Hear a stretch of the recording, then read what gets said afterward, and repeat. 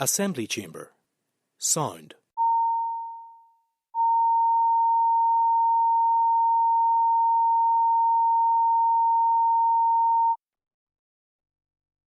Assembly chamber. Sound.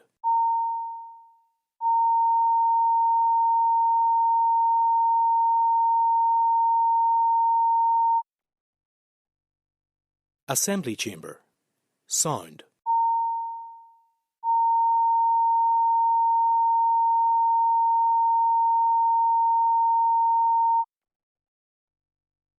Assembly chamber. Sound.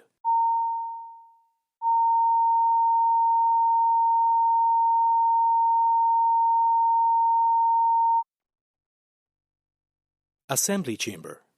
Sound.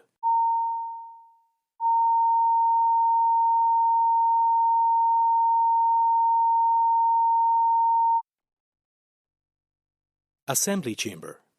Sound.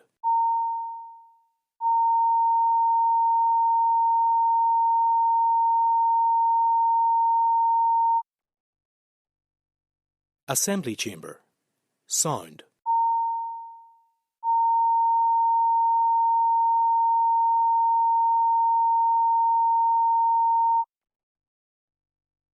Assembly chamber. Sound.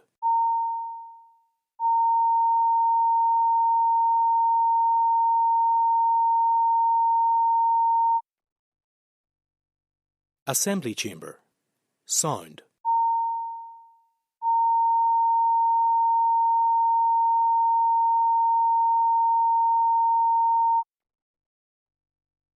Assembly chamber. Sound.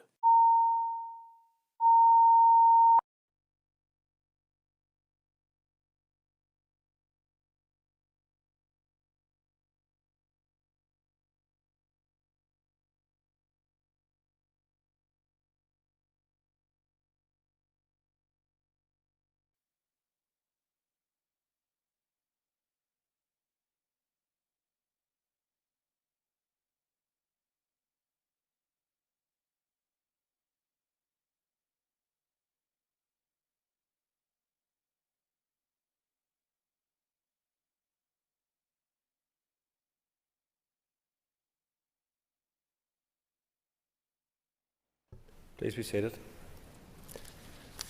First item on the order paper is a member's statements, and I call Aoife Finnegan. Concordia, earlier this month I had the privilege of taking part as a panellist at the Turning Pain into Policy United Against Gender-Based Violence conference in Limerick, hosted by Sinn Féin MEP Kathleen Funchion. It brought together survivors, frontline workers, academics and policymakers from across this island, all united in the same mission, ending violence against women and girls. The testimonies shared were courageous, heartbreaking and painfully familiar. They were a reminder that ending violence against women and girls is not an abstract policy theme. It is lived trauma affecting women and children in every county, every class and every community, and their voices must shape every decision we make in this Assembly. Throughout the discussion, several gaps came up time and again. The chronic lack of safe, secure and affordable housing.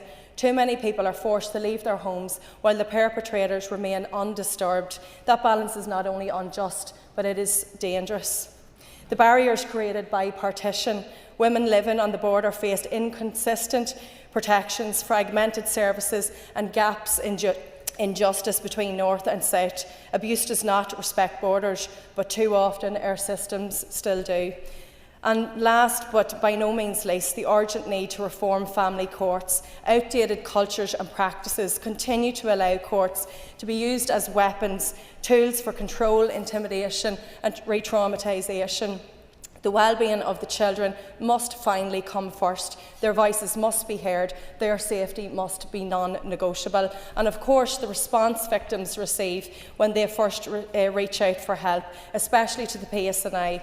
Too often the police respond to domestic abuse as single, isolated incidences, but coercive control is defined in the 2021 Act as a pattern of behaviour, a deliberate erosion of autonomy and safety. When agencies fail to look at the overall pattern, perpetrators simply continue their abuse, often using the very agency meant to protect victims as new tools of harassment. And we have many dedicated police who do exceptional work, and I want to acknowledge them, but they must be supported in trauma-informed, pattern-focused training so that victims know they will be believed, understood and protected. And as we mark 16 days of action, we must be honest, gender-based violence is a societal crisis. It recognises no border. It requires an all-island response, shared data, shared learning and shared will. Concordia, the theme of the conference was turning pain into policy. Let us honour that by turning what we have heard into action, urgent, coordinated and sustained until women and children across this island are safe. Speaker, I rise today to raise the horrific levels of violence being inflicted on our PSNI officers. Sadly, what we're seeing is a pattern of brutality that is becoming more frequent, more severe and more dangerous. Between October 2024 and September 2025, there were over 2,600 assaults on officers. These are not routine risks of the job.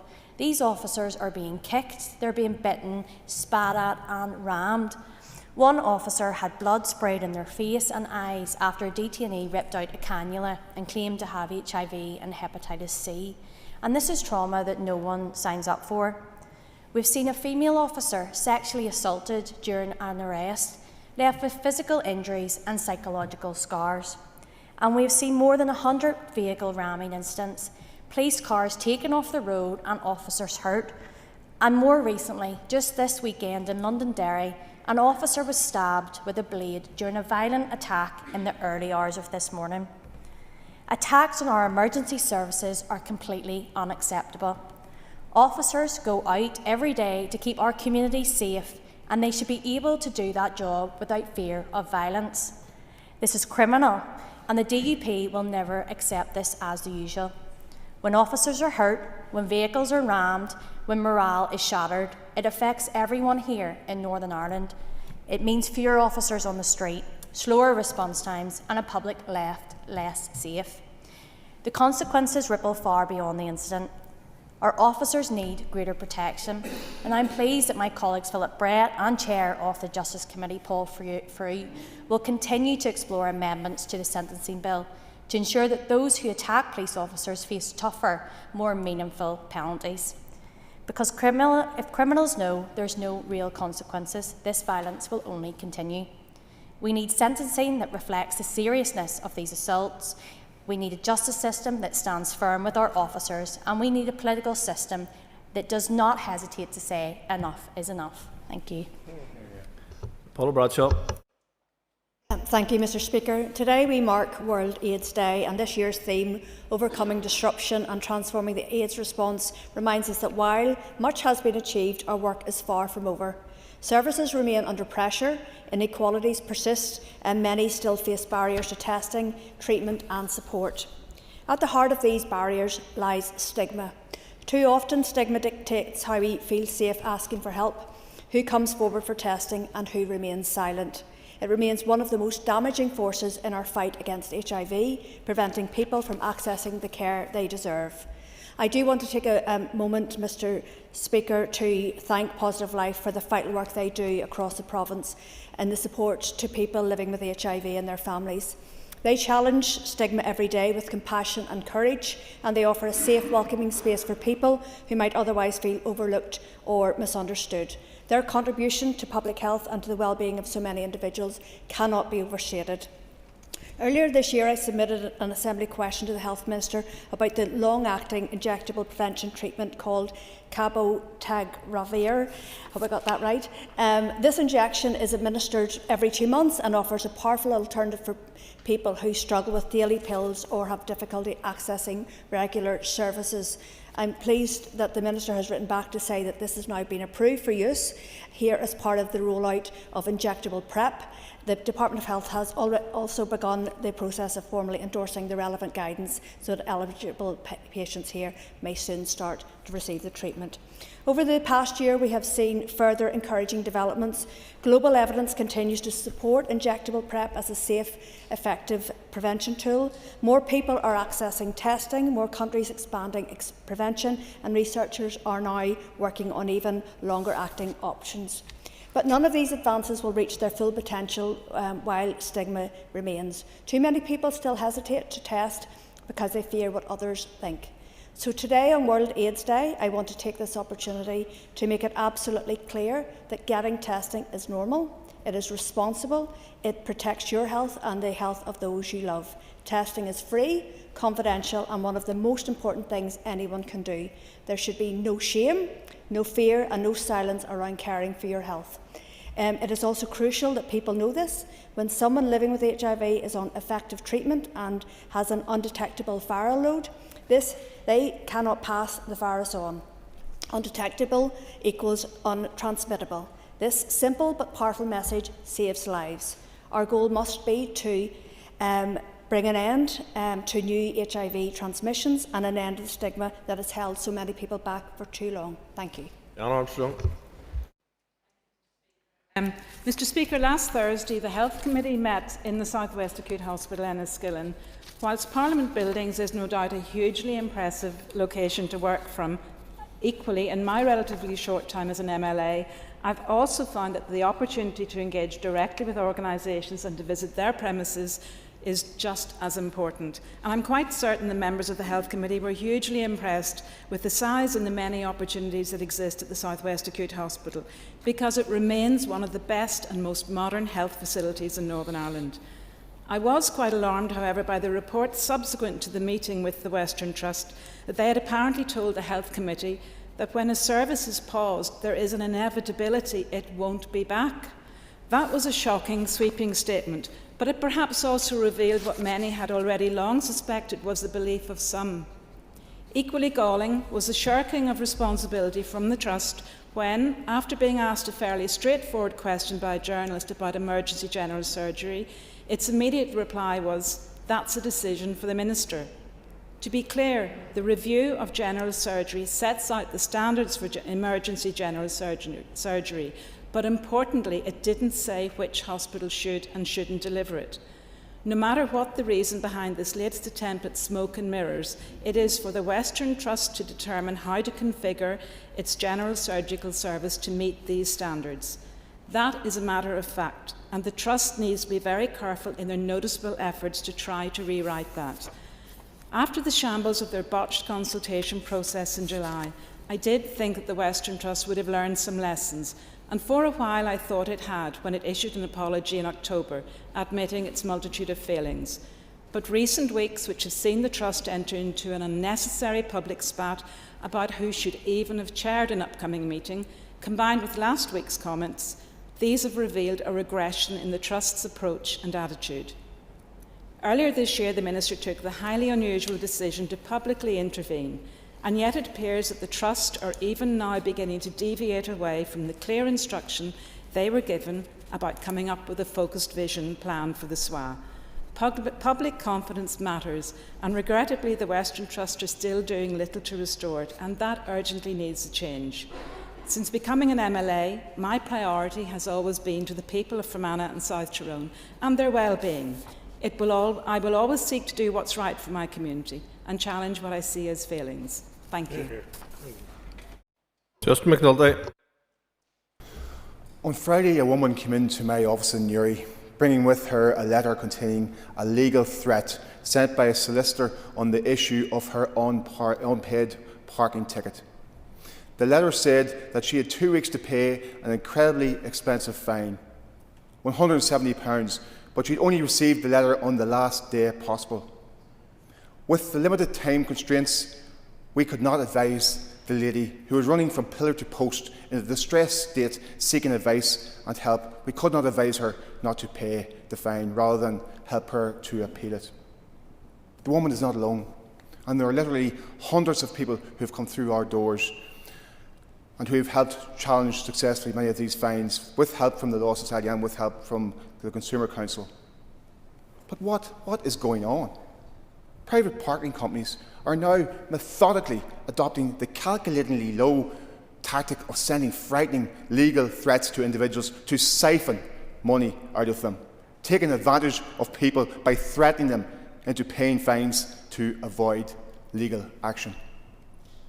These companies are a scourge on our society. They are a money-making racket, and their control over shoppers, business people and all motorists must end.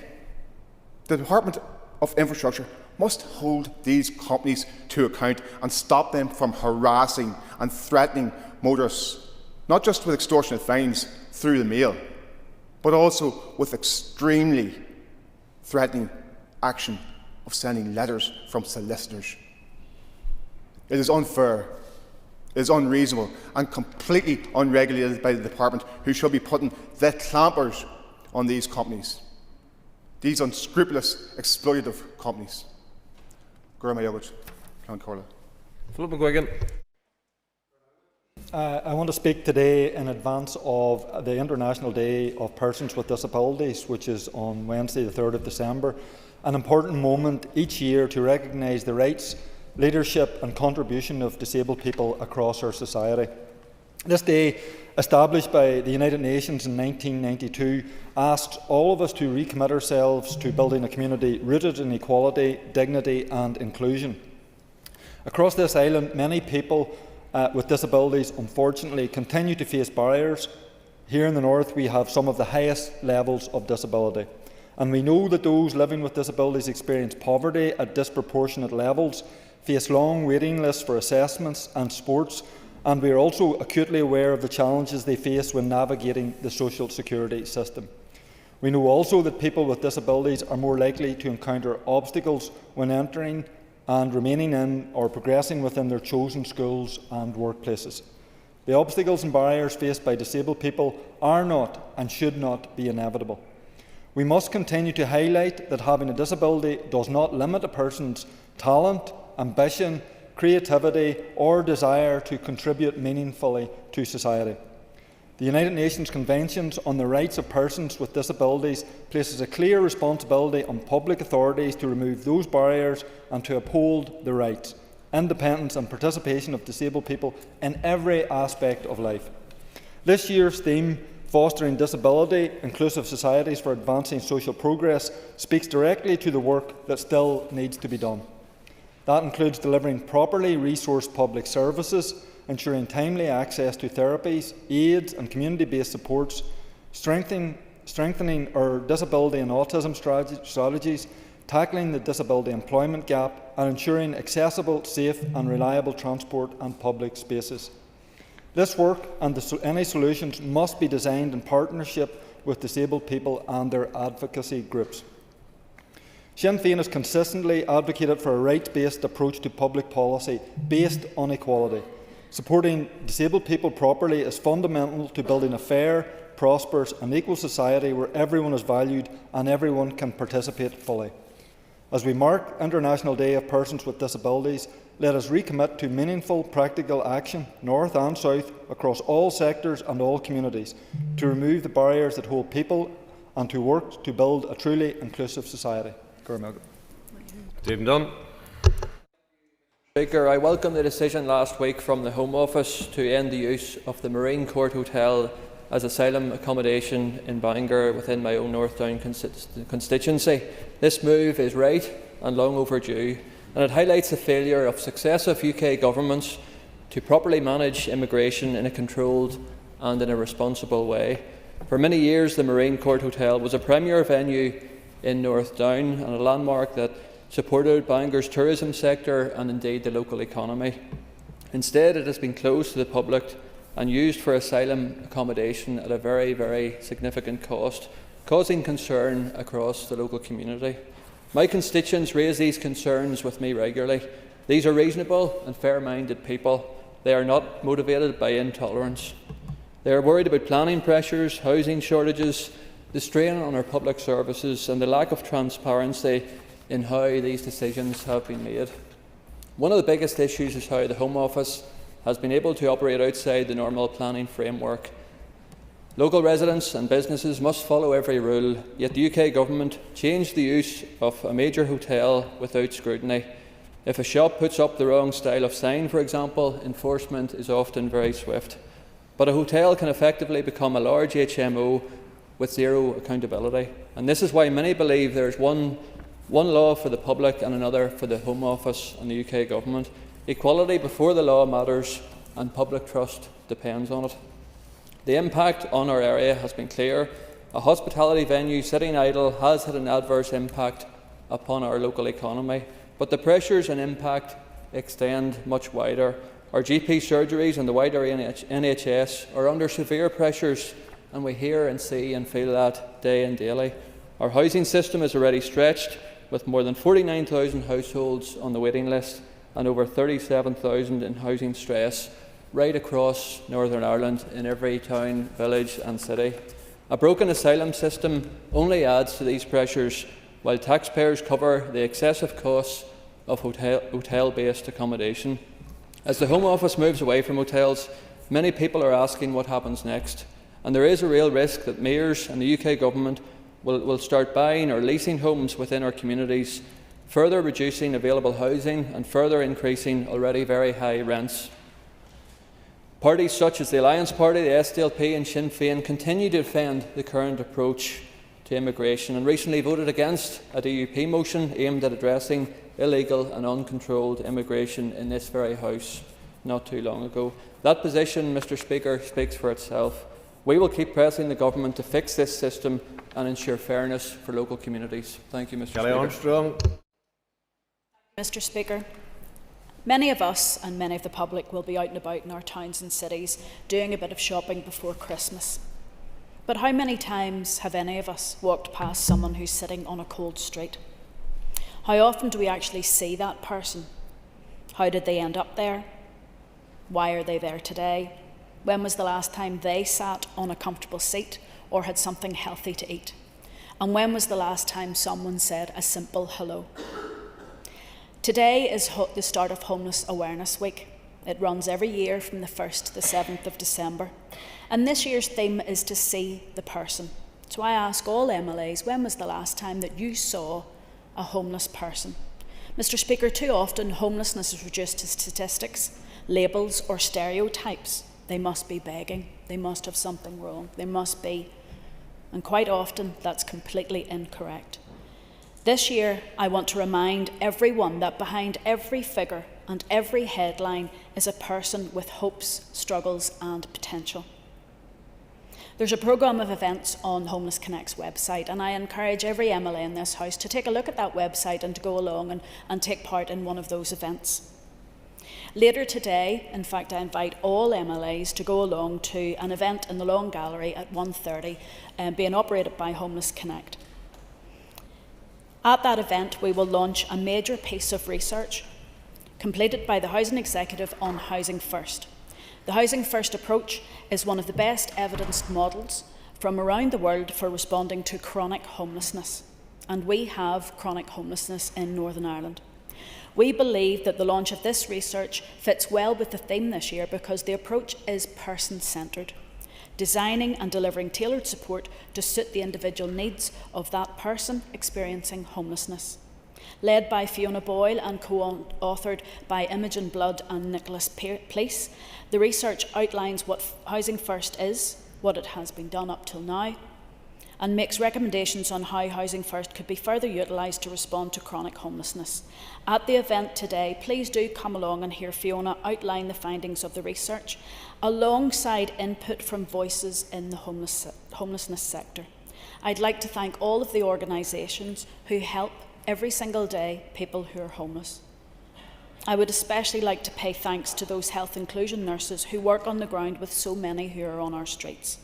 Mr Speaker, I believe that homelessness can be resolved, that every person in Northern Ireland who doesn't have a suitable, safe home can have one if every minister collectively comes together and focuses on homelessness as a priority. It is a key issue in the programme for government, and I hope the upcoming multi-year budget that we will see a cross-departmental commitment to ending homelessness. Thank you. Johnny Baker. Saturday was International Day of Solidarity for Palestine. Over 100,000 people marched in London with large rallies in Belfast and Dublin. Yesterday, my friend Tula ran 52 miles and cycled a further 52 miles in an ultra-marathon to raise money for mobile maternity units in Gaza. An unbelievable achievement, and much needed money is going to be going to the front line in Gaza. Unfortunately, because of Israeli bombs and genocide, children are being born not in hospitals but in tents with very limited medical equipment and medicines. And just think that for 1 second. Imagine that being your wife or partner or your child being brought into this world, and that's not in a safe environment. Despite a ceasefire, over 400 Palestinians have been killed. 2 children were murdered just the other day.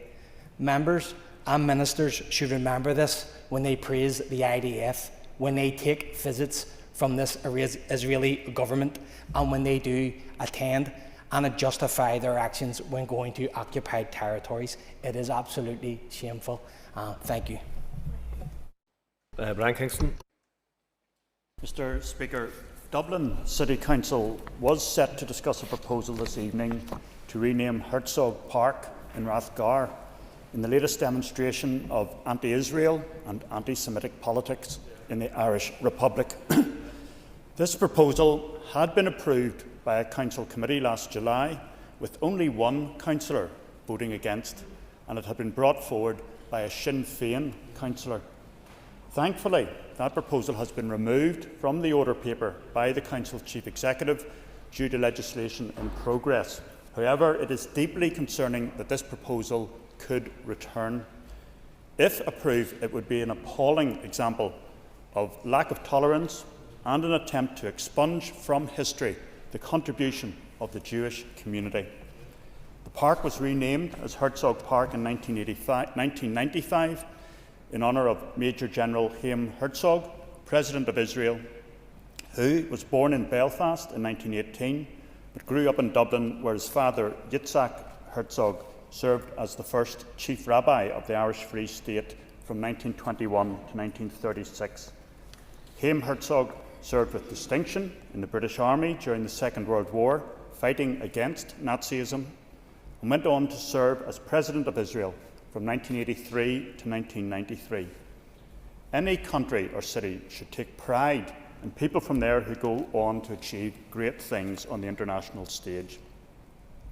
Herzog Park, which is only around 1 acre, is located next to Stratford College, a multi-denominational school which was established predominantly from people of the Jewish faith. This intolerant Sinn Féin proposal has rightly met with condemnation from the Prime Minister of Ireland, Taoiseach Micheál Martin, and internationally from US Senator Lindsey Graham and the office of the current Israeli President Isaac Herzog, son of Chaim Herzog. Whatever way some may wish to present it, this is an attempt to remove reference to a prominent Jewish figure and the son of a former Chief Rabbi of Ireland. It is symptomatic of the insular anti-Semitism and mean-spiritedness on display within the Republic of Ireland and how certain minorities are treated within that state. It comes in the back of the hostility displayed towards Heather Humphreys because of her family background.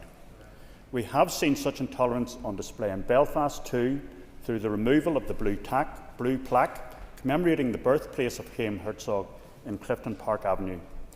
It will not be lost on people that Dublin may be set to erase the family name of a chief rabbi, yet retains a statue of Nazi collaborator Sean Russell, who died on board a German U-boat on his return home in 1940, who was buried at sea with full German naval honours wrapped in a swastika flag. Ciara Ferguson. Speaker, today marks the beginning of Homeless Awareness Week, and the main theme is See the Person. And we're well aware of recent research through the Simon community that revealed childhood trauma plays a very powerful role in homelessness levels here. 66% of those resident in hostel-based homeless accommodation currently have 4 or more adverse childhood experiences. To put that in context, this is 4 times higher than that of the general population. And behind those statistics, as we are well aware, are real people, people who have dreams and aspirations for their lives, people who have an equal right for a safe, secure place to call home.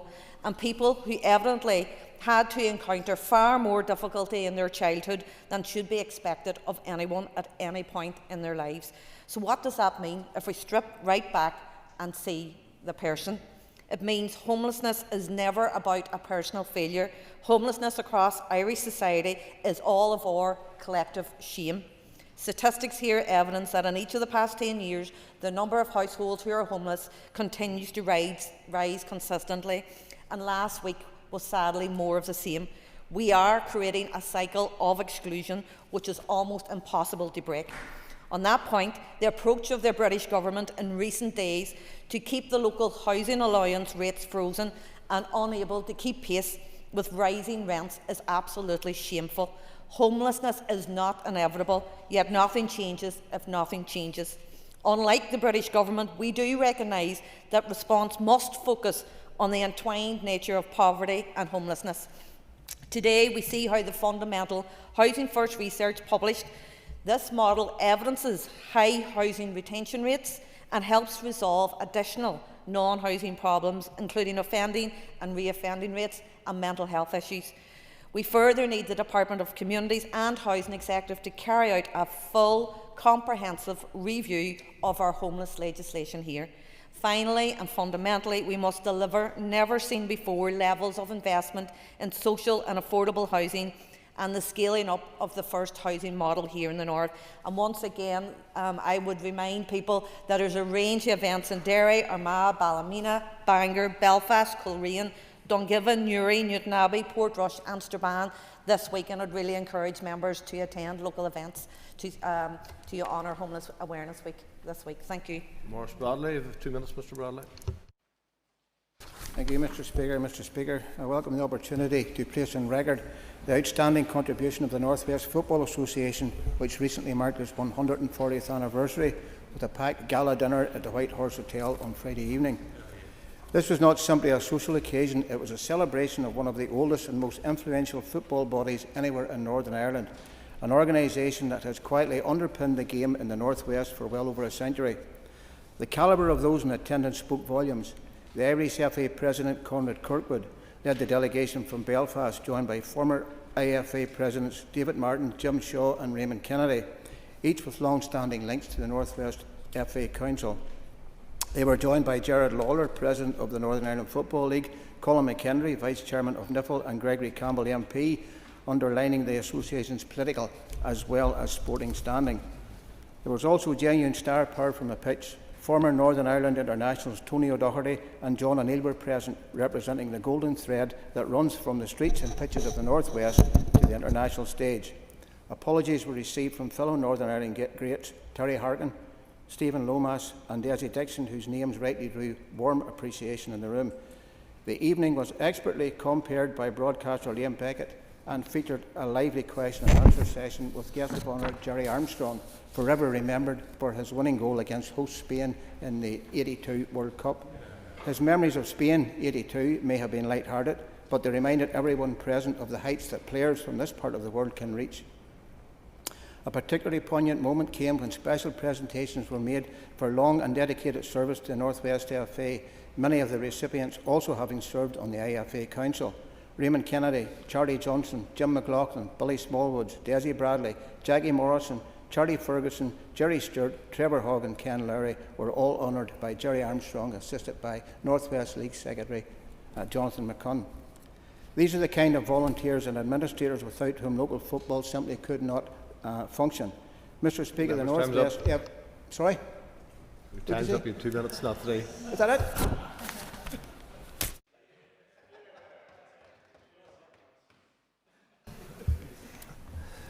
Okay, members. Next item in the order of papers, motion to suspend standing order. Point of order, Mr. Durkin. Thank you, Mr. Speaker. Mr. Speaker, I rise to refer to correspondence received from yourself this morning around a remark that I made last week in reference to the Education Minister.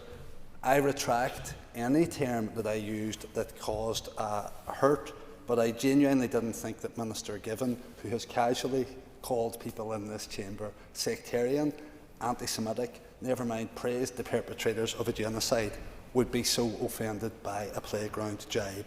perhaps Minister Given will have the good grace to consider and retract things that he has said and done that have caused considerable hurt. Okay, well, now that the member has raised it, I have a statement on the issue, and members know that I encourage robust debate and challenge, and particularly I want ministers held to account, and held to account very vigorously. I think that's only right, because they're holding departments to account. But I also have made clear that members should focus on challenging issues and not persons, because that's what it's about. We're here to challenge people on the issues that they represent, not the individuals. Over the last few weeks, I've had to deal with a number of issues, whether in the chamber and writing, reminding members that it's not in order to accuse another member of being anti-Semite or homophobic, pointed out to a minister that they should not accuse a member of asking a stupid question, making clear to a member that they should not tell another member to wind their neck in. And last week, during the debate between the Minister and Mr Durkin and Cara Hunter, you did make the remark, Mr Durkin, he's more interested in the toiling of my female colleague, what a weirdo, which has the import of which is really not on. It was an exchange in issues, it was again a personal attack, and it was a crude personal attack, and it was without an evidence base in terms of the remarks that you made. Furthermore, when the issues of members, particularly women, being subject to abuse and unwanted attention is such a serious one, to make a comment to another member was in poor taste, so irrespective of who else was involved in that, that is an issue to reflect on. So I have written to you, you know where we'll stand on it. There's been a number of examples in the past. To be perfectly honest, I don't want to be dealing with these issues, don't want to be commenting on these issues. We should be capable of engaging in vigorous debate without playing the man, and stick to playing the ball in this issue. In this instance, I probably should say not playing the man or playing the woman, but we'll certainly stick to playing the ball, and we'll all get on a lot better. So I thank the member for his apology, but it's important that we clarify these matters. Next item in the order paper is a motion to suspend standing orders 10.2 to 10.4. Clerk, please read the motion. That standing orders 10.2 to 10.4 be suspended for 1st December 2025. I call Robbie Butler to move the motion on the Business Committee. Thank you, Mr Butler. Before we proceed to the question, I remind members it's a cross-community vote. The question is, the motion standing in the order paper be agreed. All those in favour say aye. Contrary, if any, no. The ayes have it. The ayes have it. We now move on.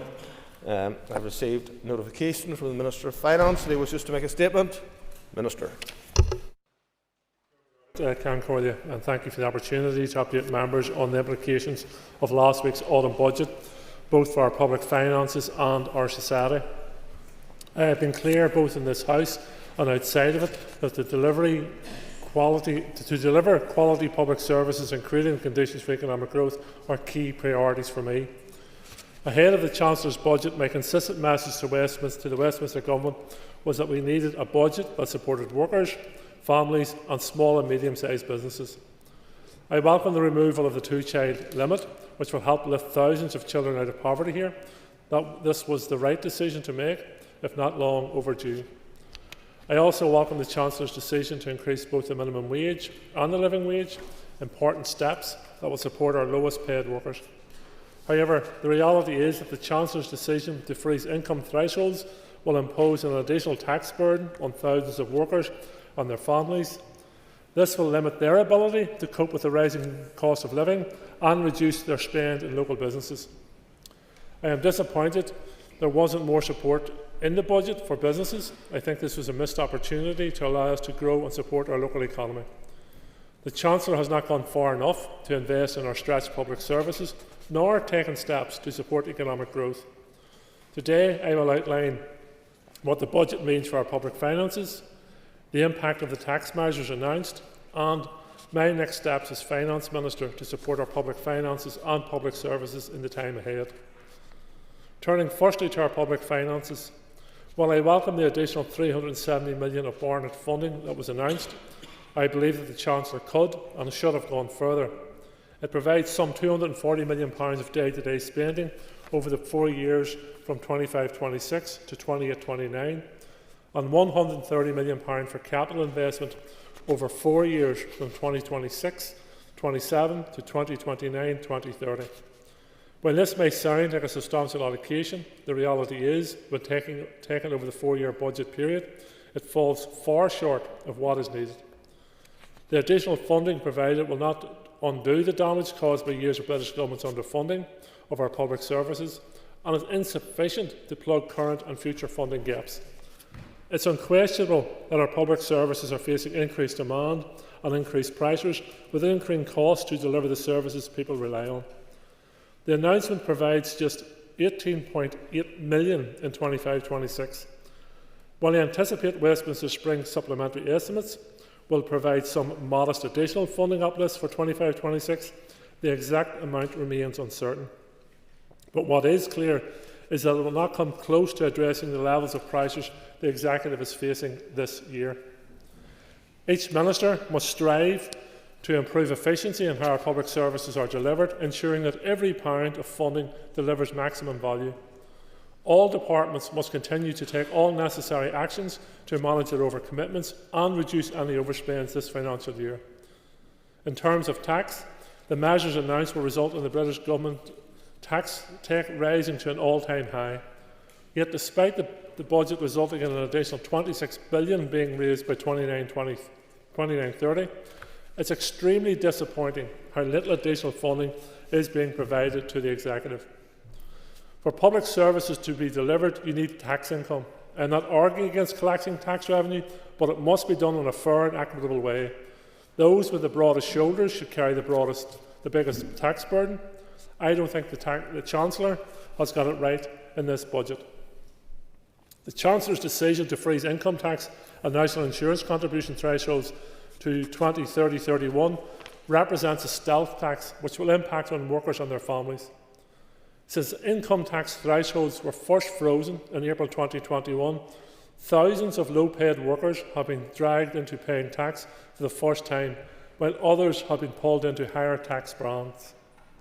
As a result of the measures in the budget, the Institute for Fiscal Studies said that in 2030-31, a basic rate taxpayer will pay £220 more tax per year, with a higher taxpayer will be charged £600 more per year.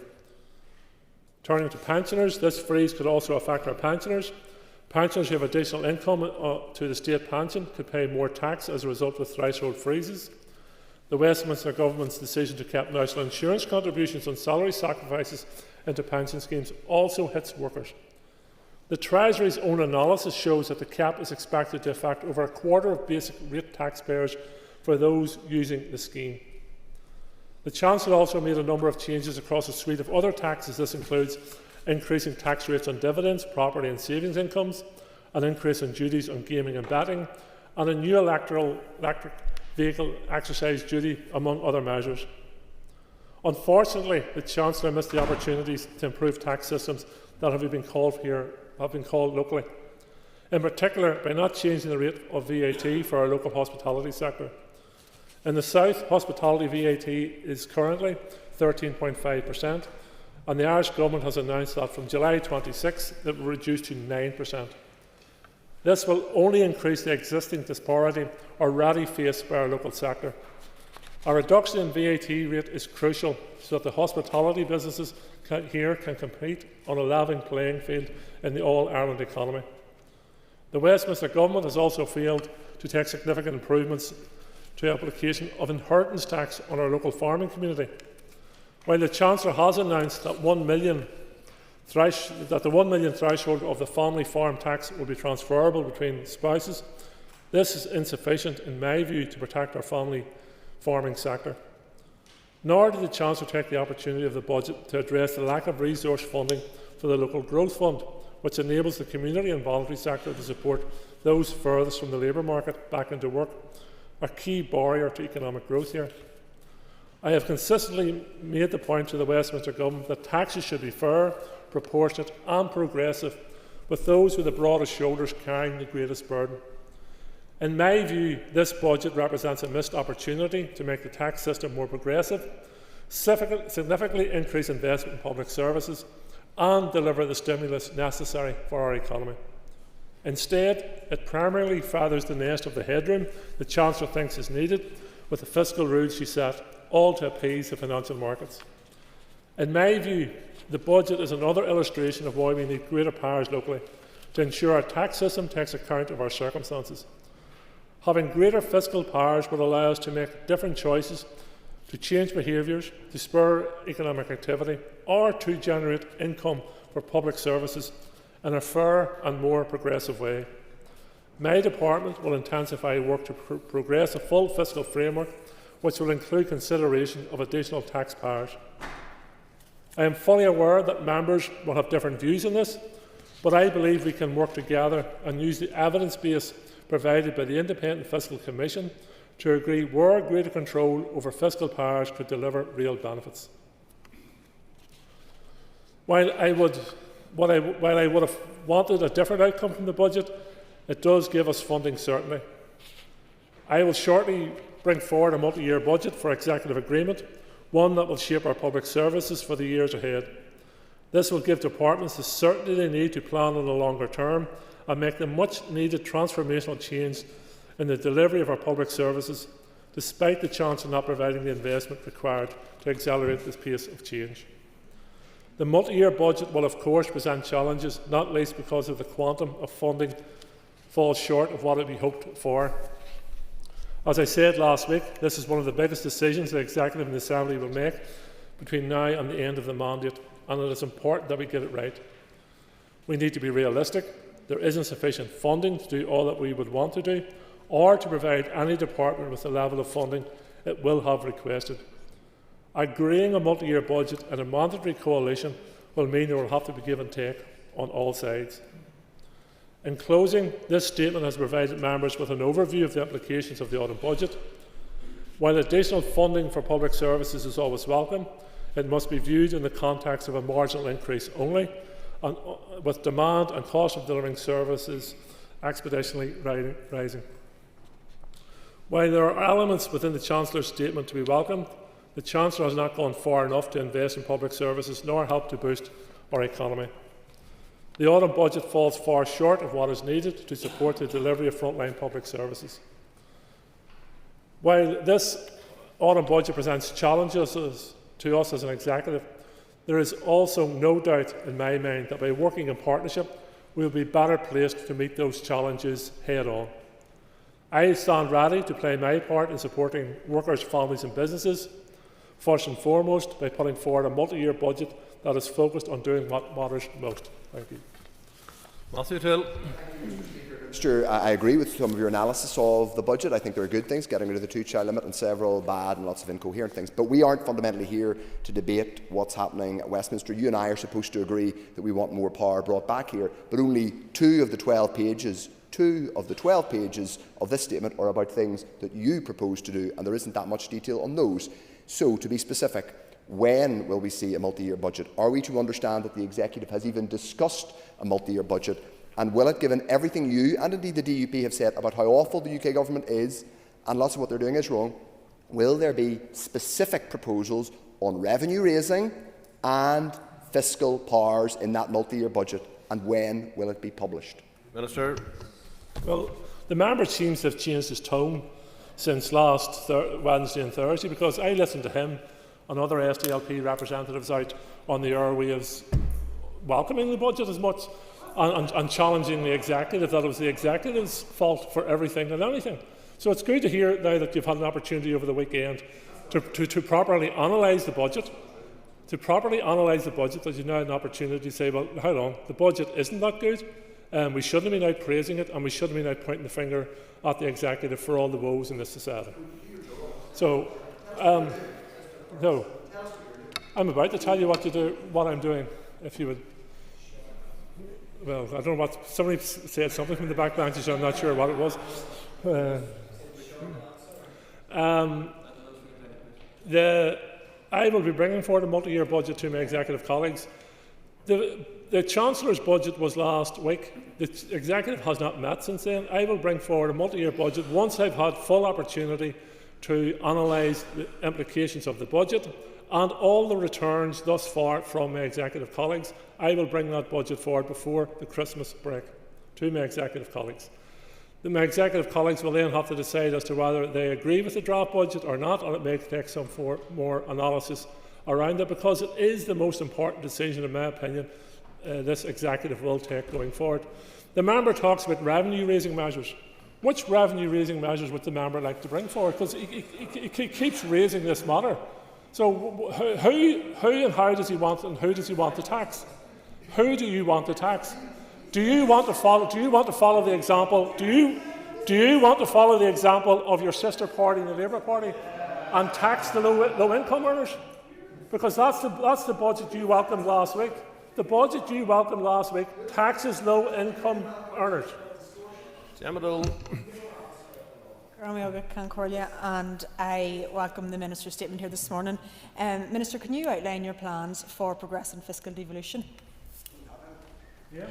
I have already presented a paper to my executive colleagues on this matter, and I intend to intensify engagement with the Treasury in regards to this matter, because if there's one thing the latest budget makes clear to me, is that this executive and this assembly and this society is going to have to take greater control of its taxes. If we use the simple example of VAT, the VAT has been set elsewhere, does not meet the needs and requirements of the business and community and workers in this society. And you use hospitality as an example of that. Hospitality here is going to lose out as a result of the differences of a higher VAT rate here and a lower VAT rate across the road in the border communities. So we are going to have to get serious about it. I have, as I said, brought a paper to my executive colleagues. My engagement with Treasury will intensify. There are differences of opinions across the floor about this, but I think we have to reach agreement on it. Thank you, Mr. Speaker, and I thank the Minister for his statement. Minister, we agree this is a bad budget for those who work, and as we move to what you do next as Northern Ireland Finance Minister, I ask, will you support the Communities Minister Gordon Lyons' plans to recover some of the savings from the Treasury and tackling benefit, fraud and error to reinvest in Northern Ireland finances? Minister. Well, some of us agree this is a bad budget for those who work. Others were out welcoming it last week. So they were. In relation to Minister Lyons' proposal, there is a business case with the Treasury in regard to that matter. The Treasury have not yet agreed that business case. My officials will continue to work with Mr Lyons' officials and the Treasury around that business case. When the Treasury responds to the business case, I will respond in due course to Mr Lyons. Kelly Armstrong. And thank you, Minister. Minister, you finished your speech by saying doing what matters most, and you've talked about a draft budget being put forward to the Executive. Can you confirm how we're going to be able to help reduce energy costs for households and businesses in Northern Ireland, given the extra help people in GB will get as a result of this budget?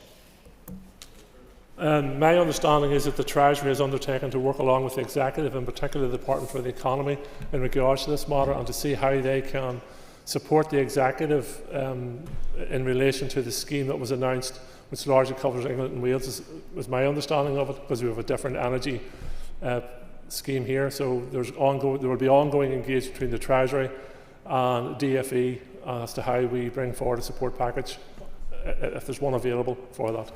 Dan Armstrong. Thank you, Minister, for your statement. Minister, I'm pleased that you did reference the difficulties within VAT and the hospitality sector in particular. Minister, moving ahead to the multi-year budget, the hospitality industry and indeed retail are looking at a very lean season post-Christmas. So what can you recommend post-Christmas for the multi-year budget to protect those businesses that are at risk? Minister. I'll be bringing forward proposals to the Executive in the near future in relation to the multi-year budget, setting out primarily the spending amounts for each department. It'll be up to each department after that as to how they use those monies to support the various sectors within their areas of responsibility. The member will be aware that I made a statement to the Assembly a number of weeks ago in relation to how we could move forward to support businesses further. I intend to launch a consultation on that pre-Christmas. Padraig Delargy. And I thank the Minister for his work to stand up for ordinary workers and families here in the North. Can I ask the Minister what, if any, impact the so-called mansion tax will have here on people in the North? As the members are aware, we are responsible for our own rating policy, and looking at the proposals that were announced recently as part of the Chancellor's budget. If they were applying here, they would only apply to about 19 properties. However, I have proposals, I have a paper which sets out how I think we should increase the cap in relation to the rating policy and bring more and more people into a higher level where they're paying more rates for particularly properties over around £485,000. So I think there is merit in what has happened in England, but it would only affect around 19 properties here, and I think the proposal I have brought forward is a fair way forward. Right, Harvey. Mr. Speaker, and thank the Minister for his statement today. Minister, could you provide some clarity on whether you're currently engaging with the Treasury on the design of a scheme to ensure Northern Ireland households will get the benefits of energy cost reduction? Thank you. My understanding is that yes, the Treasury have said that there will be requirements for discussions with the Executive, primarily the Department for the Economy, though my department is the conduit for those discussions between the Executive and Treasury and vice versa. So there has been a commitment to start those discussions. Mulholland. Mr. Speaker, and thank you, Minister. Minister, is it still your intention to provide the Minister of Justice with the first call at the next monitoring round in relation to the monies that were hoped for PSNI recruitment? Yes, that is a previous executive commitment, one I intend to honour on my presentation to the next monitoring round paper to the Executive. Philip Brett. Speaker, Minister, thank you. On page 9 of your statement, you outline having greater fiscal powers would allow us to make different choices to generate more income for public services. As Minister for Finance, what is your preferred options on how we're going to generate additional income? Minister. I want to see the recommendation of the Fiscal Commission report as a starting base for discussions with the Executive and the Treasury around this matter, and the Fiscal Commission recommended as the most suitable for devolution income tax partial, stamp duty land tax, air passenger duty, landfill tax and the apprenticeship levy if income tax was devolved. I think that's a good starting base for this Executive and this devolved institution here to work our way through. We have to approach this with our eyes wide open. There are challenges and opportunities in this. I'm not saying for 1 second this is a panacea to all our problems, but I do believe this Executive, this Assembly and this society is going to have to take this challenge on. I remind members to keep standing if they wish to be called. Peter Martin. Thank you very much, Mr. Speaker. Just following on from my colleague, the Minister just highlighted a range of fiscal powers that he would like to see. And he mentioned income tax as one of them. If income tax was devolved, what would he plan to do with that? Well, first of all, we have to get it devolved, and then at that moment in time, of our economic position, of our understanding of what the figures are, then collectively as an Executive, we would make a decision what we would do with it. There's no point in me standing here as Minister for Finance a couple of years away perhaps from any of those being devolved and saying we should do A, B and C, because that would be nonsensical. You would have to make decisions based on your economic position at that time, and that's when you would make the decision what to do with it. McMurray. Minister, can the Minister update the House on when he next plans to engage with the UK Treasury, given the many measures in the budget which do not go far enough to help businesses, families or the NI Executive's finances? There is always ongoing engagement between my department and the Treasury at an official level. The most recent correspondence I've had with the Treasury or in relation to the budget was immediately after it in relation to the Local Growth Fund. I am concerned that there has been a change to the budget breakdown given to a number of local authorities in England in relation to the capital resource split, and I've written to the Minister for Housing and also the NIO in that regard, asking as to why the same provision was not offered to our local growth fund. Minister, and I think your statement outlines that Westminster doesn't serve the best interests of people here when you look at the budget breakdown, and it's just to ask for an update on when the December monitoring round will come forward. I have now received all the returns from my executive colleagues. We now have the budget position in front, or the autumn budget figures in front of us, and I'll be bringing a paper very shortly to my executive colleagues in relation to the December monitoring round. Robbie Butler. Thank you, Mr. Speaker. I thank the Minister for his statement. And I think we all agree that there is funding needed for transformational change, and it's on your statement today. But we also know that our departments need to be fiscally appropriate. Is the Minister content with the levels of savings and efficiencies that are being found within each department, given that the Minister for Health was able to find around £300 million worth of savings this year? And could the Minister outline what that system looks like? Minister. I'm not sure if you can ever satisfy a Finance Minister in that regard, or nor perhaps should you ever be able to satisfy a Finance Minister in that regard. I am on record as saying that all of our executive colleagues are facing significant challenges in the delivery of their mandate, whichever department they're in.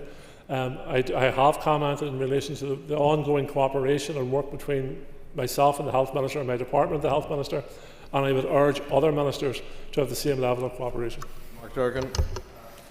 Mr. Speaker, I think it's safe to assume that all parties here welcome the removal of the two-child limit. At least I hope they do. Can the Minister confirm that the Executive will implement that here, and can he tell us by when?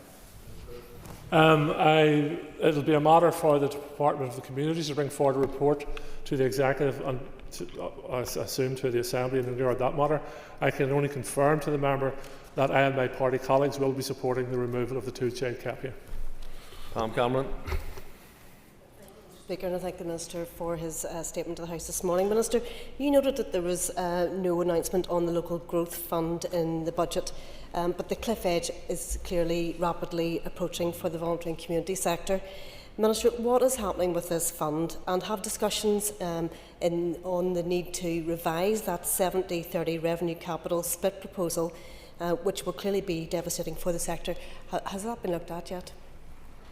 I have raised this matter both directly and in correspondence with the appropriate ministries and made my views very clear in this. I've given an update to my executive colleagues as recently as the last week in terms of the executive meeting.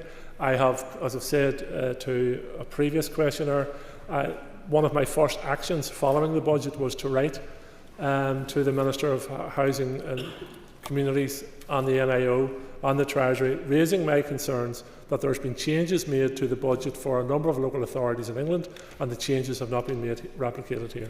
Nick Matheson. Thank you, Mr. Speaker. And Minister, you've been very clear about the level of pressure facing all executive departments. Could you provide any detail on engagement you have had with the Education Minister around his plans to live within budget in this financial year, and also wider plans to transform how we deliver education in the most efficient and sustainable way possible? Well, how education is delivered is a matter for the Minister of Education. I have had a meeting with the Minister of Education in relation to his budget. I've had significant correspondence with the Minister of Education in relation to his budget and engagement at the executive table in relation to his budget. I remain open to further engagement with any minister, and as I say, the greater level of cooperation there is between ministers, myself, and at official level, the more effective in delivery of a budget they will find it to be. I've always said that it is a hugely challenging task for all ministers, but we have to work in partnership to achieve common goals. Ryan Kingston. Minister, with the budget providing just £18.8 million of additional revenue for Northern Ireland this financial year, a significant shortfall remains. You've said in your statement that each minister must strive to improve efficiency to ensure that every pound of funding delivers maximum value. What are you, as Finance Minister, doing to encourage, incentivise and lead that efficiency drive? my department is not projecting an overspend. So I lead by example in that regard. And as I've set out to a number of questionnaires, people have asked me questions today, I will work with all ministers to assist them in delivering their budget and recognising the challenges they face. But it's ultimately the responsibility of the minister. But all ministers must work with their executive colleagues, because if one department overspends, then it's going to have an impact on all departments, because it's going to come off next year's budget. Paula Bradshaw. Mr Speaker, and thank you, Minister, for your statement. Just following on from Mr Kingston's question there, can you provide an update on the exact levels of overspend facing the Executive in this current year? Thank you. Minister. The monthly outturn from each of the departments will give us the latest figure, but the last returns give us a figure of around an estimated overspend of around £440 million. Thank you. That concludes questions to the Minister of Finance. Minister of Infrastructure has indicated she wishes to make a statement. Minister. In compliance with Section 52 of the NI Act 1998, I wish to make the following statement on the meeting of the North-South Ministerial Council in the transport sector held on Thursday the 23rd of October 2025. I chaired this meeting, which took place in the offices of NSMC Joint Secretariat in Armagh. Minister Darragh O'Brien, Minister for Transport, attended the meeting, and Mike Nesbitt, MLA, Minister of Health, attended as the accompanying minister. This statement has been agreed with Minister Nesbitt, and I make it on behalf of both of us. Ministers welcomed the recent completion of the Carlingford Lough Greenway and acknowledged the official launch event, which was held on the 12th of September. The NSMC recognised the positive ongoing cross-border collaboration between officials and councils on various Greenway projects, including an expert-led report on opportunities to support the developing of cross-border greenways, which is being reviewed by both departments. The Council noted the decision that the Department for Infrastructure has appealed the judgment against the A5 Western Transport Corridor, and that the appeal is scheduled to be heard in December 2025. Ministers welcomed the setting up of a cross-border working group to ensure alignment of all aspects of the delivery of sections on both sides of the border, and noted that the Donegal 10T and N2 road infrastructure projects continue to progress, with both administrations working collaboratively. The NSMC noted that both administrations are fully committed to the delivery of the A5. With regard to the All-Ireland Strategic Rail Review, Ministers welcomed the progress being made on the development of a project prioritisation strategy and intention to publish the strategy later this year. Ministers noted the significant stakeholder engagement undertaken by the Government of Ireland and the progression of the market sounding exercise to support the programme for government commitment to establish air connectivity between Dublin and City of Derry airports. The Council welcomed the collaboration that took place to organise the Transport Biodiversity Workshop, which involved stakeholders from across various modes of transport, and that a summary of the discussion and findings from the workshop will be provided at a future NSMC meeting. Ministers noted that engagements between officials on reducing emissions and mitigating the causes of climate change will continue, and that a report will be provided at a future NSMC meeting too. The NSMC noted that the Shared Island Sports Club EV Charging Infrastructure Scheme has appointed a panel of 3 operators who are actively engaging with sports clubs. Ministers welcomed the collaboration on the procurement process for the new train sets for the enterprise fleet. The Council noted the collaboration being undertaken between departments in relation to sharing best practices and advancements in transport policy, planning and modelling. Ministers noted that departments have engaged and will continue to engage on the development of relevant plans and strategies, such as the Transport Strategy 2035, the National Sustainable Mobility Action Plan and the Moving Together Strategy. The NSMC noted the information sharing session that occurred in March 2025 between officials working in sustainable mobility and other climate-related areas. Ministers agreed that officials will continue to participate in further in-person information sharing sessions. The Council noted the Department's engagement on research and innovation with a specific focus on road safety and hydrogen refuelling. The Council meeting examined 2 areas in which research and innovation is ongoing, namely road safety and hydrogen refuelling. The NSMC welcomed the substantive engagement on road safety between officials in the Department of Infrastructure and the Department of Transport that has taken place during 2025. Ministers noted that road safety officials have met twice since the last sectoral meeting to discuss their road safety initiatives and have discussed areas where further exploration and future collaboration could take place as part of their commitment to enhancing the current working relationship. The Council agreed that officials will exchange information papers outlining their respective experiences in relation to the setting of speed limits and around the installation of and operation of road safety cameras. The NSMC welcomed that the departments will work together to explore the potential for a future workshop on road safety communications. The Council welcomed the progress made in the Belfast-Dublin hydrogen refuelling study, which moved into Phase 3 in August. The NSMC noted that the contract for the pre-procurement market engagement report and business cases have been awarded and agreed that ministers would return to this matter at the next sectoral meeting. The Council agreed to hold its next transport meeting in spring 2026. And in closing, Las Concordia, my officials and I look forward to working with the Minister of Transport and their officials in all areas of cooperation in the transport sector. Thank you, Minister. I call Justin McNulty on behalf of official opposition. Can I thank the Minister for her statement. Minister, legal challenges on JRs are causing and have caused huge delays for major infrastructural and housing developments north and south, including the A5, Casement Park and Metro North. Was this discussed at North-South Ministerial Council, and does the Minister agree that it would be prudent to bring forward a series of legal and regulatory reforms like those proposed by the Irish Government to accelerate development of infrastructure and housing? Minister. It wasn't specifically discussed at that meeting. However, I have been aware of the comments coming from the Government in Dublin, and it's something that I intend to watch very closely. The reality is, in particular, when we talk about the A5, when we look at the significant delays to what is a project to save lives, and it has been stopped time and time again by those objecting and by JRs. So I think it's something, as an executive, we will need to monitor very closely. I don't think it's specific to my department to tackle this issue, because the use of JRs, or sometimes in some cases the abuse of JRs to halt or stop projects, is something that is important for everyone. But we will watch what is happening in the south and watch that very closely. Thank you, Minister. I call Peter Martin, Chair of the Committee for Infrastructure. Thank you very much, Deputy Speaker. Minister, you referenced the A5 twice in your statement. At the appeal of the A5 judgment, Justice Michael Linden said the following at paragraph 200.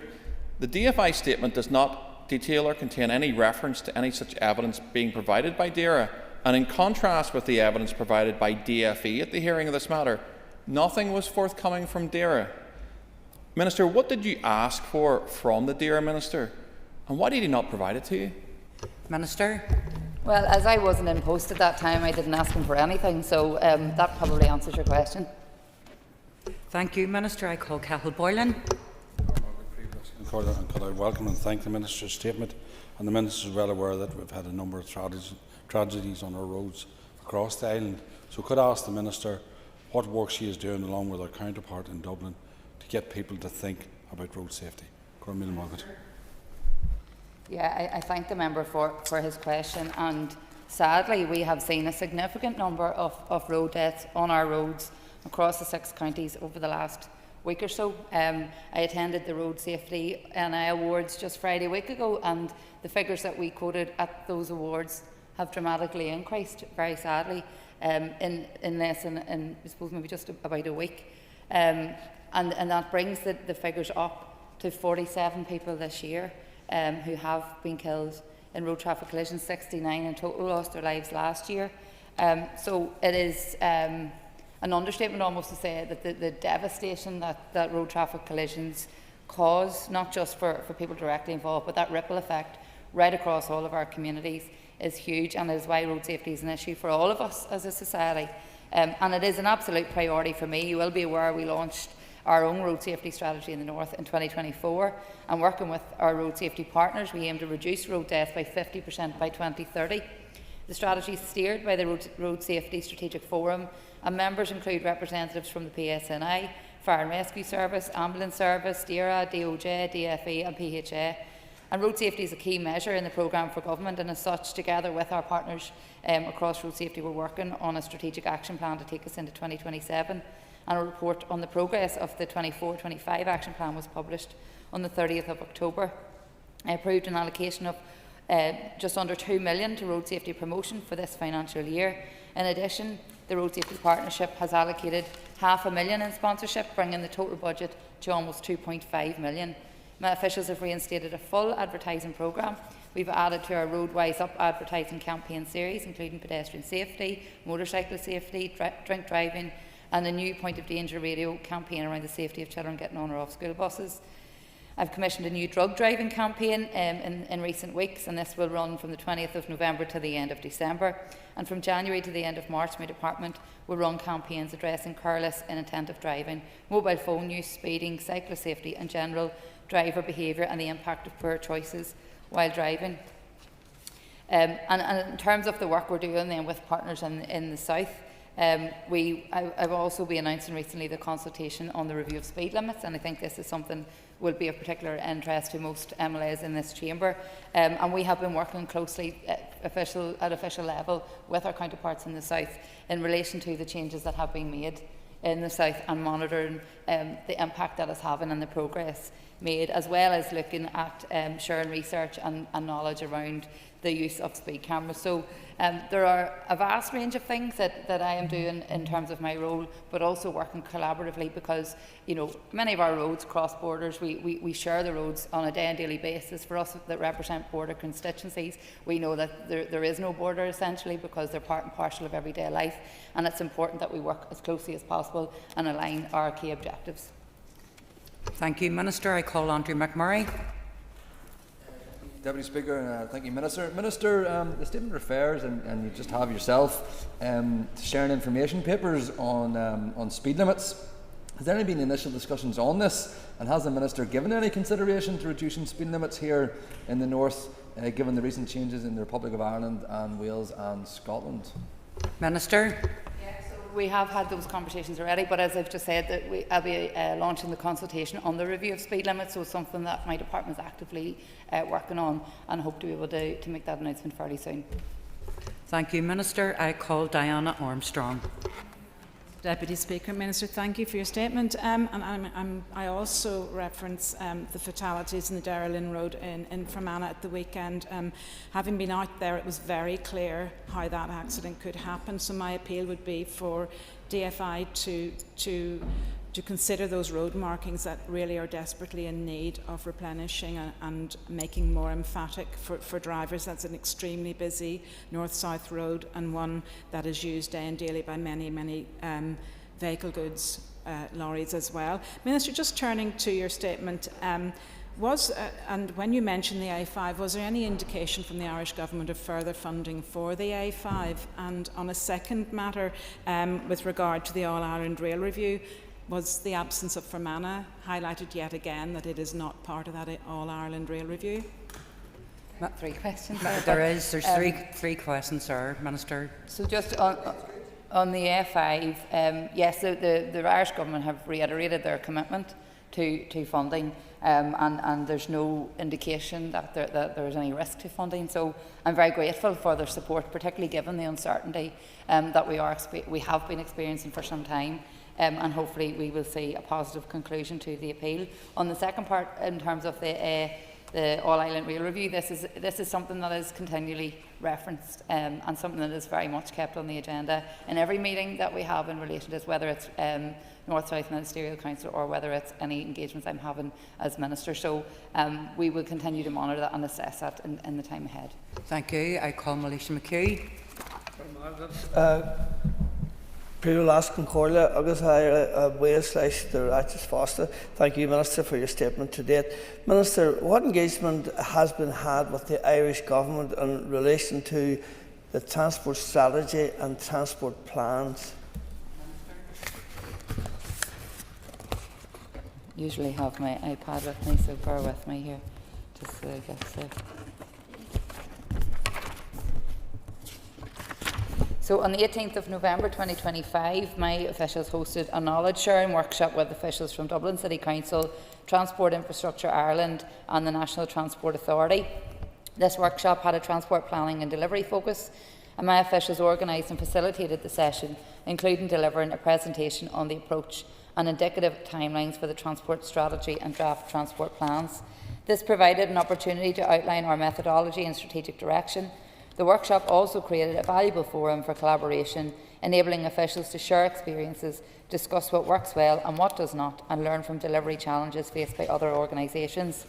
My team led discussions on practical steps for organising data sharing, modelling and the use of analytical tools.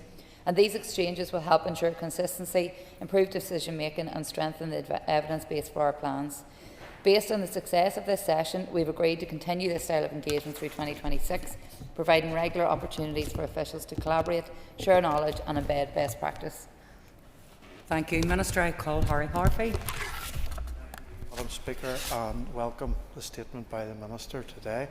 Minister, on your research and innovation, and you have elaborated a lot on road safety, and I had the privilege of attending your launch of your drug driving ad last week, where it was attended by Road Safe and Road Ahead. So maybe you could elaborate a wee bit more for me, please, on the hydrogen refuel. Thank you.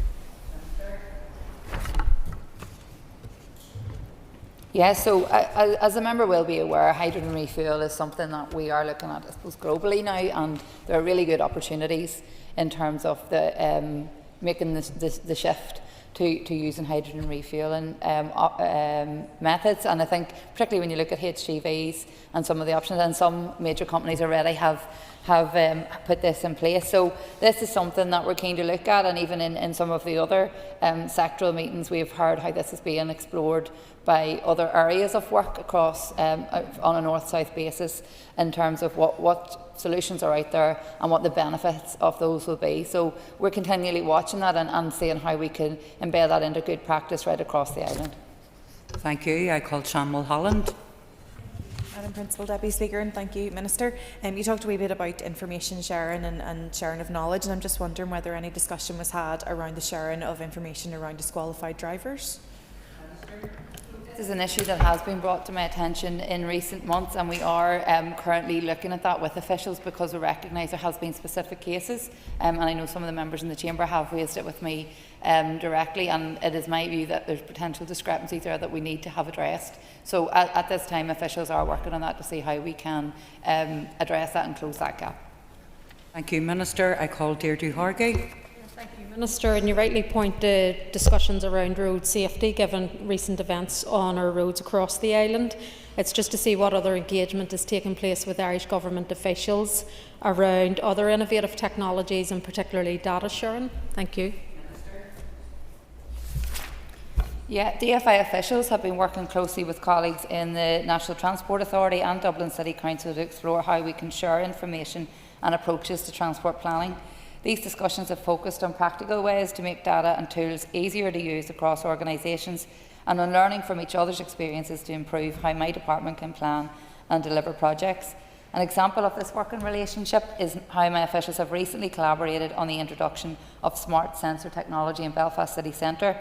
This technology was initially trialled in Dublin City Centre, and my officials have engaged with NTA and Dublin City Council to understand which systems work best and how they could be used to monitor and evaluate transport activity.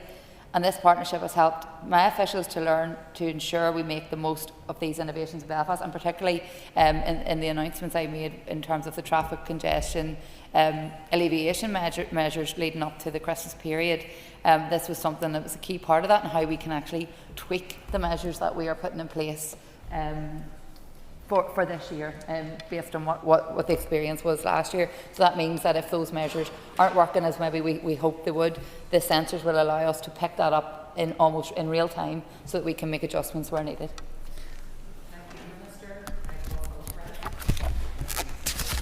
Speaker, Minister, on page 3 of your statement you discuss how officials were sharing best practice on how to advance transport policy. Minister, does that extend to Hill Street in North Belfast? Your department committed that the pedestrianisation of that street would be completed by November. It's now the 1st of December, Minister, and the street is still not pedestrianised. Can you give us a date today as to when the pedestrianisation of that street will be completed? Minister. Well, as the member is aware, and despite this not being explicitly linked to the statement, I'm happy to answer. As the member is aware, there have been delays which are beyond my control as to why we weren't able to get it started for the date we'd hoped. And these were important issues that we need to address. I'm now very happy that we have overcome those and we found a solution, but it has resulted in some tweaks made to some of the signage that was required. So I'm hoping that will be imminent, and as soon as we have an update I will be making that announcement, but the delays at this point are outside of my control, and please be assured that my officials have been working extremely hard to get this up and running as soon as possible. Thank you, Minister. I call Gemma Dolan. And I thank the Minister for her statement. Minister, what progress has been made on the Sligo, Enniskillen Greenway? The Sligo Enniskillen Greenway project is currently in development, as the member will know. An early design and route selection phase for the Greenway, including the 18-kilometre northern section between Enniskillen and Belcoo, is being led by Leitrim County Council with funding provided by the Department of Transport. The preferred corridor was published in October 2025, and appraisal of route options to determine a preferred route within that corridor will now commence. My department has issued a letter of offer for 50% funding, which is $126,000, to Fermanagh Omagh District Council to support geotechnical survey work to inform the design development process in the north. Subject to the completion of a procurement process, it is anticipated that these works will commence in 2026. And my officials are also engaged with all parties regarding funding for the future stages of the project. Thank you, Minister. I call Matthew O'Toole. Deputy Speaker, Minister, you mentioned the all-line strategic rail review. I'm glad it was discussed. We want to see progress on that. I understand just 1/3 of an official is working on it in your department. Can I ask whether you have specifically requested from the Finance Minister a multi-year budget line, a capital allocation to deliver the all-line strategic rail review, so that people can see in the multi-year budget how progress is going to be funded? Minister. Well, as I answered as part of my previous answers and in the statement, we are waiting on the outcome of the prioritisation. So, but we will be factoring that into any future budget discussions. Thank you. I call Declan McAleer. Thank you. Minister, I welcome in your statement your reference to the setting up of the cross-border working group to ensure alignment of the A5. Minister, in relation to the Donegal 10T and the N2 in Monaghan, what conversations has your department had with this group in relation to how it will link with the new A5? So I have had numerous engagements with the various committees and cross-border groups that are working on the A5 and N2 project. As the member may be aware, work continues in relation to addressing the PSE recommendations on the remaining 2 sections of the scheme, and these will be subject to separate consultations and decisions in due course. The cross-border working group that has been established to reinforce collaboration on the continued development of the N2 Clontibret to the border road scheme and phase 3 of the A5 from Ballygawley to the border is now up and running, and both administrations continue to closely collaborate on the A5 Donegal 10T project's interface, including in relation to the mitigation of impacts on the River Foyle floodplain, and regular meetings are taking place with Donegal County Council and the Office of Public Works. Thank you, Minister. I call Pam Cameron. And I thank the Minister for her statement to the House today, where she speaks of the significant stakeholder engagement undertaken by the Government of Ireland and the progression of the market sounding exercise to support the programme for government commitment to establish air connectivity between Dublin and the City of Derry Airport. And then just a few lines down from the Minister, we hear of the engagement between officials on reducing emissions and mitigating the causes of climate change. So I'm just wondering if the Minister wants to explain how she marries those two subjects, just a few contradictory subjects, just a few sentences apart. Well, I mean, there's a balance to be struck with all of these things in terms of our connectivity and creating connectivity across this island. And we have other routes that are already in use. Many people who aren't using air connectivity are potentially driving up and down those routes. So, and if we're able to cut down on some of those emissions. However, I think with everything that we do, it doesn't mean we absolutely eliminate. We have to look at things sensibly and try and create a balance in terms of what else we're doing to reduce emissions, but giving people a range of options as well. Thank you, Minister. I call Mark Durkin. For decades in Derry, the roads in Donegal were the butt of jokes, but now, sadly, the shoe's on the other foot. Obviously, we're aware of collaboration with Dublin on the hopeful delivery of the A5, but has the Minister explored any potential for collaboration on other cross-border routes, specifically the A2 Buncrana Road? Well, I think anything that we can do collaboratively, as I said earlier on, you know, our roads don't stop at the border, and you know, you see how we've worked out in terms of the A5 and the various sections, and the working group that has been set up to address that. So, what I will say is that there has to be collaboration on all of these schemes, because we have to bring it to a point that we are fulfilling our responsibility, and likewise where the road meets. So, anything like that where we have a joint interest, a shared interest, that it's something that serves our citizens right across the island, we will continue to work with the Southern Government on. Thank you, Minister. I call Stephen Dunn. Speaker, the statement references meetings regarding road safety initiatives. Can the Minister outline if any of the initiatives discussed will be included in any road safety action plan for 25-26, and can you outline why there has been a delay in the publication of any plan, given that it was previously advised in the summer 25 it was to be expected? And I would just also like to thank the Minister for meeting with us, with the family of the late Jaden Rice, who tragically was killed in the summer. And I think it was a reminder for us all of the pain that can be inflicted upon us with road safety tragedies. Minister. I thank the member for his comments, and also to him and his colleague for facilitating the meeting with Jaden's grandmother, and I want to pay tribute to the Rice family for their commitment and the strength that they're showing to ensure that Jaden's life will not be lost in vain, and they are channeling their grief into trying to make our roads safer for all road users. So I'm very grateful for that opportunity to meet with Mrs. Rice. I suppose, which ties in with your broader question, everything that is available to me, I'm looking at to see what we can do to make our roads safer. I've mentioned the collaboration and shared working around the reduction of speed limits, around cameras, speed cameras on the roads, and that was something that we did discuss as part of that engagement last week. So I think, you know, anything that I bring forward will inform future action plans, and that it will make sure that we are continually narrowing those gaps. It also feeds into the broader piece around road safety, advertising road safety campaign, and to make sure that people realise that we all have a responsibility to play our part, and that the House will have heard me saying before that over 95% of collisions are down to human error. So I think that there's always things that we can do to try and ensure that when we're driving, we're not just protecting ourselves and people with us, but we're also protecting other road users, in line with anything else that we can be doing as a department. Thank you, Minister. That concludes. Yes, could I just finish this part first? You're right, Peter. So that concludes questions on the statement from the Minister of Infrastructure. Point of order, Peter. Thank you very much. And firstly, apologies to you, Principal Deputy Speaker. I think I called you Deputy Speaker at the start. Principal Deputy Speaker, the Minister didn't answer my question because she factually said that she wasn't in post, and that is not something that I would dispute with her. However, a colleague of hers was, who I believe is the current Finance Minister. Principal Deputy Speaker, she took a line with me that Peter, would make... Peter, nope. Sit down. It's not a point of order. No. It's not. Well, we've been through this repeatedly. If you're unhappy with the response that any minister gives you, I would advise you to write and put that on the record. Okay? Thank you. Members, as the statement on suspected case of blue tongue virus was received by the Business Office at 1:10, I propose by leave of the Assembly to suspend the sitting until 1:40. So the sitting is by leave suspended. Thank you.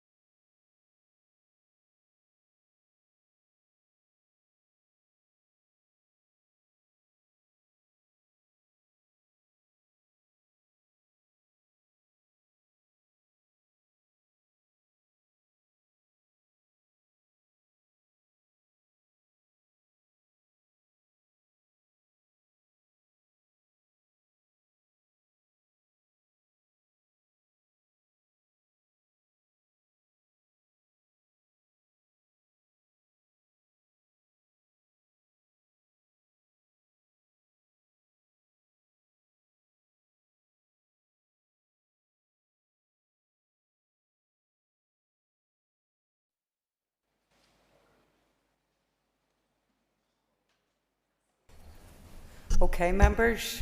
The Speaker has received notice from the Minister of Agriculture, Environment and Rural Affairs that he wishes to make a statement.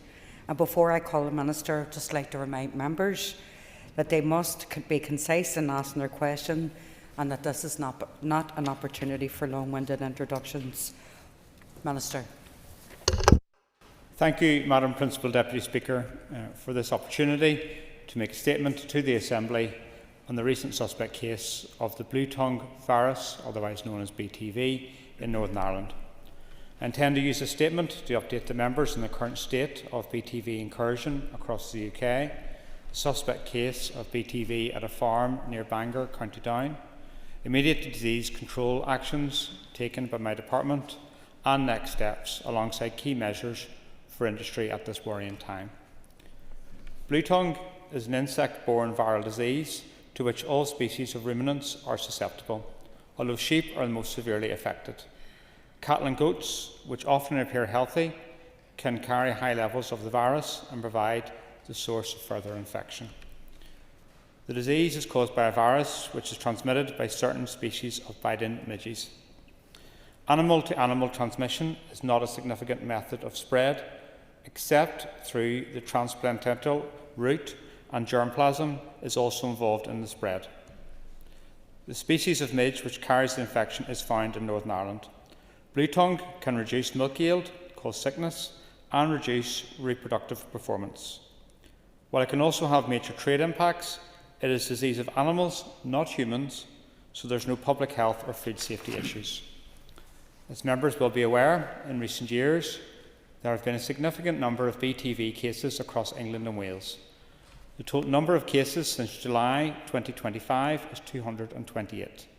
There have been no cases in Scotland nor in the Republic of Ireland.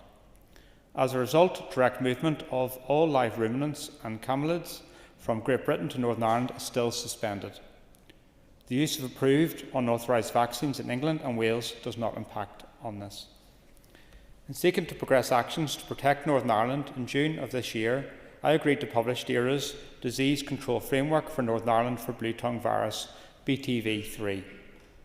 The framework presents DERA's surveillance in response to heightened disease risk of BTV with respect to serotypes, otherwise known as strain types, without an approved vaccine, but also for those with vaccines which have been authorised by the EU in exceptional circumstances. Developed in close cooperation with industry, it details the range of existing and ongoing measures to prevent and detect early disease introduction.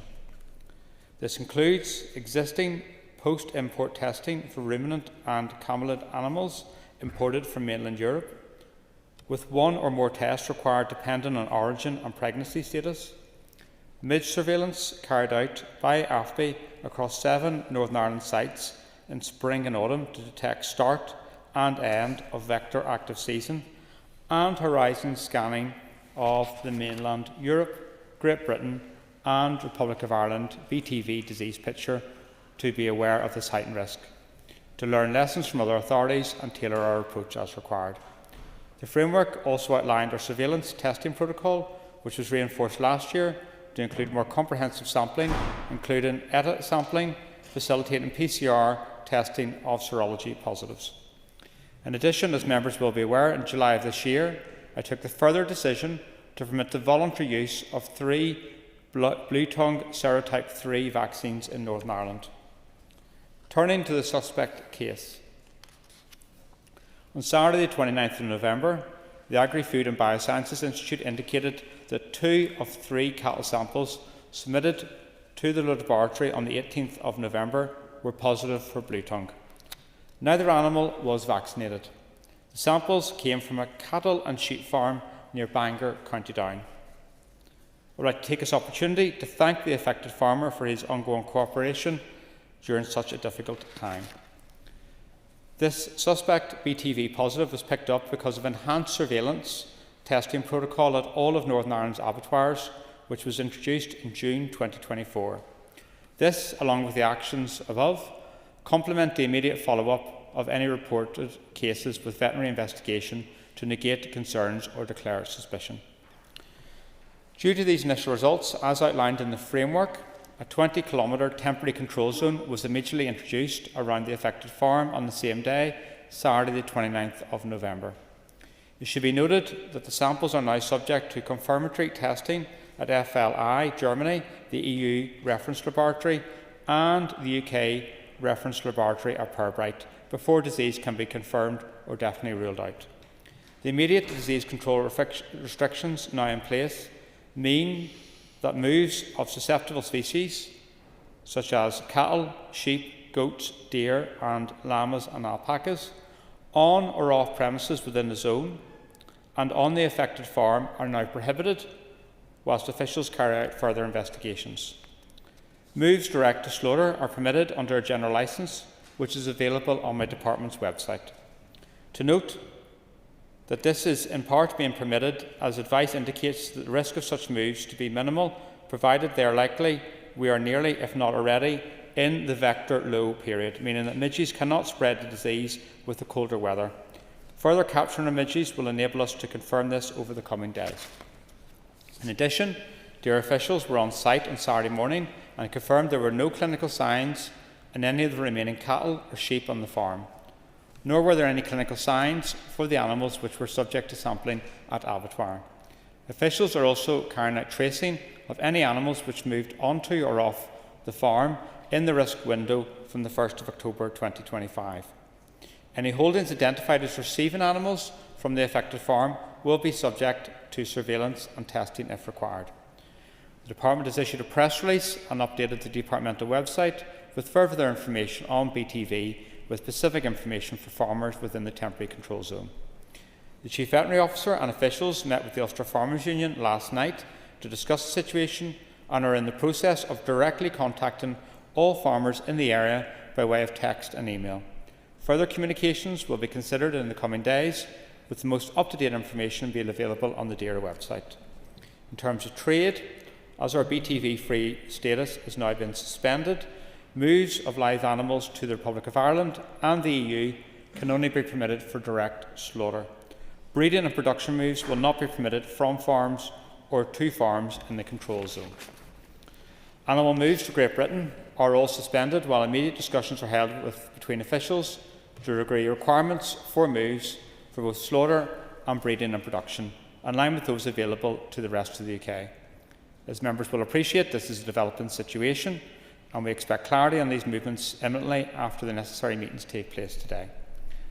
With respect to germplasm, movements out of the zone are not permitted unless it satisfies testing and biosecurity requirements.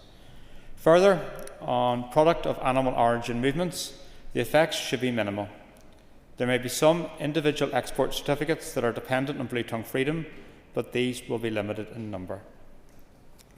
The suspected incursion is worrying, and I've outlined to officials my determination to ensure that all necessary steps should be taken to ensure that further risk is mitigated and all efforts are made to stamp out the disease. My department will therefore immediately test all remaining cattle and sheep on the affected farm.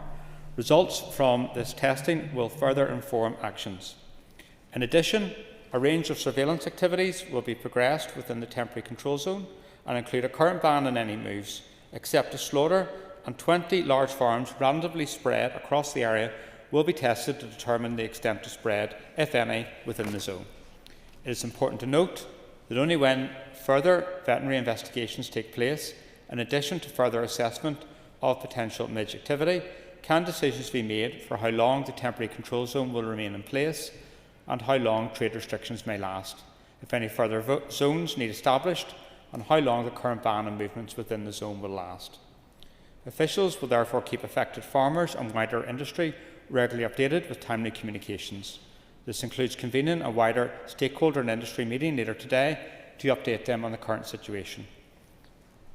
I have also discussed directly with my counterpart in the South, Minister Hayden, and plan to discuss with DEFRA colleagues at the earliest opportunity. I will keep in close contact with colleagues in both Great Britain and the Republic of Ireland. In the time ahead, I would appeal to all farmers to immediately notify any suspicion of BTV to the Department so that appropriate action can be taken. A large range of material is available on the DAERA website, including pictures of clinical signs and next steps if an incursion is suspected.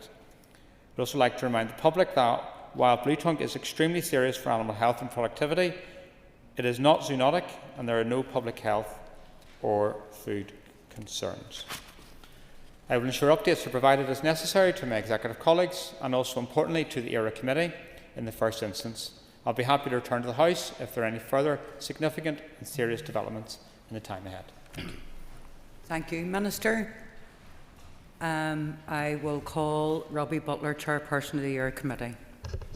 Thank you very much, Mrs. Deputy Speaker, and thank you, Minister, for his statement and also for contacting me at the weekend in regard to this. Minister, this obviously happening is in the backdrop of avian flu, bovine tuberculosis and now blue tongue, but we also have the spectre of the veterinary medicines debacle that is hanging over farmers at the moment.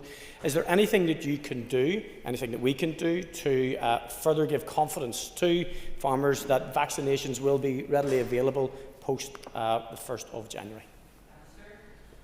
As Minister, I made a decision to allow farmers to have access to the vaccines. That is a decision for them, and there's availability of them. They can take advice from their private veterinary practitioner in relation to the uptake of those. What I would say is the focus now has to be in terms of eradication. That's why we've set up this temporary control zone. That's why there is only moose permitted directly to slaughter, and there's a form available on the DAERA website to facilitate that. And there's also additional testing underway by the department. Together, I think that we can stamp this out, but it's important we all work collectively on the issue, and we stand united in one message that the temporary control zone and the understanding of it must be respected, and I'm sure it will, because my engagement with the Ulster Farmers Union has shown that we're in this together and we're going to work together on it. Thank you, Minister. I call Declan McAleer. And I thank the Minister for his statement and indeed for the communication at the weekend as well, in my capacity as the Vice Chair of the ERA Committee. Minister, this is potentially devastating for the farm impacted and potentially, hopefully not, but for any other farms that may be impacted. And I appreciate this early days yet in terms of your investigation, but has any consideration been given yet for compensate these farmers who will may well be very heavily impacted by this? Minister. As Minister, I take this very seriously. When it was confirmed as a positive test on Saturday evening, the Department rolled into action in terms of our response to this, and rightly so. And I've also spoken to my counterpart in the South because we're one single epidemiological area, and that's why it's important we work together on this.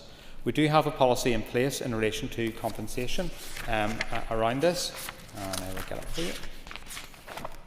So this will be considered on a case-by-case basis, taking account of epidemiological investigation and veterinary risk assessment. However, due to the vector-borne nature of the disease, widespread slaughter is unlikely to be used to control blue tongue. If blue tongue positive animals are culled, compensation will be paid at 50% of market value. Any imported animals that are found to be infected with blue tongue during post-import checks will be culled, unfortunately with no compensation payable. Compensation would not be payable in the following circumstances: were imported, infected or exposed animals slaughtered on a discretionary basis as a disease risk, or seriously affected animals destroyed for welfare reasons by the decision of the owner. Thank you, Minister. I call Michelle McLeveen. Statement, and this is very worrying, and conscious that it's still being considered to be a suspected case. But given the low temperatures over the last couple of weeks, is it likely that cattle may have been infected for a longer period of time? And if that is the case, and further testing concludes that a number of herds have been infected, what will be the next steps? And will the department be working with industry to determine if it will be a mass cull moving forward, or will there be an alternative plan which will help build herd resilience? Minister's 4 questions, sir. Thank you, Michelle. Thank you. So first of all, in terms of how this came about, there are ongoing investigations in regards to this. Because it is spread by midges, it's a bit more difficult to totally ascertain it. It is relatively cold weather, but you probably remember a few weeks ago it was relatively warm, so that level of risk has existed in Northern Ireland. In terms of the risk if this is beyond this herd, the guide, which I've been going through all weekend, is our disease control framework, and we'll be guided to work through that in terms of our response to this. The most effective way is in terms of setting up those control zones and in terms of movements.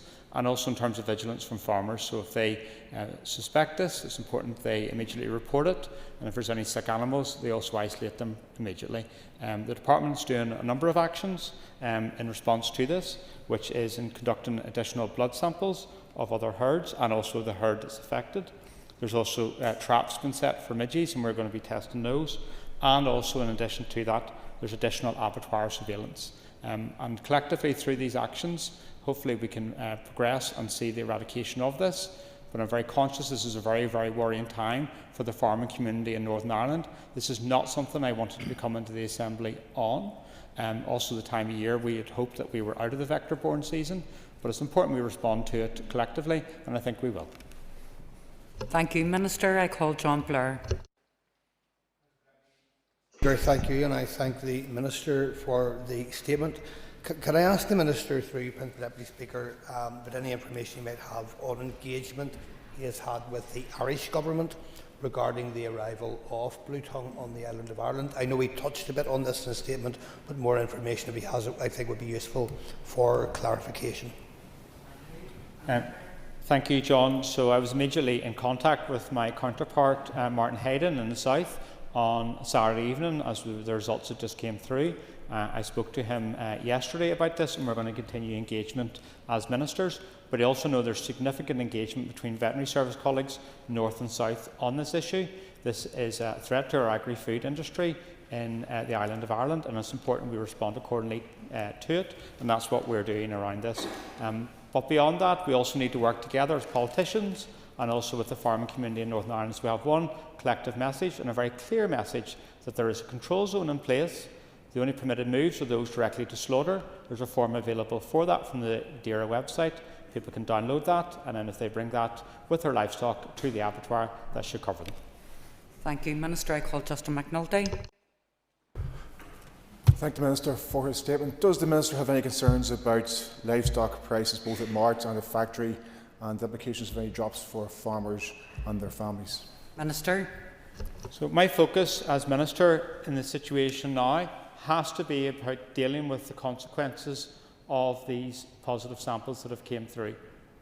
And the best way we can secure the future of agri-food industry in Northern Ireland is moving fast and hard in response to this, and that's what my officials have been doing. They've been doing it all day Saturday and Sunday until late last night, and again for first thing this morning. That's what we must do, and that's what will secure the future of the agri-food industry going forward. Members should be aware the question time starts at 2 o'clock, so questions on this statement will continue after question time and the urgent oral question. I suggest that the Assembly takes its ease until then. Thank you.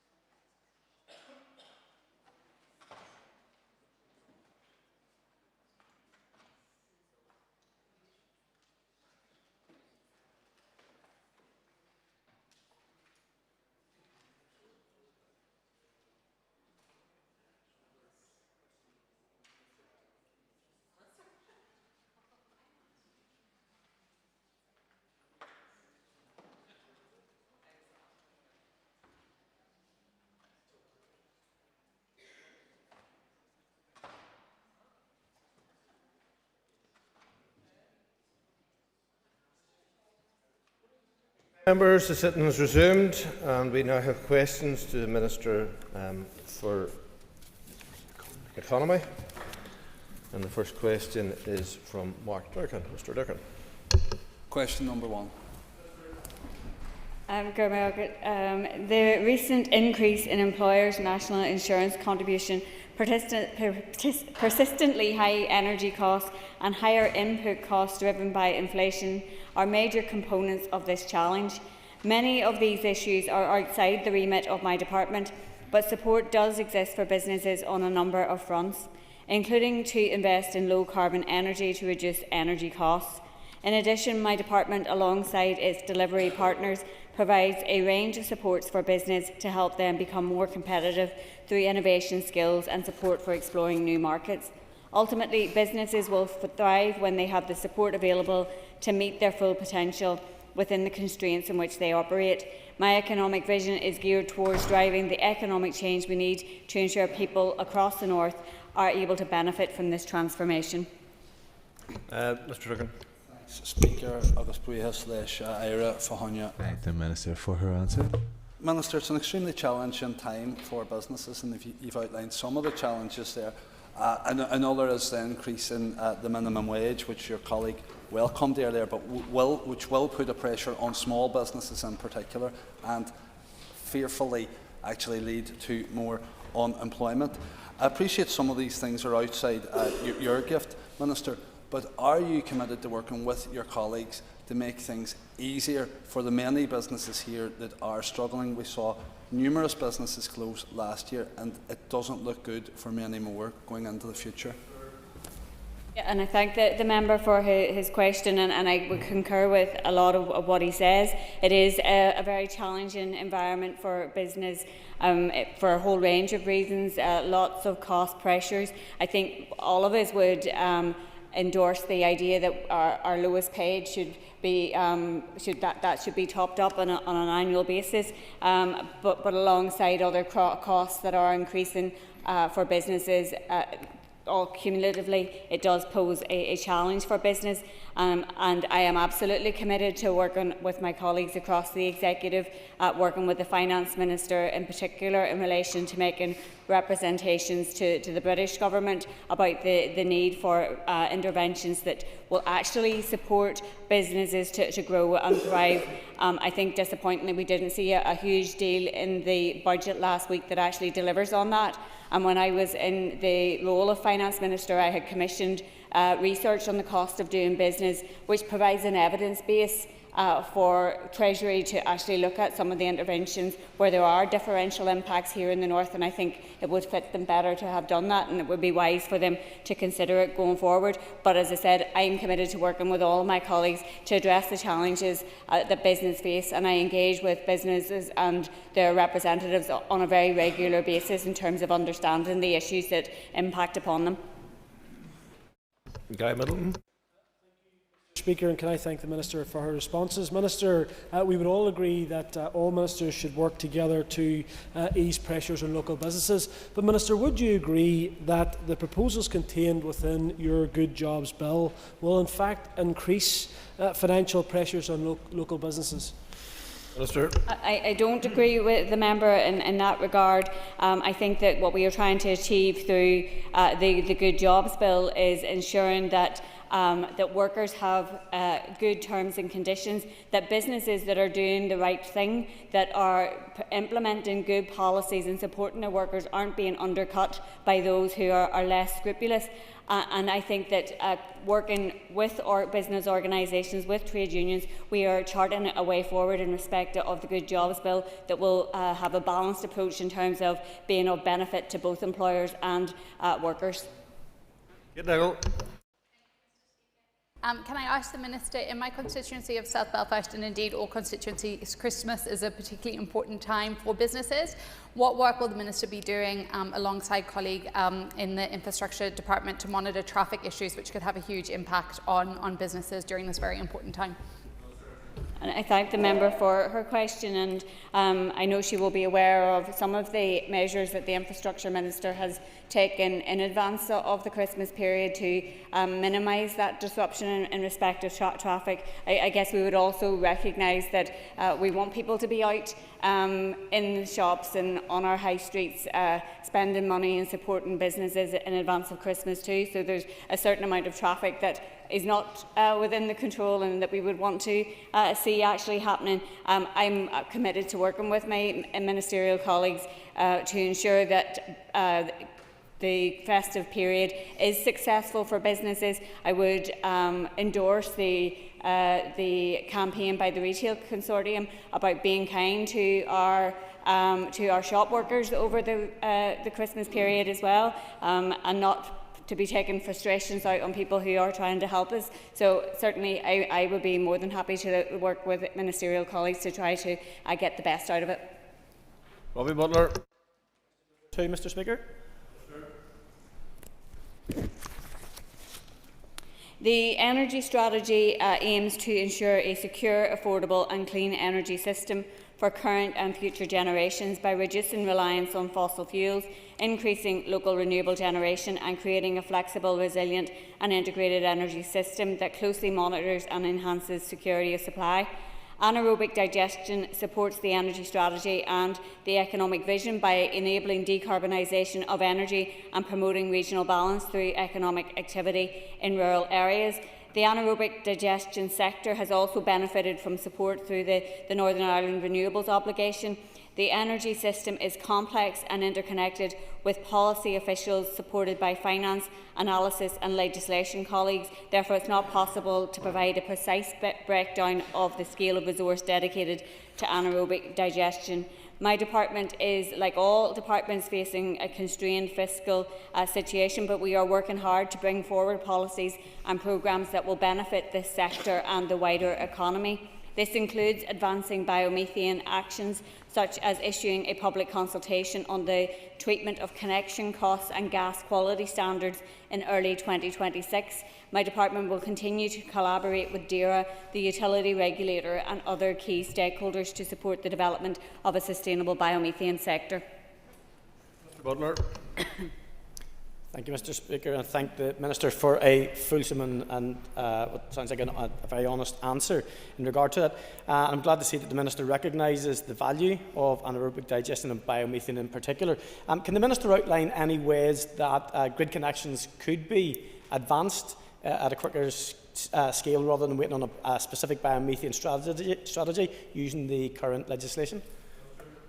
And I thank the member for his question, and I think it's important that we have the correct regulatory framework in place to support the sector's development and to support the use of biomethane more generally. So that's something that we are working with colleagues across the energy sector, as you would expect us to, in particular the utility regulator, but engaging with those who are already doing anaerobic digestion, and I think there is an opportunity for us there, particularly in more rural areas, to be better utilising that resource. So I look forward to the consultation being published and to making progress in this area. Declan McAleer. Wonder, could the Minister give us any indication of when she expects the biomethane policy to be published? Thank you. And I thank the member for his question. The Interdepartmental Methane Group has been reformed, which will enable my officials to work with DERA and other key stakeholders to develop policy. My department is already taking forward actions to support this and is planning to issue the public consultation on the treatment of connection costs and gas quality standards in early 2026. Philip Brett. Speaker, Minister, the Northern Ireland Audit Office published a damning report into the Department's energy strategy. We have already seen one delay to the RPEG scheme. When is you, as Minister, going to get to grips with the Energy Department within the Department for the Economy and deliver on the so-called targets that you're committed to achieving? Yeah, and I thank the member for his question, and I think I'm well on record in acknowledging the Audit Office report, and in indicating that we will implement the recommendations from it. The mid-term review of the energy strategies that I know the member will be aware of is ongoing and will be published in the next number of weeks, and it's going to set out both the progress that we have achieved to date, which in some respects is quite considerable, and also delivery milestones up to 2030 to provide the best opportunity of us achieving what are ambitious targets, but that are of course statutory targets that we have to achieve. And I am committed to ensuring that we work towards doing that we work towards an energy system that is securing our energy future, is based on renewables and supporting people who actually live and work here, and in particular protecting costs for consumers, which I think all of us would be seeking to do. David Honeyford. Thank you, Minister, for your answer. You've referenced this as energy is complex, and I appreciate that, and we've got the Audit Office report there as well. But I have repeatedly asked and asked for this, that we get can I get clarity today from the Department whether you intend to produce a single comprehensive master plan that would incorporate all of this and sit above council local development plans and bring our entire energy system together to allow these strategies for biogas, renewables and everything else to come to one and give us a strategic direction moving forward. And I thank the member for his question, and I know he has a particular interest in this area. And he will also know that we are pursuing and moving forward with a number of different policies under the broad category of energy, and making good progress in that respect. I view the energy strategy as the plan, and I think that the mid-term review provides us an opportunity to set out that clear roadmap, bringing everything together to 2030. So I look forward to sharing that with the committee and more widely in coming weeks.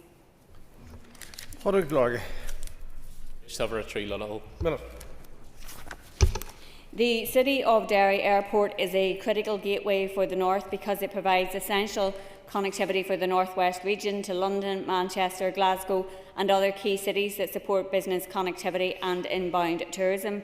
I also welcome the announcement by the Irish Government that it will be providing funding to support the restoration of the Dublin to Derry route. Promotion of this additional route will be important, and I've asked Tourism Ireland to identify options to best deliver this. On a wider point, to support the airport's long-term sustainability and help maximise its economic potential, I have committed up to £12 million in investment. My department is also funding 50% of the £4.6 million cost for the City of Derry to Heathrow route. It is estimated that the London Heathrow route alone delivers a minimum benefit of £15 million per year in GVA for the Derry City region. This highlights the airport's role in supporting productivity and wider regional development. It's an integral part of my wider plans to improve regional balance and ensure the North West shares in the economic and social benefits. Mr. Largate. And I thank the Minister for her answer, and indeed for both her and Minister Murphy's support for Derry City Airport through over £3 million per year, which has allowed the sustainability to introduce the Dublin to Derry route. Can I ask the Minister what engagement her department and officials have had with the Irish Government in the South to ensure that going forward this route is sustainable, but that it's also successful? Minister. And I thank the member for his comments and questions. My officials are engaged with their counterparts in the Irish Department of Transport, who are leading the preparatory work to re-establish the Derry to Dublin air service. That engagement has helped inform a market sounding exercise which will be published by transport officials in due course. The exercise will seek views into demand and specifications for the service and help determine the best way forward to connect and support the North West region. Further cross-government engagement and collaboration will continue as this work progresses. Matthew O'Toole. Question 4, Mr. Speaker. My department continues to work on drafting the Employment Rights Bill. This work is at an advanced stage and will deliver a substantial bill which will be the most significant reform of employment law since devolution. Obviously, we have lost 2 years of this mandate, and I and my executive colleagues are therefore all working to what is a very condensed timeframe. Despite this, my department is working at pace to deliver a very considerable piece of legislation addressing many of the most complex and critical employment issues facing us, delivering a balanced package that will help prevent positive employers being undercut by competitors using unfair practice, and ensuring that workers across the North can benefit from the most significant update of employment rights seen in a generation. It's important that we get this right, and to that end I and my department are continuing to engage with employers, trade unions and other stakeholders.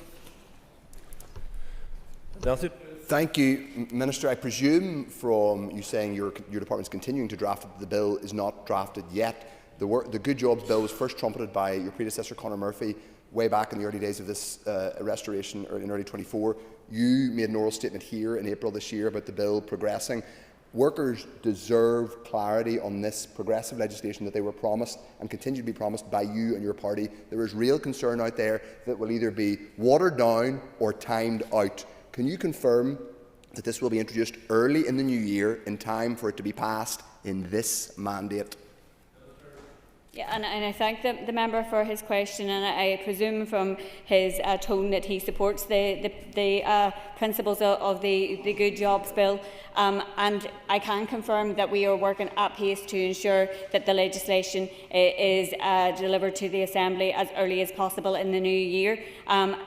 The drafting is, as I said, at a very advanced stage. It is a comprehensive and considerable piece of legislation with many parts to it, and we have been working very closely with the Office of Legislative Counsel to ensure that the drafting is completed as quickly as possible, and we will bring it then to the Executive for approval and entry into the Assembly.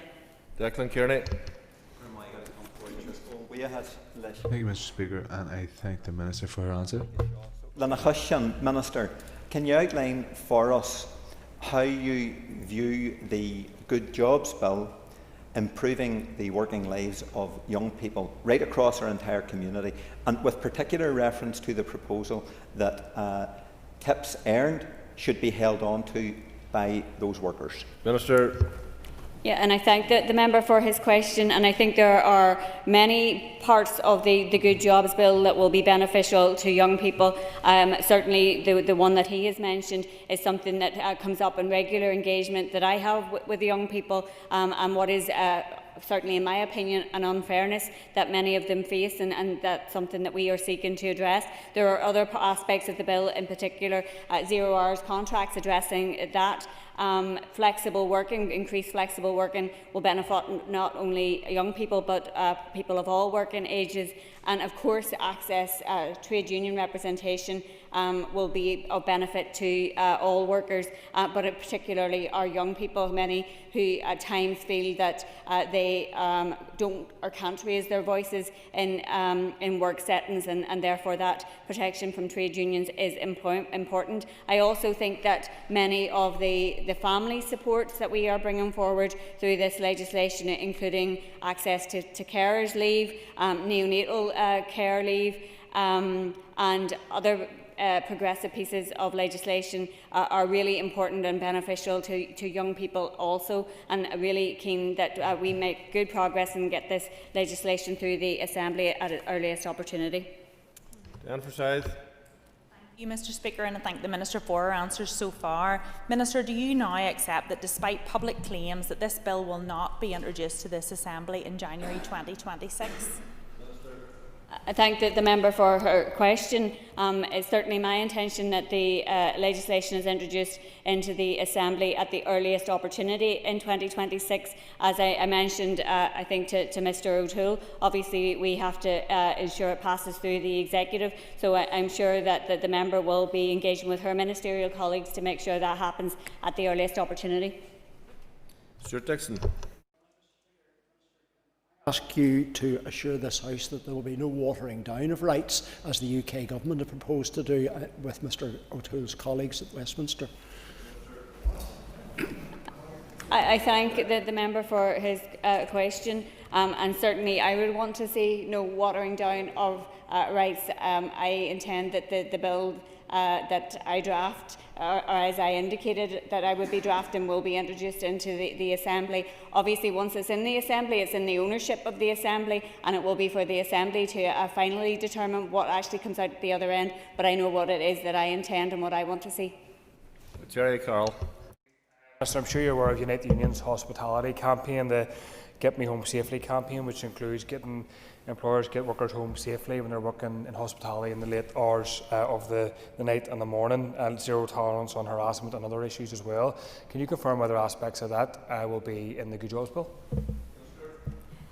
So I thank the member for his question, and there may be some aspects of that that are covered by the legislation. I would need to look at the campaign in detail to understand all of the asks again, but certainly I'm open to looking at that.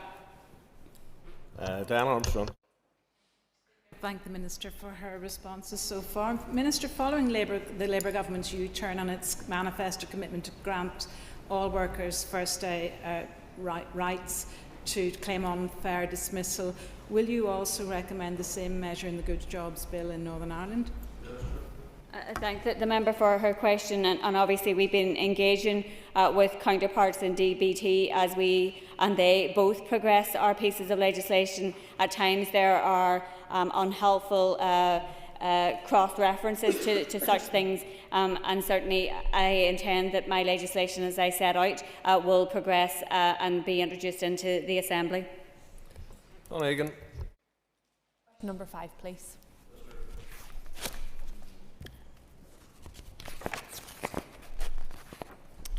With your permission, Mr. Speaker, I will answer questions 5 and 9 together.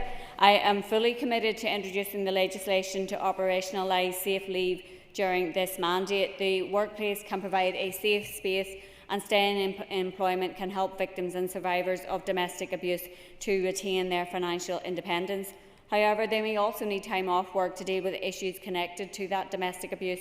People in this situation should not continue to, or should of course continue to be paid. They should not suffer financially. My department consulted on proposals to operationalise the Safe Leave Act last year. I hope to publish the findings for that as soon as possible. As well as introducing regulations, my department will issue supporting guidance for employers and workers to help them navigate this new right. Developing the guidance will entail engaging with key stakeholders to ensure it provides proper support to workers and employers so that this important right can be accessed by those who need it. I hope that access to paid safe leave from work will help victims and survivors of domestic abuse to access the vital support that they need. Ms Egan. Thank you, Minister. This Act was passed in 2022, and the longer the delay in implementation, the more we let down victims and survivors. I know you said you want to publish your consultation as soon as possible. Can you give us any firmer timescales on that? And when will victims and survivors who need it be able to actually take safe leave? And I thank the member for her question, and I'm sure she would share my frustration that we lost 2 years of this mandate and the ability to progress vital pieces of work like this. It was consulted on as early as possible once the executive had returned. Obviously, we are progressing a number of important pieces of legislation. This is one of them, and my commitment is that it will be delivered as soon as possible and it will be as effective as possible. I gave that commitment to the campaign that was here last week for the International Day for the Elimination of Violence Against Women and Girls, and certainly I believe that it's important that we get this implemented and operationalised as quickly as possible so that people are actually getting that practical support. Brett. Marks 2 years since Sinn Féin took on ownership of the Department for the Economy. In that 2 years, this Act has not progressed one single iota. Trade unions were forced to protest outside this building at the delay in you bringing this forward. Can you please articulate to this House why in 2 years your department has not been able to bring forward these regulations? And I thank the member for his question. I'm sure he won't mind me pointing out that his party kept its institutions down for 2 years and delayed us being able to take forward any of the work needed to ensure that this was implemented. As I indicated in my response to Ms Egan, we are working at pace to ensure that this is delivered as quickly as possible. In fact, the consultation has been completed since we have taken ownership of the department, and I'm committed to ensuring that this important piece of legislation is operationalised as quickly as possible. I thank the Minister for her answers so far, and I want to thank the Minister for the work that she is doing in relation to the Safe Leave and I think that it's important that we get this legislation right, not quick. So can you tell us what you're doing in terms of working with those advocates and groups and organisations that represent people who have suffered from domestic abuse to make sure that these regulations are right and that the guidelines are fitting for the people whom it must serve? Minister. Thank the member for her question, and I think that's exactly what we need to be working towards. This has to be legislation that is effective for those that require it. My department will further engage with stakeholders, including support groups, employer representatives and trade unions, as it develops effective guidance for workers and employers. It's important that this guidance provides employers with easily accessible information which will assist them to meet their responsibilities in a supportive manner. It's also important that it provides workers with the information they need to help them exercise their rights. The guidance will also include information on the requirement to treat any information provided by workers with sensitivity and due regard for confidentiality. Alan Robinson. Mr. Speaker. I very much welcome the news that the 153rd Open generated £280 million in economic benefit for the North. The figure is comprised of £89 million of economic impact and £191 million of media benefit. Of the £89 million economic impact, over £40 million of that was in the Causeway Coast and Glens area.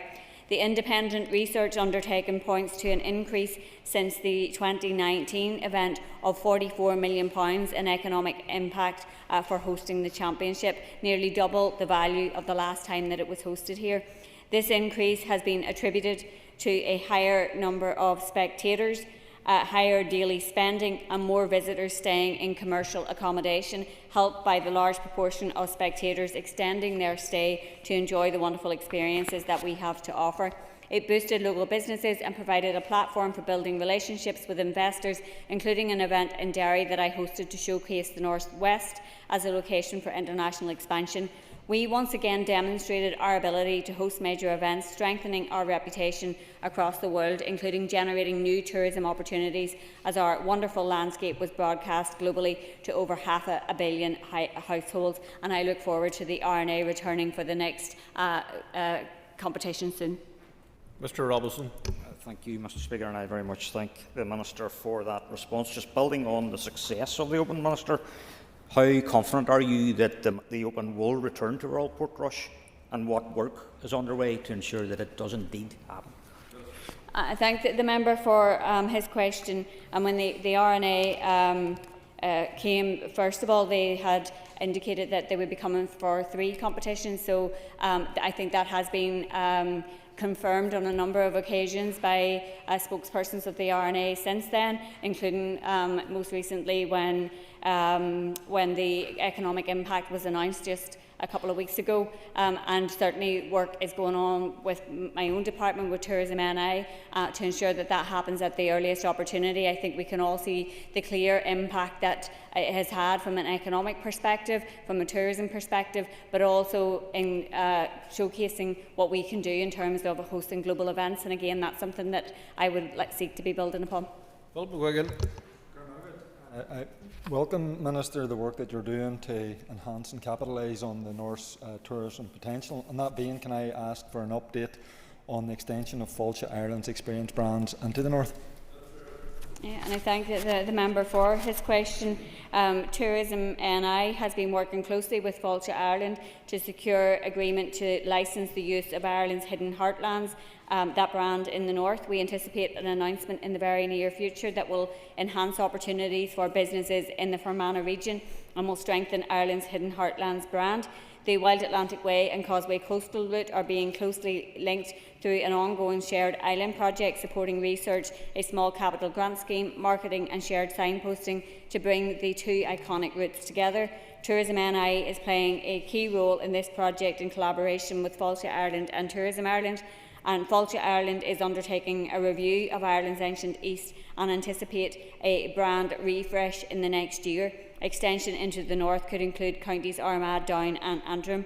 I am keen to incorporate parts of the North into all of Fáilte Ireland's regional brands. However, Fáilte Ireland owns the brand, so any decision about how parts of the North might be included is ultimately for them, but you can be assured that I will be vociferous in my lobbying of them. Move on to topical questions. Councillor McLaughlin. Thank you, Speaker. Minister, we're now 2 budgets on from the announcement about the enhanced investment zones. The Chancellor once again referred to the enhanced investment zone last week, yet not a single pound has been released. We haven't a clue what projects are going to be funded, and there's still no movement at all in this. What specific actions are you taking to ensure that it is unlocked? And I thank the member for her question, and I don't agree that no action has been taken. Considerable work has been done by my department, by PSNI, and working in partnership with businesses across the North to advance propositions for inclusion within the enhanced investment zone. I brought a paper to the executive on the 16th of October, where some constructive discussion took place and further engagement is planned to address the comments received. As part of that, a revised paper for approval of proposed thematic spend has been submitted, and I'm hopeful that that will be tabled at the next Executive's meeting. Subject to the Executive's approval of my paper, we are on track to secure the necessary approvals from MHCLG to enable spending on the programme to commence in this financial year. Ms McLaughlin. Minister, I welcome that news, and it's really, really important that we get these decisions made very quickly within the Executive, because the budget really offered nothing meaningful for businesses. Firms here are really crying out for support and help. Energy prices throughout the whole of Northern Ireland are question actually time, Ms McLaughlin. It's not speech time, please. Ask your question. Okay, continuing to rise. What other actions are you doing to support businesses in their moment of need? You, Ms. And I thank the member for her question, and as she's quite right, what was contained within the budget was a restatement of what we already knew about the enhanced investment zone. It is designed to accelerate productivity and private sector growth, and it's intended there will be targeted interventions in terms of business support, R&D skills, local infrastructure and support for green industries. And as I indicated, we are working to advance its agreement as quickly as possible and to get the necessary approvals over the line. It is, as some of the other programmes that involve the British Government also have been quite a convoluted process of approvals that have to be gone through, and we are working as assiduously as possible to ensure that that is achieved. Finnegan. And I very much welcome the Minister's announcement that she will be making grid connection charges fairer for rural communities. Does the Minister agree with me that this new policy will help promote a more regionally balanced economy? And I thank the member for her question, and I certainly do, and I'm sure there isn't an MLA from a rural constituency who hasn't had this issue raised with them. It's simply unfair that many people in rural communities face additional reinforcement charges to connect to the grid. As well as being unfair, the high cost of grid connections is also a barrier to business investment in rural areas. Last week I was visiting FP McCann, and they told me that investment in their plant in Macrofelt had been put on hold due to the cost of connection, and that investment will now go ahead thanks to this new policy. So fairer connection will also support people living in rural areas to build homes locally, to stay there and to invest in their communities. So I have no doubt that by unlocking that investment and supporting job creation in rural communities, this policy will help promote a more regionally balanced economy. Question 3. Question 3 is withdrawn, rather. Or sorry. I want to thank the Minister for her answer. Can the Minister provide detail on when the policy will come into effect, and what arrangements are in place to advise people who are already in the process of connecting to the grid? Sure. And I thank the member for that question. Following my decision, the utility regulator is now working to modify NIE's Networks licence, and a new statement of connection charges will be published in the new year. NIE Networks and the utility regulator are committed to working together at pace to bring this change through as quickly as possible, and the change will take effect in the first half of 2026. For those who have already submitted an application for connection to the grid, NIE will make contact with all of those existing applicants with reinforcement elements to discuss how the new policy affects them. They will work with those customers on a case-by-case basis to explain the cost and the process, which will enable the customer to make an informed decision on the best approach to suit their individual needs. Okay, question 3 is withdrawn. Call Carl Cullion. Minister, you've put a real focus on creating good jobs in the economy. So can you provide an update, if possible, on the number of good jobs created this year or up until now? Thank you. And I thank the member for her question. The most recent official statistics show that 69% of jobs here in the North are good jobs, providing secure employment and a decent wage through permanent non-zero-hour contracts and paying at least the real living wage. This represents an increase in the good jobs rate over the year. In addition, the latest earnings statistics show that median gross weekly wages have increased by 7.4% from 2024, and the proportion of jobs paying at least the real living wage has increased from 80% to 83%. It's also encouraging that nearly 200 organisations across the North have committed to paying the real living wage, demonstrating their commitment to fair pay. So there's a strong foundation that I think that we need to continue to build upon to embed good jobs across all sectors of our economy. Ms Niculian. So, Minister, thank you for that response. So when you're talking about all sectors across the economy, maybe, Minister, if you don't have a response now, but you could get back with an update in terms of working with the Irish language sector, particularly through groups like Gael Kersey, and certainly how would you help the Gaelgery within that sector achieve good jobs? Gormagat. I thank the member for her question, and I have been engaging with Fóbart First on a number of occasions recently around the Irish medium economy. So that is something that we are taking a look at in terms of research to support address some of the barriers that there might be that Irish medium businesses might face. In terms of Gael Kersey, which is an organisation that supports young people who face barriers to employment and training, I had visited them earlier this year. They were set up because a lot of young people leave school having been educated their whole lives only through Irish and find limited options then in terms of developing their skills as Gaelic. So Gael Kersey deliver vocational training as Gaelic. I'm pleased that they are now a delivery partner for my department's Apprenticeship 25 and Skills for Life and Work programmes, and this will support Irish speakers to gain valuable learning and skills, enabling them to move closer to the labour market and open up support which wasn't previously available. I was delighted to see that their great work was recognised at last week's Ashling Awards, where they won an Irish Language Award, and it clearly meant so much to them and is a recognition of the really important work that they continue to do in terms of vocational training. Thank you, Mr Speaker. Minister, you will be aware that last week the North West Regional College was awarded the prestigious Queen Elizabeth Prize for Higher and Further Education, the highest national honour available within that sector. It recognised the Business Support Centre's work with 400 local businesses. Minister, given the college's unique ability to bridge the gap between education and industry, do you agree that your department should use the North West Regional College as a blueprint to grow our economy across Northern Ireland? The member for his question, and I know he, like me, will be well aware of the good work that goes on in North West Regional College and some of the really positive and constructive relationships they have with local employers.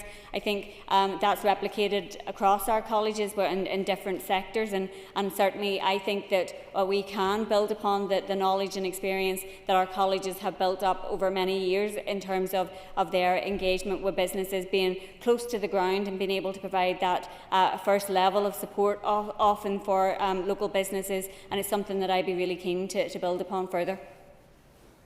Mr Middleton. Thank you, and thanks to the Minister for her response. Minister, the FE sector is facing a difficult budgetary landscape, yet the NWRC has been able to punch above its weight. Will the Minister acknowledge that this is a sector which is not just a cost to be managed, but indeed it's an engine to be fuelled, and if further support is provided to the likes of the North West Regional College, they could do much more than they're currently doing? I thank the member for his question, and I say very often when I'm engaging with stakeholders right across the department's remit that skills underpin everything that we are trying to achieve, and our further education colleges are absolutely crucial in delivering programmes of support, whether it's through training or it's with businesses. I have sought, since I have come into role, and Conor Murphy before me, to invest in our colleges. I managed to get some additional funding over the course of this financial year, which has went towards supporting our further and higher education institutions, and certainly going forward is something I will be continuing to prioritise. Paula Bradshaw. Minister, with increasing concerns from employers about the slowdown in business investment and the growing gap in productivity between Northern Ireland and the rest of the UK, can you please advise what measures your department has taken to address these issues? Thank you.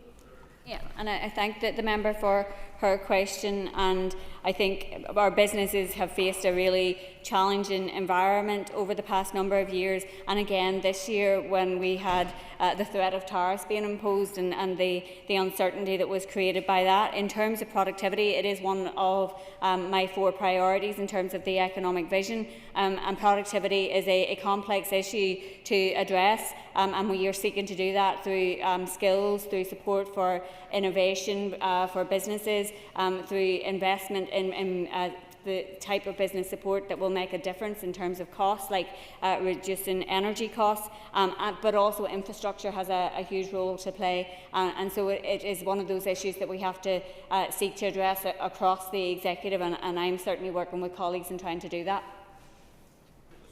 Sure. Thank you for your answer. Minister, could you please set out how smaller firms are able to avail of those interventions at the same rate as larger companies? Thank you. And I thank again the member for her question, and I think that what we have tried to do in working along with PSNI is ensure that supports are available to businesses regardless of their size. Often when businesses are at an early stage in their development, some of the first people that they engage with will be through their local council, so the support via Go Succeed has been really important, and also signposting businesses to the other types of support that is available to them. It's something that we continue to work on to ensure that our SMEs, our micro businesses, which are the absolute backbone of our economy, which make up the vast majority of our economy, are getting access to the types of support that they actually need, and that they also know what support is actually available to them. So that's work in progress, but it's work that we're committed to making sure achieves positive outcomes. Minister, Newry Morning Down recently received significant funding from the Shared Island Fund. Could the Minister outline how her department can work more closely with Shared Island, with Tourism NI and of course with Newry Morning Down Council to ensure that any available funding can be strategically leveraged to boost tourism in Southtown? Minister. I thank the member for her question, and I certainly welcome the significant investment for Newry Morning Down through the Shared Island Fund as part of the £23 million or €23 million tourism shared destination programme. I think it's important that we continue to optimise this funding opportunity and collaboration across the North for tourism with our other priority sectors. My department will continue to work closely with Tourism NI and with Newry Morning Down Council to ensure strategic planning and guidance for the development of the tourist industry. It builds on the Carlingford Loch Review and Master Plan, including the potential for destination stewardship support as outlined in my Tourism Vision and Action Plan. Tourism NI officials are working closely with Fáilte Ireland to ensure the tourism elements of the allocations as part of that programme complement one another on each side of the border, maximising the additional accessibility that the Narrow Water Bridge will provide to the area. And I think there are a number of key elements that the destination programme can support in terms of the networks and trails and water access points. So it's something that I think that we can certainly maximise to the benefit of the whole region. Dennis. I thank the Minister for her response. Minister, you recently met with the Chief Executive and senior officials from Newry Morning Council to discuss potential tourism projects in South Down that will, as you say, complement Narrow Water Bridge when it is completed in 2027. Does the Minister agree that investing in Kilbrony Park, for example, and the restoration of Warrenpoint's iconic baths will be transformative projects with the potential to boost cross-border visitors and drive local economic growth? Minister. Yeah, and I thank the member for her question. My department is continuing to work closely with Newry Morning Council to develop projects that actually complement the completion of Narrow Water Bridge, and I think the projects that the member has spoken of, both in Kilbrony Park and in Warrenpoint Baths, could deliver significant cross-border benefits in terms of growth of our visitor numbers and wider economic benefits, and we will be happy to continue to work to support those aims. Thank you. That concludes questions to the Minister of Economy. We now move to the Minister of Justice. Question number 1 is withdrawn. I call Patsy McGlone. Ceist Everado, I can call you. With your permission, Mr Speaker, I propose to answer questions 2 and 7 together. Whilst I welcome progress on addressing legacy issues and firmly believe that victims are entitled to expect transparency, truth and justice via a process that does not introduce further delay, concerns remain about the feasibility of the current proposals in terms of the degree of legislative scrutiny afforded the proposals and, crucially, how they will be funded. On the 11th of November, I laid a legislative consent memorandum to advise the Assembly that I am not laying a legislative consent motion, at least at this time, as I cannot currently recommend that the Assembly provides consent for the transferred matters in the Northern Ireland Troubles Bill. I did so on the basis that there has been a lack of meaningful engagement by the UK Government on the detail. I do not have the departmental resources to implement a UK Government policy over which I have no control without abandoning our agreed legislative programme. I also cannot move an LCM without the consent of the Executive, which has not been achieved to date. However, the necessary engagement is underway. Furthermore, and crucially, the UK Government has never adequately resourced legacy, and this has not changed with the introduction of the bill. Indeed, there appears to be no additional UK Government funding proposed for the Northern Ireland Executive arising from the outworkings of the bill, despite significant resource implications flowing from it. Given the potential implications for my department and wider justice bodies, and the fact that all executive departments are already under significant financial pressure, it is not reasonable to expect that additional costs can be met from existing Northern Ireland departmental allocations.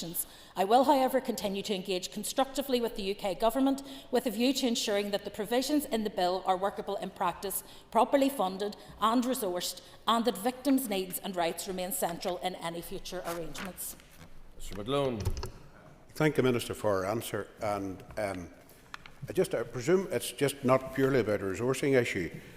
Does the Minister have any concerns, as we do in the SDLP, over elements of the proposal like the retention of national security vetoes over disclosure to families, the protection of hard-won inquests, human rights compliance, the strength of statutory oversight and the independence of both the Legacy Commission and the Legacy Unit within An Garda Síochána? Well, there are a number of issues with which I would express some concern and some agreement with the member at a party political level. However, at a departmental level, my main concerns are interference with judicial independence, which I think the use of the Advocate General as a backstop will do.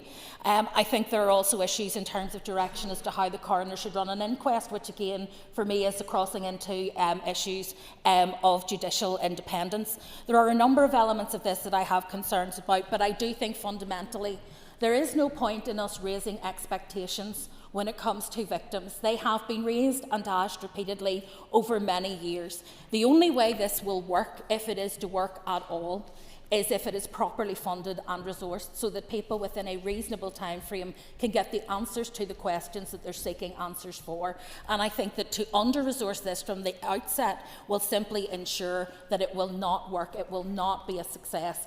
I do think that there are other issues, as the member has rightly said, around independence and also around the engagement of the Irish Government, but those are ones that at a party political level we will raise. At a departmental level, I'm focused on those issues which fall within my remit. Tennyson. Thank you, Mr Speaker, and thank you, Minister, for your answers so far. Minister, would you agree with me that some of the positive changes in the Legacy Bill will be undermined if inadequate funding is provided? absolutely agree with what the member says. Dealing with the legacy of the Troubles has never been properly funded by the UK Government. No dedicated funding has been provided to the Department of Justice for the implementation of the Northern Ireland's Trouble Bill. No additional UK Government funding has been signalled to us either. It appears that the expectation of the Government is that any responsibilities falling to the DOJ, the PSNI, the Coroner Service or other devolved bodies should simply be met from within existing budgets, which, as members know already, are under significant pressure.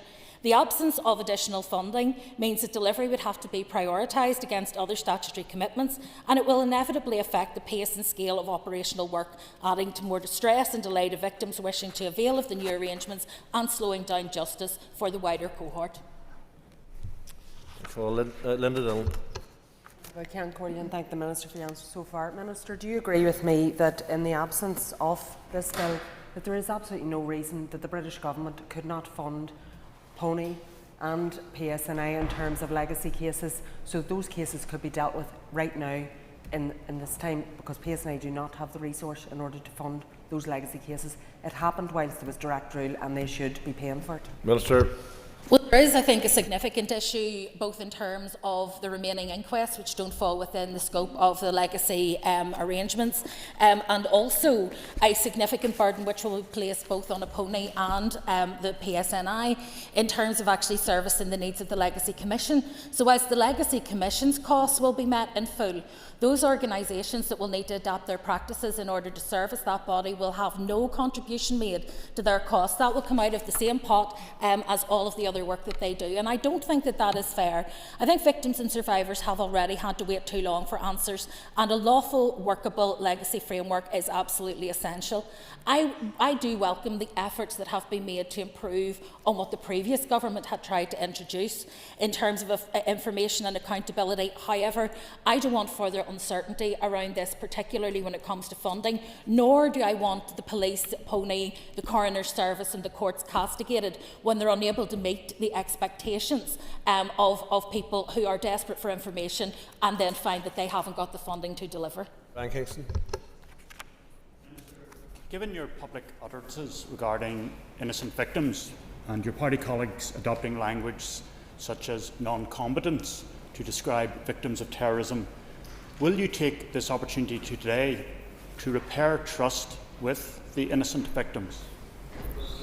Well, I think if anybody listened to exactly what I said with regard to innocent victims, they'll be well aware that I said that there was no equivalence between those who broke the law and those who were injured at the hands of those who broke the law.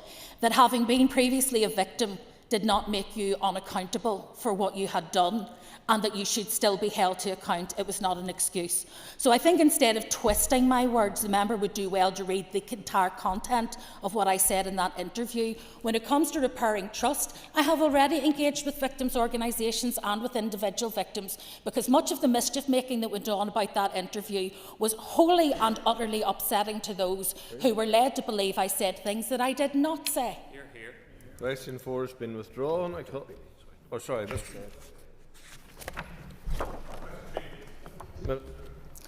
I understand the distress that families can feel where a pseudonym is used in a domestic homicide review or DHR rather than the real name of the perpetrator who has killed their loved one, particularly where the family of the victim has waived their right to anonymity. However, the fundamental purpose of a DHR is to learn from domestic abuse deaths so that agencies can strengthen their responses to domestic abuse victims and their children, and thereby reducing risk of future incidents. The DHR is not undertaken as a means to hold a perpetrator accountable. That is a matter for the courts, and there is no additional value to be derived in terms of identifying learning in a DHR report by naming perpetrators. Domestic homicide reviews in Northern Ireland are established in statute and underpinned by the multi-agency guidance for the conduct of domestic homicide reviews, which all participants are required to follow. The guidance makes clear that reports must be anonymised as far as possible. Even where a family waives its right to anonymity and where the courts have found a perpetrator guilty, there is a legal obligation to balance the data protection rights of any living individual included in the DHR. The situation is similar in other jurisdictions. For example, in England and Wales, the vast majority of DHRs have been pseudonymised, and on occasion, where families of victims have waived the right to anonymity, a pseudonym has still been used for the perpetrator. Mr. Biddy. Mr. Speaker, and I thank the Minister for that. And I have to say, domestic homicide reviews are a good thing, and I absolutely welcome them. But the Minister said that there's no benefit in naming the perpetrator when the victim's name has been known. But my argument would be, for public confidence, there is a reason why we should name that perpetrator in that particular issue. Would the Minister just review that decision on that legislation? Minister. Well, it is something I've looked at, because unusually we have had a recent case where a family waived their right to anonymity, and so the question arose that the perpetrator in the DHR would be offered anonymity when the victim was not exercising that anonymity. However, having reviewed it, I still believe that there is nothing to be added to the process. This is not about holding someone accountable or guilty. It is about finding out whether the individual services that were involved in that person's life before the homicide could and should have done better, and what lessons can be learned as a result of that. And so I think that simply using it to name a perpetrator would do nothing actually for public confidence. What will do something for public confidence is when people see the lessons learned from the DHRs being implemented in practice and better outcomes for victims. Conn Thank you, Minister. Can I ask what work your department is undertaking to address the learnings that emerge from domestic homicide reviews? Well, in terms of what we do in the department, it's for each of the individual organisations that are involved to look at what they need to implement as a result. But we do have regular check-ups to make sure that the learning from one domestic homicide review will carry forward and be taken forward and implemented. Some of those will have already been addressed in the interim period, where there have been changes, for example, in procedures and practices in those organisations. But ultimately it falls to each of the individual, whether that be the Trust, whether it be the PSNI, or whether it be some other body, to ensure that they actually implement the recommendations that are there. They are, as I say, regularly discussed and updated, and it is important for me that the overarching learning that comes from those domestic homicide reviews is taken on board for future protection. Question 4 is withdrawn. Call Philip Brett. In Northern Ireland, a life sentence is already mandatory in any murder case, and in circumstances considered appropriate by the court can be imposed where a defendant, like those in the Harper case, is found guilty of manslaughter. Current sentencing guidance also specifically addresses the aggravating effect of attacks on public servants, where the victim is engaged in providing a service to the public, and sentences are expected to reflect that. My planned review of further sentencing issues will consider the need to make provision equivalent to Harper's Law in Northern Ireland. I intend to commence this review before the end of the year. As we discussed when we met about this issue in the last number of months, I do not plan to include provisions equivalent to Harper's Law within the forthcoming sentencing bill. However, the bill will create a new offence of assaulting a person providing services to the public, performing a public duty, or providing a public service, which will serve as a deterrent attacks on public-facing workers, including police officers. Mr. Brett. Thank you, Mr. Speaker, and can I once again thank the Minister for her answer. I listened, Minister, with interest to your interview today on the Nolan Show, where you highlighted some of the barriers to police officers joining the force and how we need to make sure that our police service is reflective of all sections of our community. With that in mind, Minister, would you give consideration to support an amendment in my name that would introduce Harper's Law here in Northern Ireland at your forthcoming bill to ensure that police officers here in Northern Ireland have the same legal protections as their counterparts in the rest of the United Kingdom? Well, obviously, whether the member decides to bring forward an amendment is purely a matter for him, and I would have to consider the nature of that amendment. I'm not opposed to the issue of Harper's Law, as I think I discussed with you. I think the issue is that it hasn't actually been used anywhere where it's been introduced. So, in effect, it puts on paper something in statute that isn't actually being operationalised in practice. And my concern would be that you may find situations where, if you make it mandatory, people will be charged with a lesser offence in order to avoid the mandatory sentence, which I think has a potentially deleterious effect on prosecution. I would be quite happy, though, to continue to engage with the member about this. I can't say for sure the law hasn't been used. I can simply say that to date we have not been able to see any case in which it has been deployed in England and Wales. Thankfully, that may be as a result of there being very few manslaughter cases of police officers, and so that may be one of the reasons. But I'm certainly happy to continue to engage with the member regarding the sentencing bill. But if not there, I believe that the sentencing review, which should be launched later this month, will be a good vehicle for us to test opinion on that issue. John Burrows. Thank you, Mr. Speaker. In 2015, 2013, one of my own officers and colleague, Philip Reynolds, was killed by a career criminal, Shane Frame. He rammed her in a police car, was convicted of manslaughter. The sentence he got was paltry. It was a minimum term of 6 years. He was out not long after that. Would you urgently review your thoughts on Harper's Law and make it an absolute priority to protect our police officers from paltry sentences like that? Ultimately, the sentencing available for manslaughter includes a life sentence, and the decision as to what is actually handed down in any individual case will be up to the judiciary, who are independent and have to assess all of the elements of the case, whether there was intent, for example, in addition to whether or not the act actually took place. So that's a decision that will always have discretion, and I have to say that even were we to introduce Harper's Law, we would still have to introduce it in a way that had exceptions, because that would still have to allow for judicial independence and judicial discretion. That is the nature of the system, and it's important that we respect that system. But I have to say that I'm very clear: no police officer doing any police work should face any assault when they're out there helping the public. When you attack a police officer, you are not just attacking an individual, you're attacking a whole community who are no longer able to be served by that officer. You're draining resources away from the PSNI at a time when they need them, and you are disrespecting someone who is putting themselves in the front line to keep other people safe. Justin McDulty. Thank the Minister for her answers thus far. If the Minister is refusing to include Harper's Law in her forthcoming sentencing bill, what measures will she take to strengthen the sentencing guidelines for anyone convicted of the manslaughter of an emergency worker on duty, including police and prison officers, firefighters and paramedics, while carrying out another crime? Well, the first thing to say is that I'm not refusing to do it. I would be unable to do it because the sentencing bill has already been decided by the Executive, passed by the Executive in its current form, and is now in the late stages of drafting. So that's the first thing to say. I have already indicated that I'm happy to engage with the member who has raised the issue today. And if a private member's motion were to come forward in that regard, I can discuss with him the limitations and give some suggestions around how that may be done. It does, however, sadly deprive the right of the Assembly to fully scrutinise it and the right of the public to be consulted on it, and I think we're all aware of how important that is. In terms of the seriousness of these offences, well, I've first of all already mentioned that we are looking at an aggravated offence to be introduced as part of the sentencing bill, which will focus on public sector workers and those delivering a public duty or public service. I think that that will be helpful. It is already an aggravating factor to attack a member of the emergency services, and that should be taken into account in sentencing.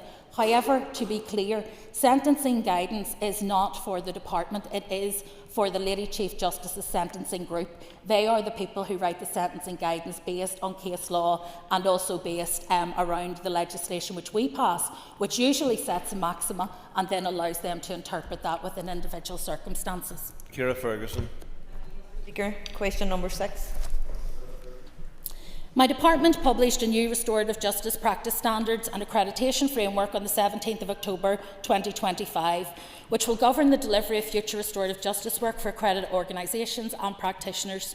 The framework development has been taken forward in partnership with our protocol lead and a restorative justice working group with statutory, voluntary and community sector stakeholder representation who considered and agree the core elements of the new process. One of the key changes is the introduction of organisational plus practitioner accreditation, which was first outlined in the 2023 Restorative Justice Protocol. The three practitioner accreditation layers are Level 1, Foundation, Level 2, Intermediate and Level 3, Advanced, with each requiring increased levels of experience and training. Level 1 practitioners will undertake restorative work in response to incidents that fall beneath the criminal justice threshold, but have the potential to escalate to the attention of the police. Level 2 practitioners will undertake restorative justice work relating to formal criminal justice cases, and Level 3 practitioners will be accredited to facilitate restorative justice processes relating to sensitive, complex and serious crimes. The level awarded will be determined by the practice experience of those applying. The accreditation application window opened on the 17th of October and closes this Friday. The protocol lead and an independent suitability panel will then assess the applications and make recommendations on the appropriate level of accreditation determined on an individual basis. This recommendation will be considered and signed off by a senior official in my department. A register of accredited organisations and practitioners will be published on the Department of Justice website in 2026 when this current round of accreditation is complete. Ms Ferguson. Thank the Minister for your answer thus far. Minister, with a presentation from NI Alternatives and Community Restorative Justice Ireland there recently in the committee, it felt as if they were being pushed to the peripheries of the Department of Justice new system, despite being accredited since 2007. Do you not feel it could be more beneficial to lean on their expertise, particularly for complex and sensitive cases, whether it's from a community or criminal justice perspective? Thank you. Well, we have lent very heavily on their expertise, and I think it's important to note that they were part of the panel which we engaged with when designing this system.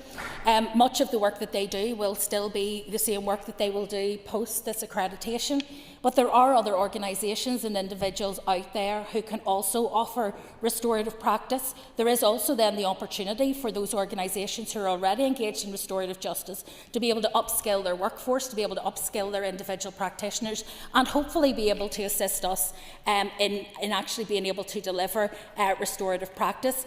Restorative justice will still be delivered by community-based accredited practitioners using the same values, principles and practice standards that have underpinned restorative justice in the community.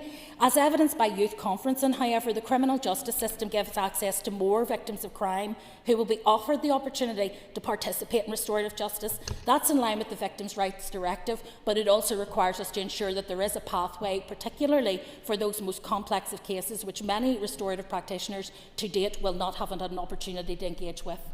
Ms Bradley.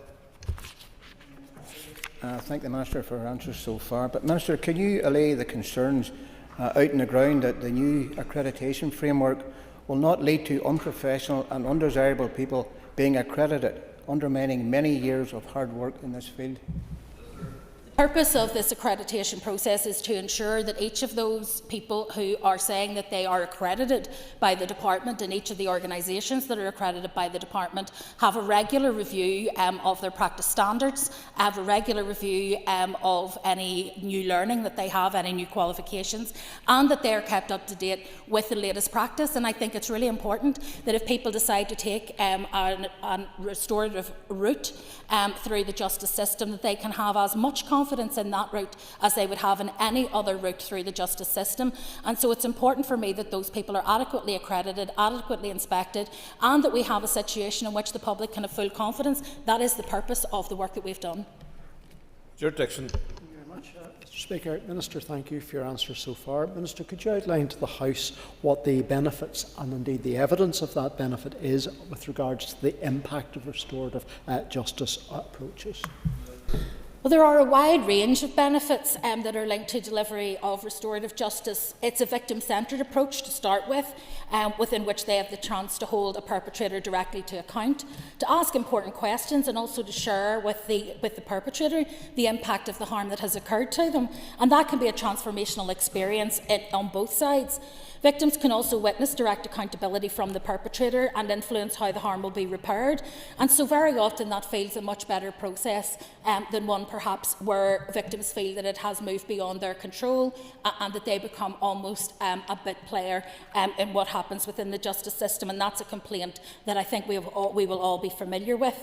In terms of out-of-court disposals, for some suitable cases, it can reduce victims' involvement in very lengthy and stressful court proceedings. It better allows perpetrators to understand how their actions have affected their victim, their community and themselves, and those closest to them. Perpetrators also often appreciate the opportunity to meet their victim, to actively participate, express remorse and try to make things right. That can help them to identify what they need to avoid further offending and get the support to do so. Our research shows too that perpetrators have positive attitudes towards police and law enforcement, generally when they do a restorative justice intervention. I also think it can strengthen the relationships between police and community, where police are seen as facilitators of justice and not just enforcement. Stephen Loughlin. The Ending the Violence Against Women and Girls is a cross-executive priority led by the Executive Office. My department, alongside the Department of Health, leads on the Domestic and Sexual Abuse Strategy, which is gender inclusive and recognises that these harms can affect anyone. While my department does not hold specific data on progress against the wider Ending Violence Against Women and Girls strategic framework, we continue to work closely with the Executive Office to support delivery of its objectives. However, it's important to recognise that violence against women and girls goes beyond domestic and sexual abuse and encompasses a broader spectrum of harms, which is why the Executive Office leads in that work and on the associated data collection.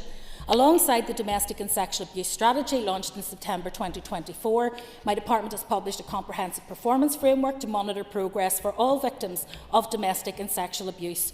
Work is underway to agree the approach to identification of baseline data and data capture to inform future reporting cycles, which will enable us to measure both how much we are doing and how well we are doing it on a consistent financial basis.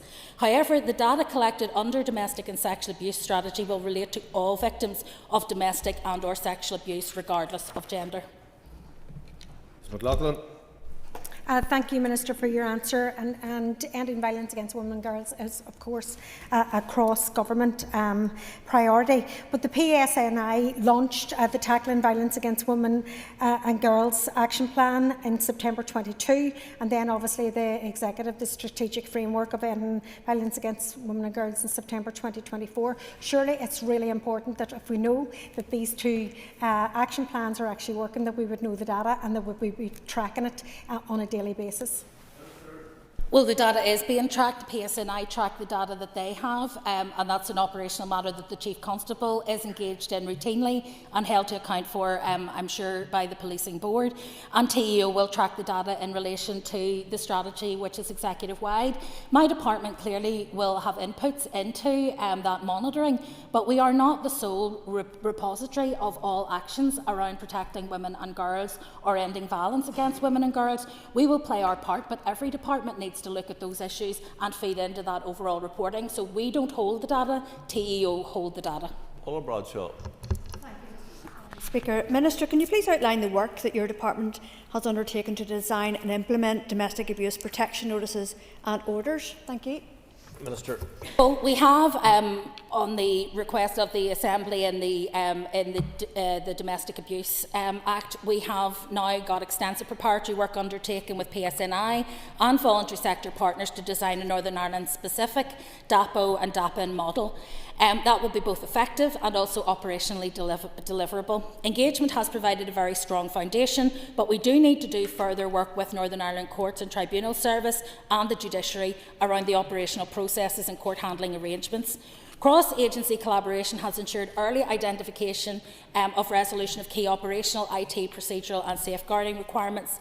We have also learned from other jurisdictions, Mr Speaker. There has been a detailed fact-finding visit to Croydon and to Greater Manchester pilot sites, as well as engagement with officials in Scotland. That insight has enabled officials to refine the model to avoid the challenges that were experienced elsewhere and to ensure that it is tailored to local needs and understands the operational responsibilities around local structures. We would hope to bring forward necessary regulations in spring 2026 and, subject to Executive and Assembly approval, the preparatory work places us, I believe, in a strong position to begin piloting DAPOs and DAPINs in the second half of 2026 or early 2027. Emma Sheeran. Renewable, the whole question 9, please. Minister. Tackling delay is one of the biggest challenges facing the criminal justice system and has been identified as a key priority by me as Minister and indeed the Criminal Justice Board and justice agencies.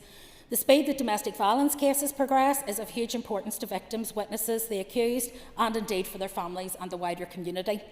The delivery of the Speeding Up Justice programme is a programme for government commitment which supports its Safer Communities priority. This programme is a joint cross-justice collaborative effort under the direction of the Criminal Justice Board, upon which the senior leaders of the criminal justice system are represented, including myself, the Lady Chief Justice, the Chief Constable, the Director of Public Prosecutions, the Director of the Northern Ireland Courts and Tribunal Service, and a number of senior other officials, including the Victims Commissioner. This programme takes a whole system approach focusing on reducing avoidable delay, reducing demand, freeing capacity and facilitating more proportionate and effective responses to offending behaviours. It's also aiming to take advantage of technological developments to improve operational processes and the communication between criminal justice organisations and the public. Earlier this year, the Department secured £20.5 million of transformation funding to support delivery of the programme. This funding is already being used to accelerate ongoing work in the early engagement and out-of-court disposals projects and is a significant boost to progressing this very important programme of work.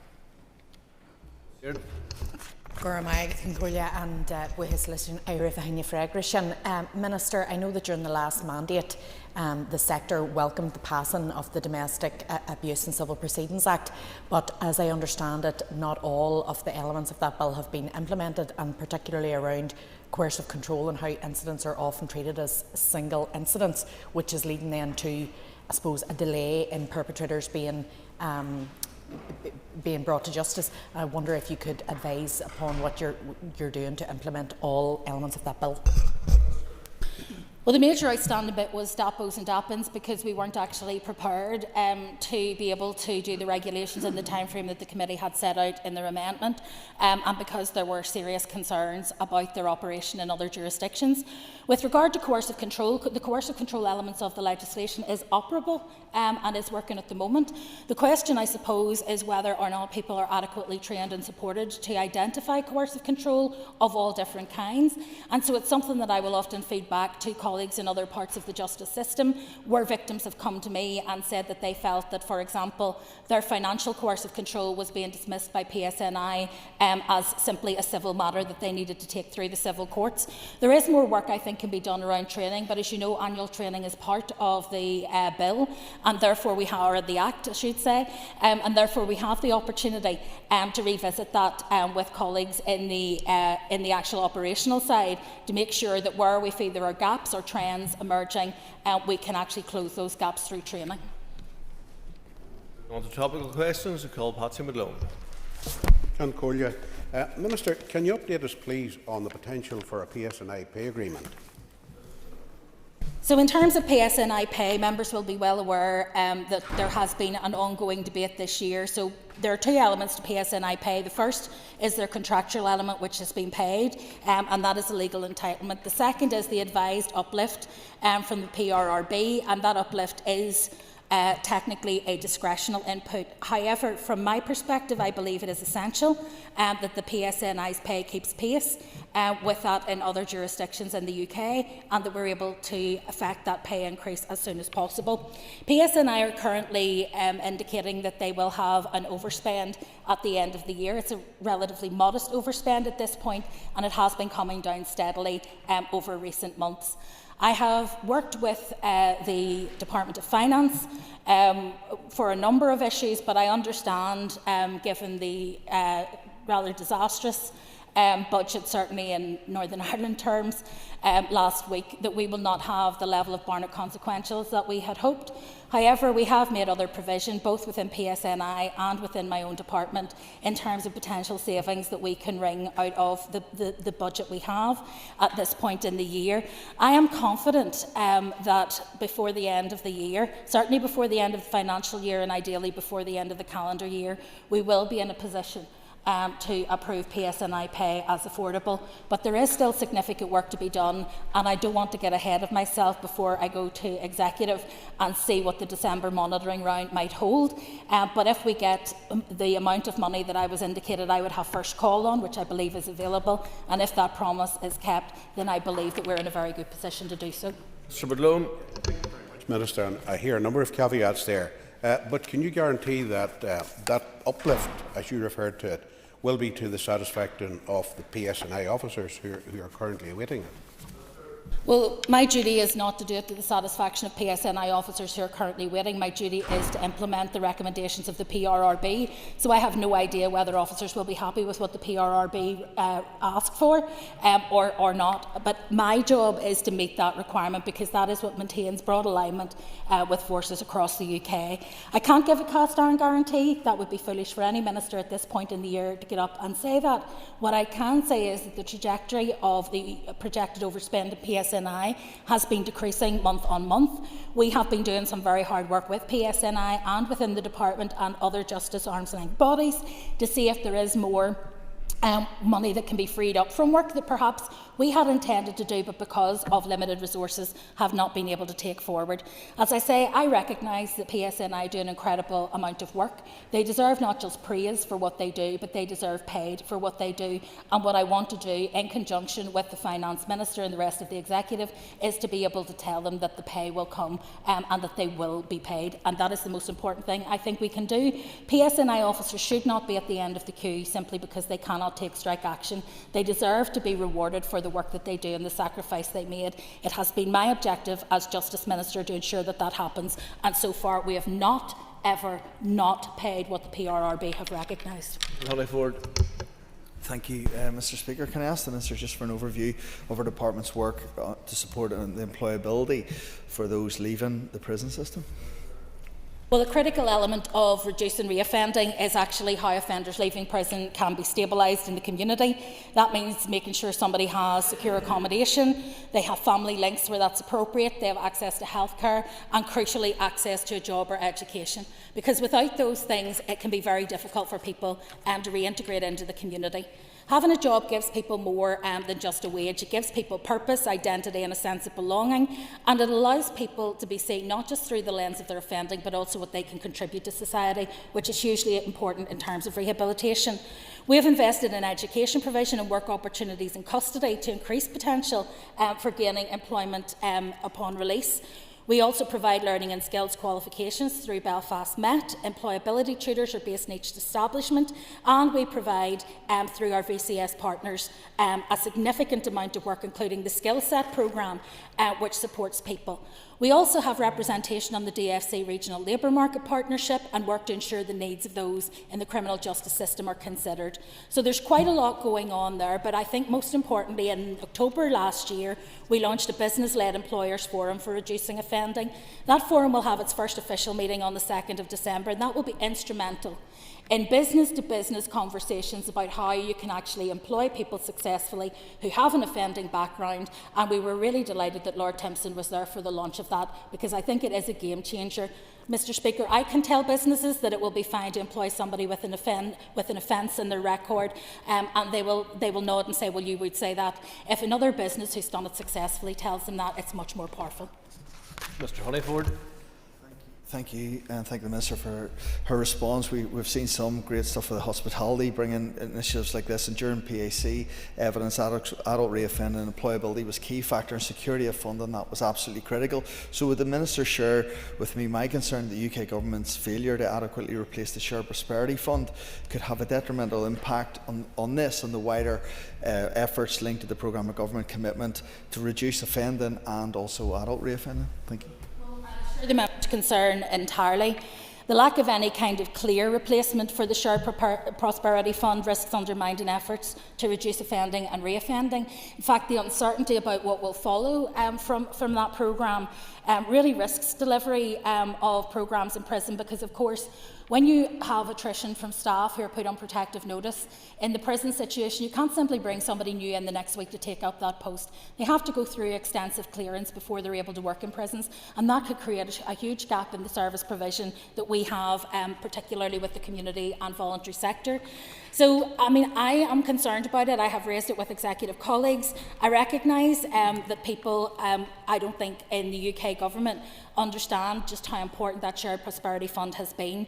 We are engaging urgently right across departments to explore what mitigations we can put in place, and also to press for arrangements that better reflect local priorities. But it would seem at the moment that the UK Government is absolutely determined to move forward with a process that I don't believe actually serves this community well. Mr. Dixon. Thank you very much, Minister. Going forward, can I ask you for an update on your department's projected capital budget needs? Well, if people aren't depressed enough listening to our revenue budget needs, I'm now going to depress you further by telling you our capital budget needs.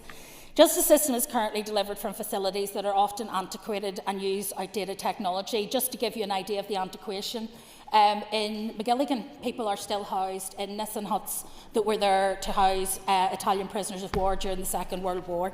So if we're going to make progress, we need significant capital investment to upgrade and modernise the aging justice estate. Doing so will actually release savings, because we will have more efficient buildings. We will have more heat controls and more sound controls and other things, and it will actually release savings, but it will require investment.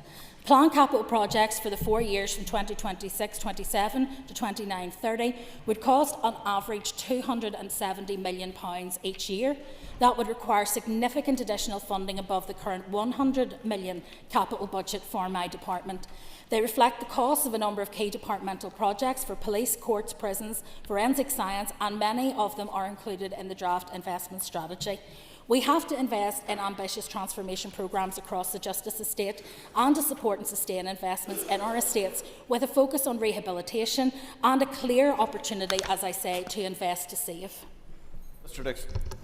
Thank you, Minister, for your answers so far. Can I ask you, Minister, to take us through some of the potential consequences for the justice system if those capital funding projects are not funded? Well, in terms of our 5-year plan, it highlights the need to modernise what is a very ageing estate. That's a critical element for us to make the system faster and more effective and more victim focused. For example, we will have courtrooms that don't have the ability to separate victims and witnesses from the accused, and that can create distress in some of those cases. So we won't be able to adequately meet the needs of those engaging with the justice system if we're not able to do the upgrades required. It would also reduce the department's ability to deliver future savings from the planned projects, including estates rationalisation, the use of energy efficient systems, and that capital investment will reduce the need for ever more urgent and expensive maintenance repairs as infrastructure is modernised and replaced. For those of you who watch the weather forecasts as avidly as I do during spells of bad weather, you will note how often the highest winds in Northern Ireland are at McGilligan Point. I mean, it is literally through hope and prayer that that building has held together during all of those storms, given the battering that it takes on a regular basis. And we know already some of the significant damage that was done in a previous storm where the walls of the boiler house were actually demolished by the wind.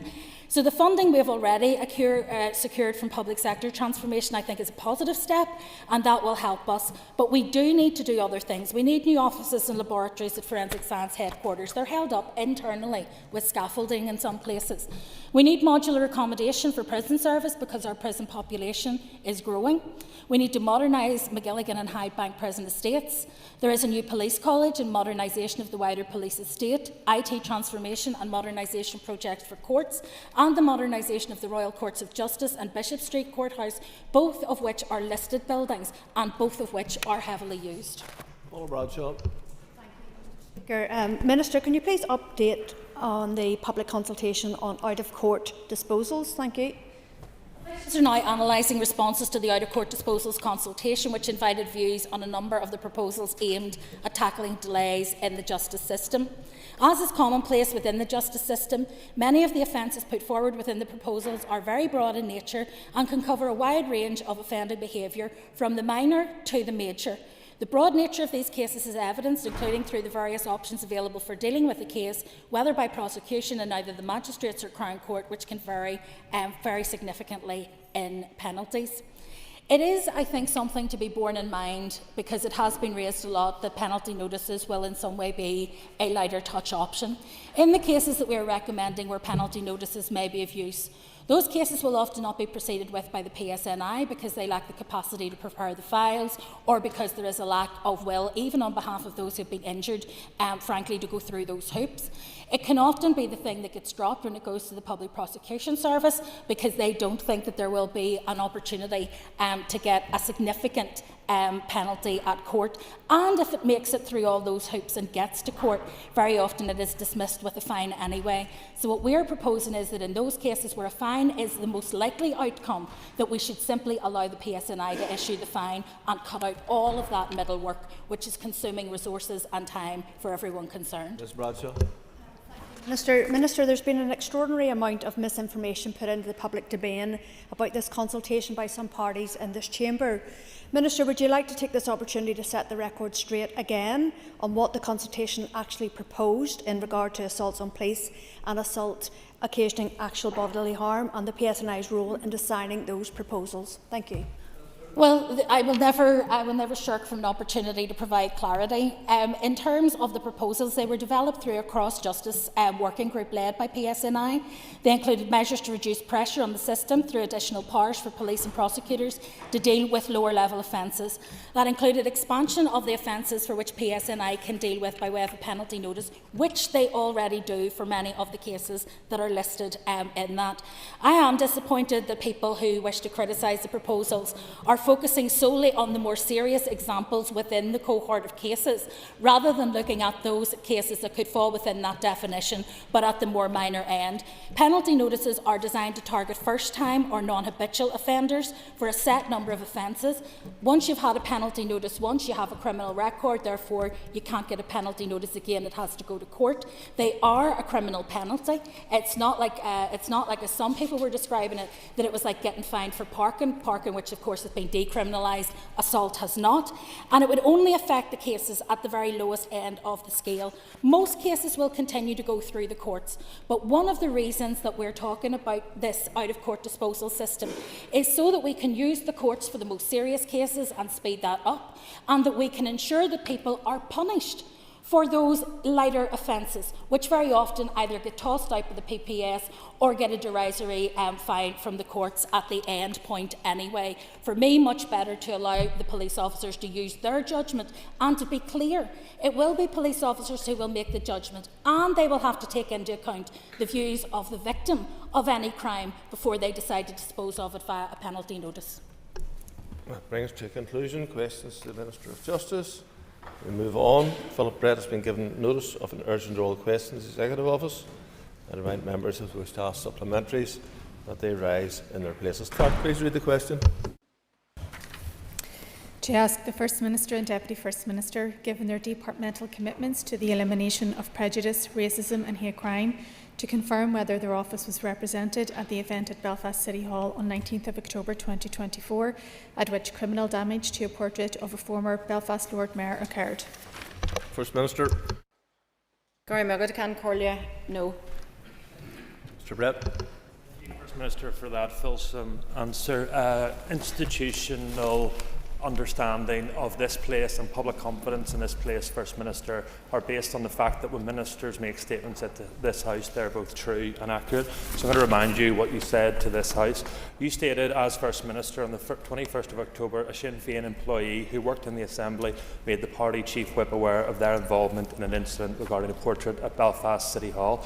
You were then contradicted, First Minister, by your Chief Whip in her public statement to the PPS, where she stated that the individual responsible made no admission of either being at the event or knowing about the damage. Either, First Minister, you misled the Assembly or your Chief Whip misled the police. Both are very serious. Which one is it? Can Collier, there have been a number of inaccurate comments and claims made in relation to the events at Belfast City Hall on the 19th of October 2024, including at the Executive Office Committee last week. The Junior Minister said at that Executive Committee meeting last week that she attended the event as a West Belfast constituency MLA and also equally as a Gaeilgeoir. She was very clear about that statement then, so let me also be very clear today. This invitation was not accepted in the role as Junior Minister. As would be normal practice across all ministers in TEO, Aisling Riley forwarded the invitation to the private offices in order to ascertain if she could attend in her role as Junior Minister. This is the only reason that the invite is held on file. To be clear, the total information held by the Executive Office is one email, an invitation to Aisling Riley as a constituency MLA. Aisling Riley and 4 other Sinn Féin representatives received the invite. Aisling Riley, as Junior Minister, did not receive 5 complimentary tickets. This invitation was not fulfilled in the role as Junior Minister. TEO had no further involvement beyond registering the case. TEO did not provide any advice in respect of the invitation. There was no briefing commissioned or compiled from officials, and for absolute clarity, the TEO does not hold indeed any further information in relation to the events on the 19th of October.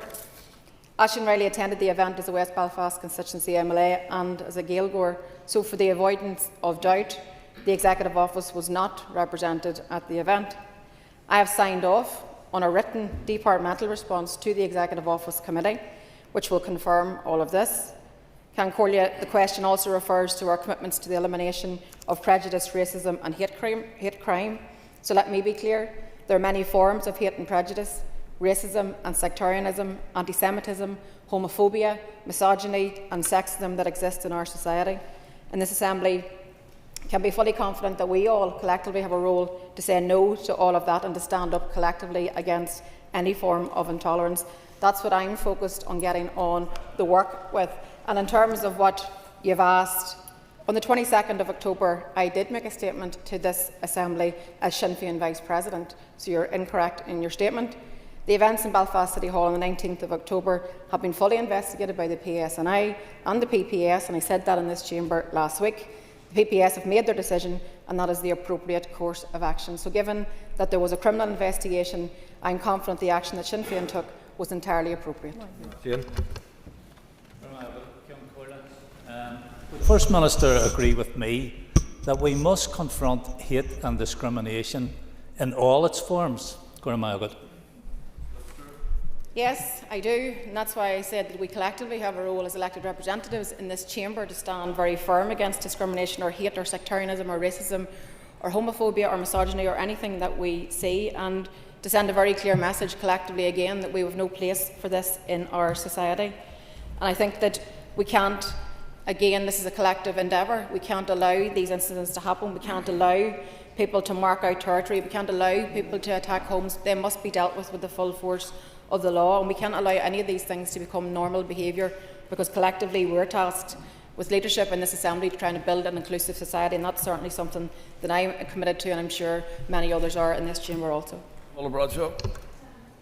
Speaker, First Minister, thank you for your introduction there. So I suppose from the Executive Committee's point of view, the Executive Office Committee's point of view, you know, we are very concerned that we have not been given this information to date, and I just wonder why it has taken over a year now for us to be made aware that the Junior Minister didn't attend this event in that official capacity, because I think that it could have put to bed a lot of the confusion and also the mistrust that this situation has created. Thank you. Well, I think this question only arises at this moment in time out of political opportunism, not by yourself, of course, but by others that want to use this issue. The question arose in the committee last week, and I can assure you, as Chair of the committee, that I have signed off in the response to you that will set out very clearly what I have said in this chamber today, and hopefully that clarifies the matter for you. Andy Allen.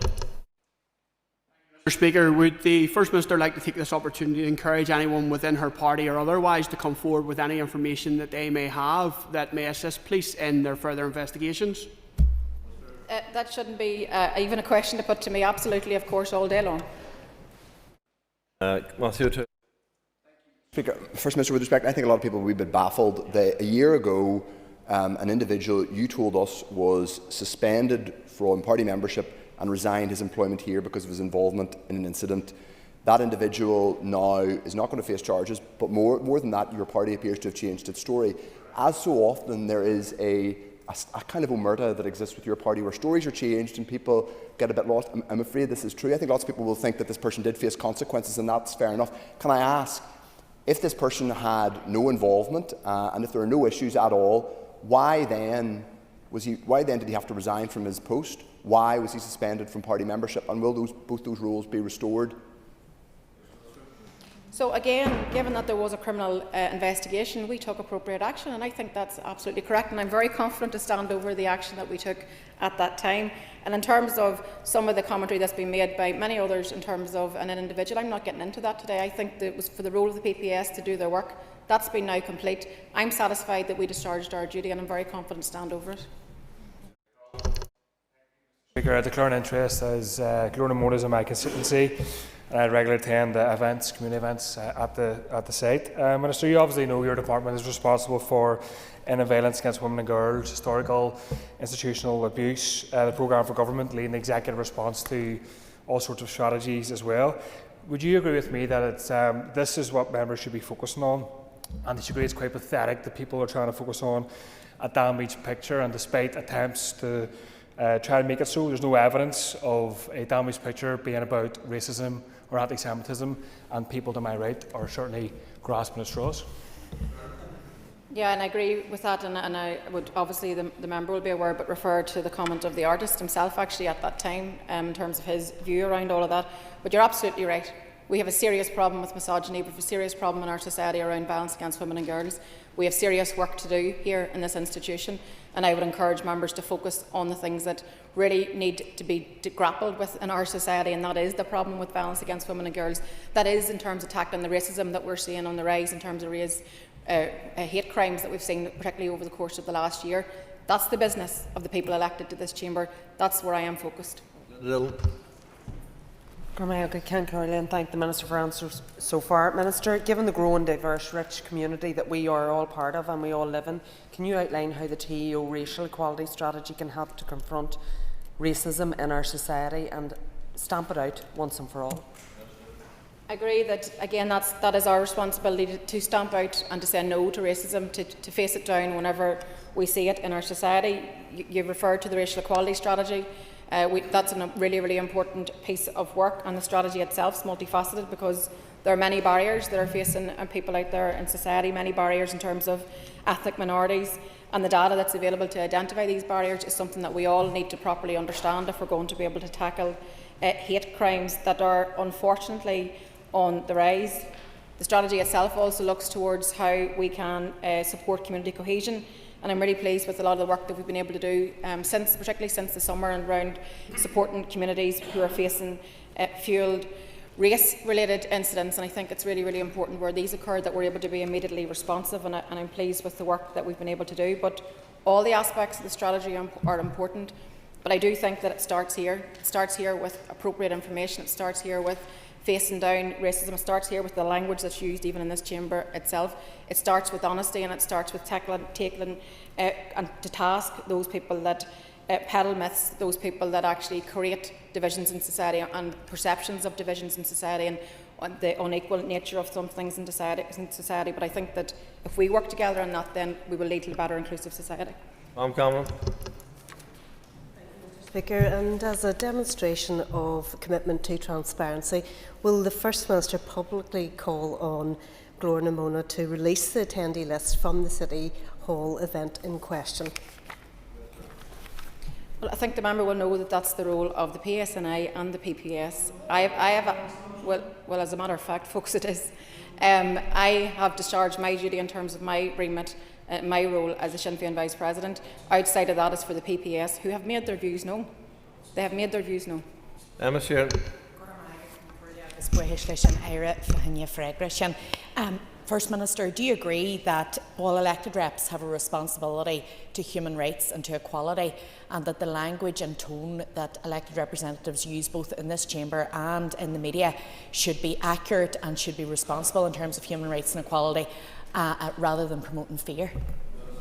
I do agree, and I think that I say it time and again because I think it's important to really underline it, but across the world you see how harmful disinformation is, you can see how harmful misinformation is, and particularly in the world of social media where things can just get said unchecked, and quite often a lot of the big companies aren't even taking those things on in a real responsible way. So I think people look towards us as political leaders for some guidance in terms of this misinformation that we see, and I think absolutely we should all be about promoting inclusivity.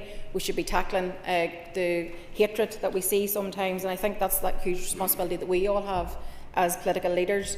And I think the tone of some commentary that we've seen in recent weeks really adds fuel to all of that fire, and I think that people elect us to speak up on their behalf. They elect us to lead in society, and I think what we need to do is ensure that we call out the wrongdoing whenever we see it. Minister, you failed to answer the questions from my colleague Philip Brett and the Leader of the Opposition. So can the First Minister explain why her party, Sinn Féin, would move to immediately suspend an employee from this Assembly who, if we are to believe the revised accounts provided by the Sinn Féin Chief Whip, made no admission of being present at or involved in the incident in City Hall on the night of question? Why would you suspend someone in that regard? Or were you right the first time when on the 22nd of October you said a Sinn Féin employee who worked in the Assembly made the party Chief Whip aware of their involvement in an incident regarding a portrait in Belfast City Hall? Which one is right? On the 22nd of October last year, I made a statement in this Assembly as Sinn Féin Vice President.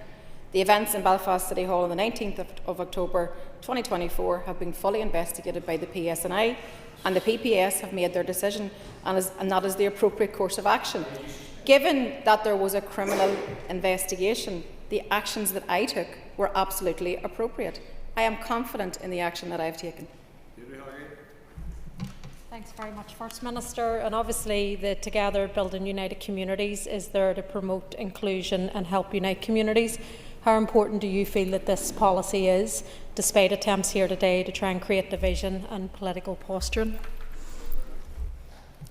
Yeah, I think one of the areas that I think we can be so pleased with in terms of the Together Building United Communities work has been how it's brought people together, and it's had a really, really positive impact, and that's why we're looking now at future iterations of it. I think that the Good Relations Programme, it's a match-funded programme delivering 2.8 million in funding in 25-26. That's really supporting very good projects on the ground, good relations projects that we're all aware of in our constituencies. And even since this summer, we've had additional funding provided to fund projects that are very much about the promotion of integration, particularly given what we saw over the course of earlier in the year. And I really do believe that's going to help us to improve community relations and help us to deliver a truly shared and inclusive society. I call down for South. Will the First Minister ask her party to publish the details and findings of any internal investigation that was initiated after the former Sinn Féin employee came forward? Again, this is not a matter for the Executive Office, as are many of the questions that have been put here today, but there was no criminal investigation. The PS and the PSNI did their job. Trevor Clark. Thank you very much, Mr. Speaker. In your statement, whilst you may have been speaking as the Vice President of Sinn Féin, you were still the First Minister of this Assembly. So in your capacity as First Minister of this Assembly, did you offer to give any information to the police? Did you give an interview to the police? Did you give them information that you were in receipt of to the police? Or did you avoid all contact? So I think I've answered this question, Concordia. I have made it very clearly in the basis on which I was... Look, you might like the answer, but the answer is very factual, and I can stand over the position that I took. On the 22nd of October, the statement that I made to this House, I did so as Sinn Féin Vice President. There was a criminal investigation, and the action that I took was wholly appropriate with that investigation. David Brooks. We'll have another rattle and see if we can get past the press office prepared lines. The Minister on the 22nd of October, as has been said, stated that a Sinn Féin employee had admitted involvement in the incident that led to the criminal damage of the portrait in Belfast City Hall. Now, I'm not asking about the PSNI or PPS investigation. I'm asking, was a Sinn Féin employee involved, or did the First Minister mislead this House? I'm confident in terms of the action that I took. I have nothing else to add to what I've already said, folks. First Minister commit to releasing all and any information held by the Executive Office, including any emails, any briefings relating to an invitation for the Junior Minister, Aisling Riley, to attend the Belfast City Hall event? First Minister. I stated in my initial answer that there is nothing to be seen, and we will write to the committee. I've already signed off on the response that's going to go to the committee, as I have just stated in this House, and it will set out very clearly that there was no briefing, no list of invitations. Junior Minister Riley did not attend in a capacity in her office of Junior Minister, and you know that. Brian Kingston. First Minister, when the subject of the damage to the Lord Mayor's portrait was raised by Harry Harvey and myself at the Executive Office Committee meeting, which you attended on the 23rd of October 2024, do you believe it was appropriate for Carol McCullen, as a member of the committee, not to recuse herself, given her clear conflict of interest, which she failed to declare, specifically that her son had let Sinn Féin know of his involvement in the damage to the portrait, and Sinn Féin had reported that to the PSNI? Again, nothing to do with the Executive Office, and I believe that Ms Cullen answered that question in the committee. Morris Bradley. Speaker, could I remind members that any leader or deputy leader of a political party has no right to address this Assembly. Therefore, the First Minister addressed this Assembly as the First Minister. But could I ask the First Minister to provide a statement including her recollection of the account given by the Sinn Féin Chief Whip to the PSNI or the PPS, and if not, would she be willing to do so? Well, I can point out as a matter of fact that I addressed this House as Sinn Féin Vice President from the backbenches, as your own ministers do on occasion also. And in terms of what I have, my engagement and the discharge of my duties, I'm very confident in the action that I've taken. I've repeated it on numerous occasions here today. That concludes questions to the Minister. I now move back to the suspected case of point of order, Mr. Brett. This question being granted, but could you outline to the House, Mr. Speaker, what avenues are open to members should a member speaking as First Minister or from the backbenches inadvertently or intentionally mislead this House? It is clear that the comments made by the First Minister on the 21st of October are in total defiance to the comments made by the Chief Whip in a statement to the Public Prosecution Service. Could you, Mr. Speaker, articulate to members how we can ensure to find out which member of Sinn Féin was misleading this House? If the member wishes to make that case, I think he should put it to me in writing, and then I can consider what is provided to me. We now move back to the suspected case of blue tongue virus, and the next person to ask a question is Aoife Finnegan. For my agat can Corlia, and yeah, are we good to go?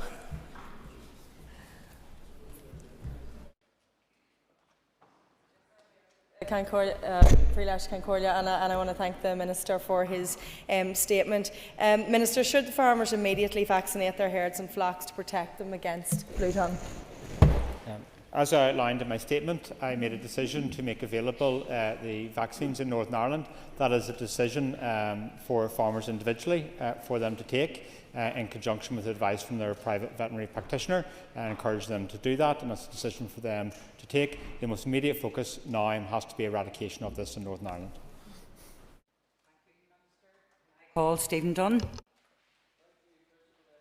Thank the Minister for his statement. Breeding and production moves will not be permitted from farms or to farms in the control zone. This, Minister, has potential for very serious consequences for some farms and indeed their livelihoods, depending on how long this policy is in place. What more can be done to support these farmers and their farm businesses that are most impacted, and is there any indication on the length of time that these restrictions will be in place? Obviously, I appreciate that it is a very live situation. Minister. Thank you, Stephen, and I'm very aware of the impact of these restrictions in place, and you've outlined them yourself in the House. There is the capacity for direct export to slaughter. There's a form you need to have for that. It's available on the DAERA website. The focus now has to be in terms of vigilance, the work we're doing as our department in terms of increased testing, so that we can follow through in terms of the framework we have in response to this, and then we can move out of this control zone. That is what our focus is at the moment. Let's hope that we're not in it for an extended period of time, but that it relies on us all working together around this. I know the impact that this will have for the farming community. For us to best serve the farming community in Northern Ireland and ensure ongoing success of our agri-food industry must be compliance with these regulations in the time ahead.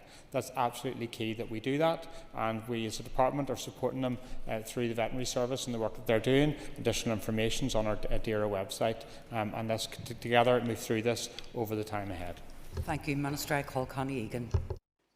Thank you, Minister, for your statement. Could I ask you for more details on the temporary control zone in the Bangor area and the rules associated with it? Thank you, Connie. So on the DAERA website there is a map detailing the temporary control zone. I would encourage members to view it and make their constituents aware of it. It's a 20-kilometre control zone from a holding near the Bangor area. For those who are viewing the map, you will see that this extends beyond County Down. It also goes into, for example, East Antrim and the Belfast area. It's important people acquaint themselves around this. As a department, we're making contact with farmers in the area by email and also by text. The rules associated with this are pretty simple. There is no permitted moves except for those direct to slaughter. A form is available from the DAERA website, which can be downloaded and brought with you to the abattoir when that slaughter is about to be undertaken. It's important people are aware of the reasons for this. This is about us being able to manage any potential spread of this, and it is a key part of our disease control framework in Northern Ireland. Thank you, Minister. I call on you, Murphy. I'd like to thank the Minister for making his statement here today on what is no doubt a deeply concerning and worrying time for many in our farming communities.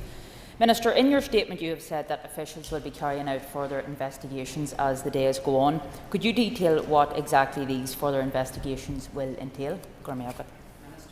So further samples have been sent to UK and EU laboratories. That will be undertaken. In addition to that, we have increased the amount of surveillance in our local abattoirs. We have set out traps for midges and we'll be testing those. And also there's extra blood samples being taken, not just from the herd where these animals were detected, but also from the broader area. So we're stepping up that surveillance and we're also asking for increased vigilance around this. For farmers, if they see anything of concern, to report it to us immediately. And if there's any sick animals, to isolate those immediately. Thank you, Minister. I call Keith Buchanan. Thanks, Minister, for your statement. I appreciate that so far. Minister, you referred that the outbreak may have been a result of midges, and we're speculating on that. There remains a risk from importing animals from other parts of Europe. Given that it appears blue tongue is now a reality in Northern Ireland, or hopefully it's not, but let's say it is, will you now look seriously at implementing restrictions of animal movements from Europe?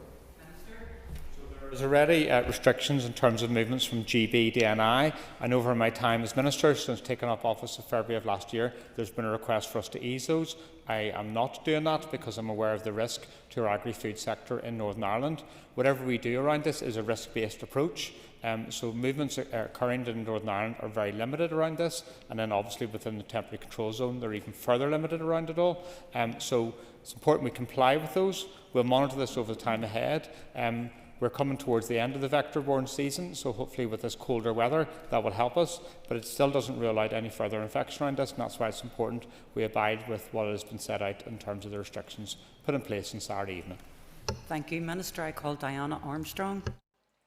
Deputy Speaker. Minister, thank you for your statement, and I do commend you for the swift action that was taken this weekend. But you mention at least a couple of times in your statement that there is no risk to public health. Can I ask what measures you're taking to communicate that message more widely to the consumers that meat and lamb is indeed a safe product to consume? Thank you, Diane. And this is a really important message to be told, because we trade in terms of people's confidence around our agri-food industry, and blue tongue does not affect humans, so there is no human or public health implications. There is no risk of the disease being contracted or spread through meat or milk. Let me be very clear on that. Thank you, Minister. I call Patsy McGlone. For your last, John Corley, thank you, Minister, for the swift action of your department and your officials. But, Minister, a note from your statement, you say that animal movements to GB are all suspended while immediate discussions are held between officials to agree requirement for movements. Can I ask you, please, if those animals outside the control zone have already been vaccinated, what difference, or does that make any difference to those restrictions on movement of those vaccinated animals to GB? Thank you, Patsy. So that doesn't come in to these decision-making areas, because no moves to Great Britain can occur until conditions for these moves are agreed with DEFRA and other UK authorities. My officials are in discussion with colleagues in Great Britain to enable these moves to restart as soon as possible. Potential exporters and private veterinary practitioners are encouraged to watch for further guidance from DAERA, and this guidance may change as the situation develops. Okay, members, that concludes questions on the statement. We're just going to take our ease. We're waiting on the Minister for the next item of business. Thank you.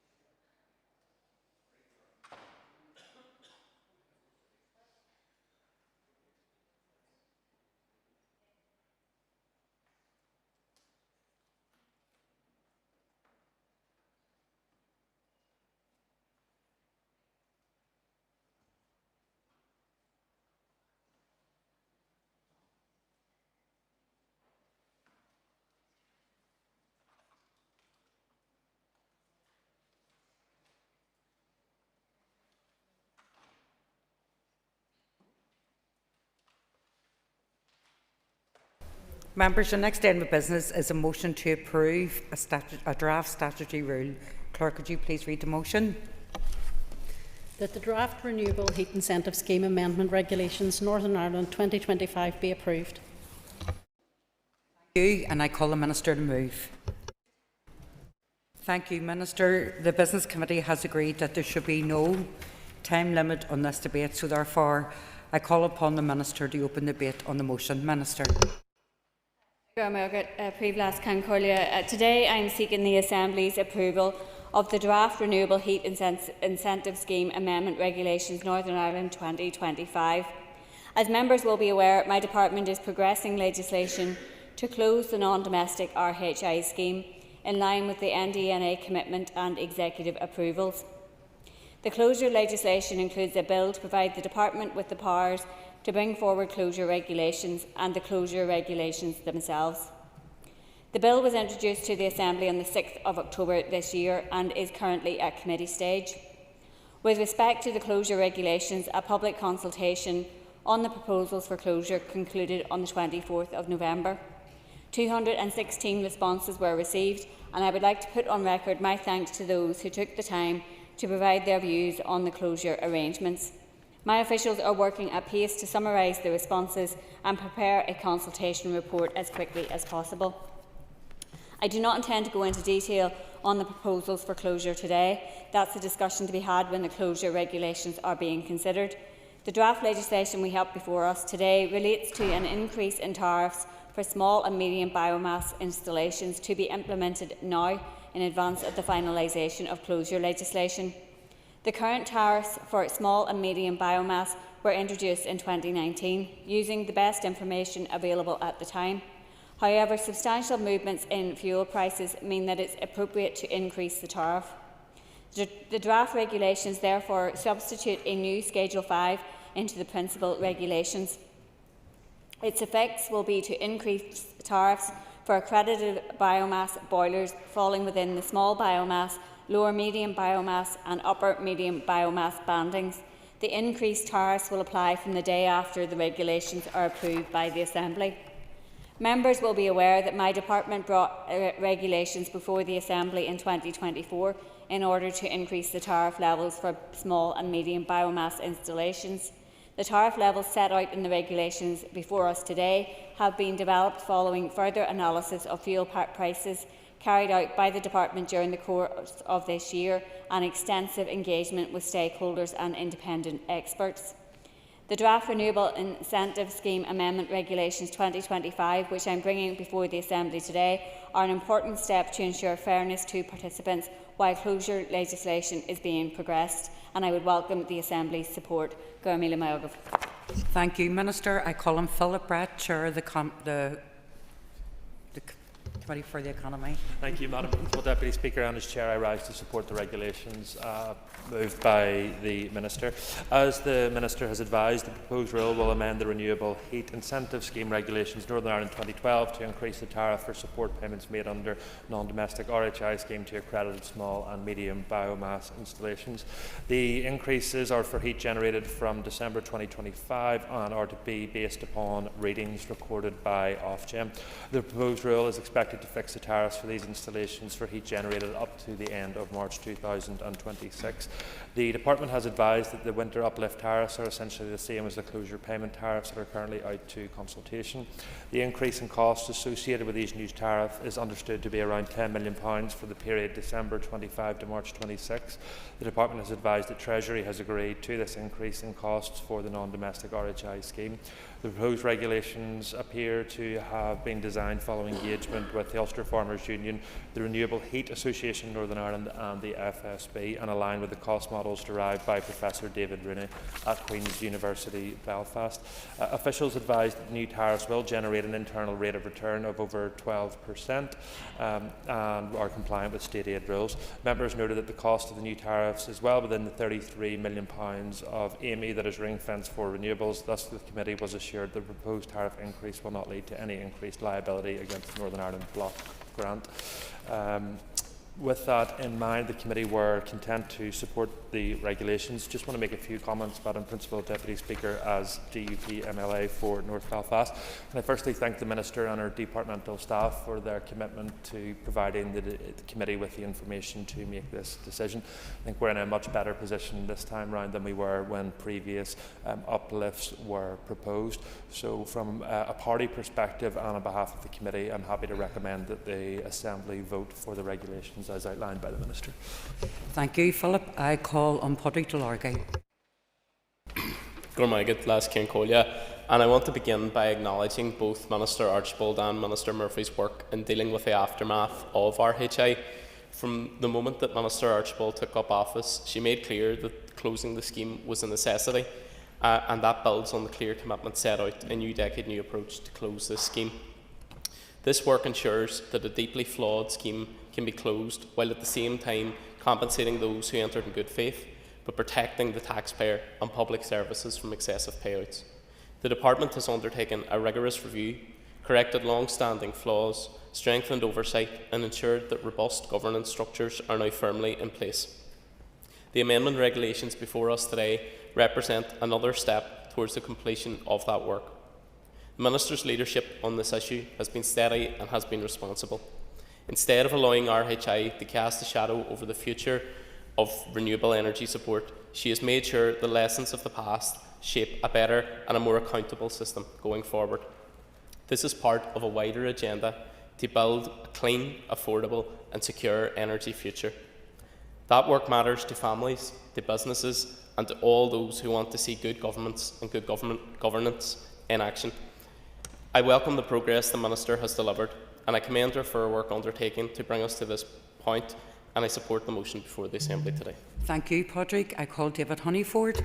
Thank you, Principal Deputy Speaker, and I want to echo the comments of the Chair of the committee to the staff and to the Minister. This time round has been a lot different than the last, and we appreciate the amount of information and briefings that we have had. So from the Alliance Party, we will support these regulations. This is a necessary step of finally drawing a line under the RHI saga. I've said this before, but the RHI scheme has been a stain on public confidence and the credibility actually of this Assembly. So to get it towards closure is of benefit to everybody. RHI has dragged us back for years and held up the kind of modern and ambitious energy strategy that we all need to deliver and should have been delivered a long time ago. And energy security, as Padraig has just said, is fundamental. Generating our own homegrown energy is fundamental to families and businesses across Northern Ireland to reduce that price of electricity and for the wider public and keeping more money in people's own pockets rather than spending it and struggling at this time. But every time RHI comes back to this chamber, we're reminded of that scandal and what should never have happened in the first place and the damage that it's left behind. And I see it all the time within the Public Accounts Committee. In the shadow of RHI, it seems to dominate decision making over the department, and it seems to cause that fear and caution and hesitation exactly at a time when we need ambition, creativity and momentum to see that energy transition. So we look forward to ending this chapter. Today's regulations amend the schedule. On paper, these are technical changes. Nothing with RHI is ever really simply technical, so everything has to be viewed through that lens of trust, of fairness and a final closure. And that the fairness matters, and it's absolutely, we must be fair to the people who entered this scheme in good faith. In fairness, those who invested properly and operated as it intended, but also fairness to the public at large, because we will not accept any system dragging us back to days when people were paid for heat that was never generated in the first place. So I want to be absolutely clear, as we move to closure, that Alliance will simply not rubber stamp any repeat of that when it comes to the next stage of closure. We will not give a blank cheque to payments that do not reflect real and renewable, genuine renewable heat. And I want to put that again on the record, because my concern is that what is presented before us and has been presented at committee in the upcoming legislation will do that. Tariffs must support environmental transition.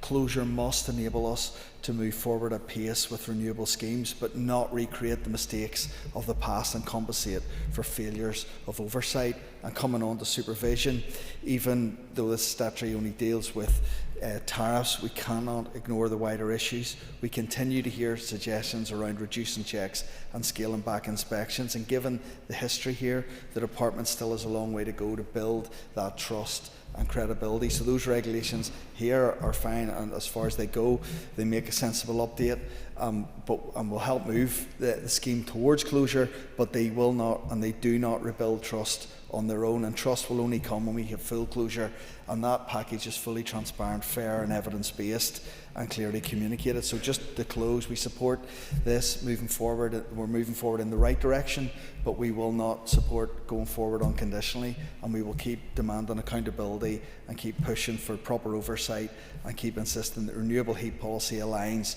with our climate objectives.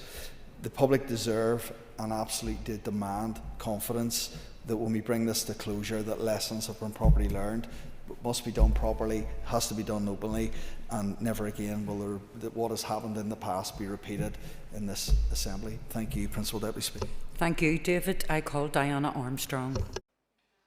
Deputy Speaker, and really I thank the Minister for attending today. Like my colleagues on the Committee for the Economy, there is unanimity in going forward and supporting the statutory regulations. We do recognise that the RHI scheme must work towards its end point, which is necessary to allow other renewable energy schemes to come into play.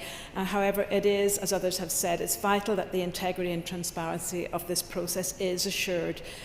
With a scheme that has been plagued by scandal, mismanagement and a huge decline in public confidence, what people today want us to focus on is the implications that this closure will have for the public purse. So at this stage I do support the statutory regulations. I do welcome the move forward and the work that you and your department have been doing, Minister, and happy to support today. Thank you. Thank you, Diana. I call Sinead McLaughlin.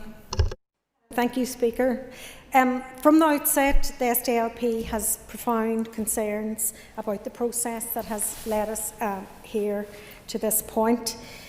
These regulations set the tariffs only until March 2026, when the Department for Economy will take over responsibility for administering the RHI scheme. But the tariffs we've been asked to endorse today are extremely similar, almost identical, to the tariffs that the Department has just finished consulting on as part of the proposed closure arrangements. In other words, the Assembly is being asked to vote in favour of a tariff structure that is simultaneously being consulted on as we speak. And that's not good practice. It undermines confidence in the consultation process, suggests that the Department has already settled on an outcome long before participant stakeholders in this Assembly have had meaningful chance to respond. But Speaker, this is only a symptom of a much wider and deeply troubling pattern. We should never forget that we are here because the Department failed to act when Ofgem first indicated that they intended to hand back the administration of this scheme. The warning was given 2 years in advance. The Department had sufficient time to prepare a smooth and orderly transition. Instead, it hesitated, it delayed, and it has allowed the situation to actually drift. The result is what we now see before us, a rush process, regulations brought at the last minute, and an Assembly that has been given far too little time to scrutinise something that deserves the highest level of scrutiny. We are being asked to approve tariffs without having the sight of the closure guidance, and we are being asked to trust the Department can deliver inspections needed to ensure that the scheme is not abused, yet no detailed plan has been actually provided. And we are being asked to accept administration costs more than 50% higher than Ofgem's with no convincing justification. And Speaker, there's also serious questions about the banding scheme. Under these regulations, we could see boilers operating at 5% usage while still getting payments that are operating at 50%. We understand the theory, and that is meant to nudge participants to use the higher usage bands, but we remain unconvinced that this would work in practice and that it represents a fair or an efficient approach. Serious doubt remains over how it can be monitored, verified and enforced. And we recognise the wider context that Northern Ireland must continue to support the generation of renewable heat and honour commitments to those who entered the scheme in good faith, and many in my constituency. The SDLP have always stood by that principle, and we will always stand by them too. Those who acted honestly deserve proper compensation. But, Speaker, the truth is, because the Department's mishandling, its delays, its lack of planning and its failure to act when action was needed, the Assembly has been backed into a corner. The options before us are so limited, so constrained, and we have effectively been left with no choice but to support the regulations despite the many flaws in how we have arrived here. That should be a source of shame for the Department. No minister, no official, no department should take pride in forcing the Assembly into such a position. We will support these regulations because we refuse to punish those who entered the scheme in good faith. But let me be very clear and hope it is clearly understood. This support is not an endorsement for the Department's approach, nor of the flawed process that has brought us to this point. Thank you. Thank you. Sinead, I call Deirdre Hargay. And thanks to the Minister, obviously, for bringing these regulations forward. It is important that we're at this point today looking at the tariffs of the RHI scheme. And obviously the RHI scheme was flawed from day one, resulting in incentivising more burning and higher costs. The clear mismanagement of the scheme further gave a written assurance that tariffs would be guaranteed into the future. And the scheme was fundamentally flawed from the very start. This Economy Minister has stepped in to clear up what was undoubtedly a mess and to deliver responsible action and finally close this failed scheme. Minister Archibald has brought forward clear legislation grounded in independent evidence from Professor David Rooney, ensuring that any tariff adjustment is fair and transparent, and with the key being that it's temporary. Key aspects missing from the original scheme. The temporary tariff uplift is exactly that, temporary, and forms a wider part of a carefully managed pathway to closure, not another delay or half measure. Keeping meters running or tinkering around the edges would only prolong a scandal that should have ended years ago. Real closure means ending the scheme outright, something that this Economy Minister is committed to do. These regulations before the Assembly today embed fairness and transparency, and importantly deliver on the commitment in the new decade, new approach. So I welcome this next important step. Thank you, Deirdre, and I call on the Minister for the Economy to conclude and wind up the debate on the motion. Minister. And I want to thank all of their members for their contributions to today's debate and for their support for the regulations that are being proposed here. I just wanted to pick up on a couple of the points that have been made by members, and I think a number of members referred to the principle of fairness. I do believe that that is what we're trying to achieve here, and that the regulations are seeking to address an issue in relation to the level of tariff to make them more fair for participants, but obviously also protecting taxpayers. Just to clarify, and perhaps I heard the chair of the committee wrong, the 10 million figure is additional per annum, not just between now and the end of March, so just in case I picked that up wrong. On the issues that have been highlighted by both David Honeyford and Sinead McLaughlin in reference to the closure scheme rather than the tariff regulations that we are debating today. Obviously we heard the committee's views. The consultation has just closed and the responses are being considered. The whole point of consultation is to take on board the views, and we will be seeking to do that in the coming days and weeks, and hopefully be in the position to inform the committee of the outcome of that in January. I think some of the issues in relation to the tariffs today, in respect of the tariff itself, and Sinead's point, It has been modelled by independent experts in helping to support the department come to the figures that we have. The department has separately done its own analysis, and that was affirmed by the expert input, and we've had significant and extensive engagement with stakeholders, including participants and their representatives, in getting to the position that we are at in relation to those tariffs, which do have broad support, and I am content that we are moving in the right direction. This is a stopgap, if you would like, between where we are now and where we will be when we have the closure legislation progress. So this is to ensure that participants are receiving a fair payment in the interim while we move towards closure, and I think that it is the right thing to do. So I appreciate the support from members that has been voiced here in the chamber today, and I will commend the motion to the House. Thank you, Minister. So the question is that the draft Renewable Heat Incentive Scheme Amendment Regulations Northern Ireland 2025 be approved. All those in favour say aye. Contrary if any noes. The ayes have it. The ayes have it. Members, could you take your ease to a change to top table, please? Thank you.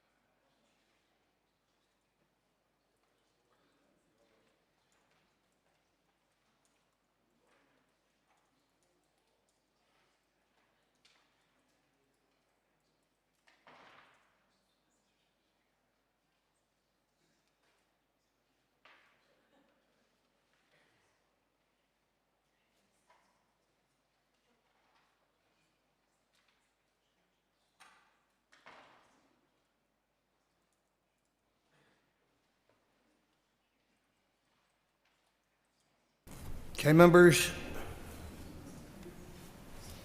The next item of business is a motion on pressure on the PSNI due to health system failings. Clerk, please read the motion. That this Assembly expresses grave concern that failings in the health and social care system are forcing the PSNI to act as the service of last resort for those facing mental ill health or other forms of health crisis. Expresses further severe concern that the PSNI responds to over 100 concern for safety calls per day on average, with only 3% of those incidents linked to crime. Agrees that having to make up for gaps in health and social services is having an unaffordable impact on policing resources and capacity. Notes that this additional pressure is being put on policing despite the Department of Health receiving more than half of the Executive's entire 2025-26 resource budget, and calls on the Minister of Health to prioritise delivery of Mental Health Strategy 2021 to 2031, Health and Wellbeing 2026, Delivering Together and the Right Care, Right Person model in order to address the unsustainable burden his department is placing on police services. Thank you, and I call Nina McAllister to move the motion. Moved. Thank you. The Business Committee has agreed to allow up to 1 hour 30 minutes for this debate. The proposer of the motion will have 10 minutes to propose and 10 minutes to wind. As an amendment has been selected as published on the Marshal's list, the Business Committee has agreed that 15 minutes will be added to the total time for the debate. Please open the debate on the motion. Thank you, Deputy Speaker. I rise today as a spokesperson for Alliance on the Health Committee, but also as a member of the Policing Board, to propose our motion that has been brought before you today, highlighting the pressures faced by the PSNI due to health system failings around mental health crisis services, and calling on the Health Minister to ensure it plays a proactive role in the implementation of the Right Care, Right Person model. Currently, under the Mental Health NI Order 1986, police officers have a power to enter private premises with a warrant and temporarily remove people to a place of safety, and a power to remove persons from public places to a place of safety, provided that specified criteria are met.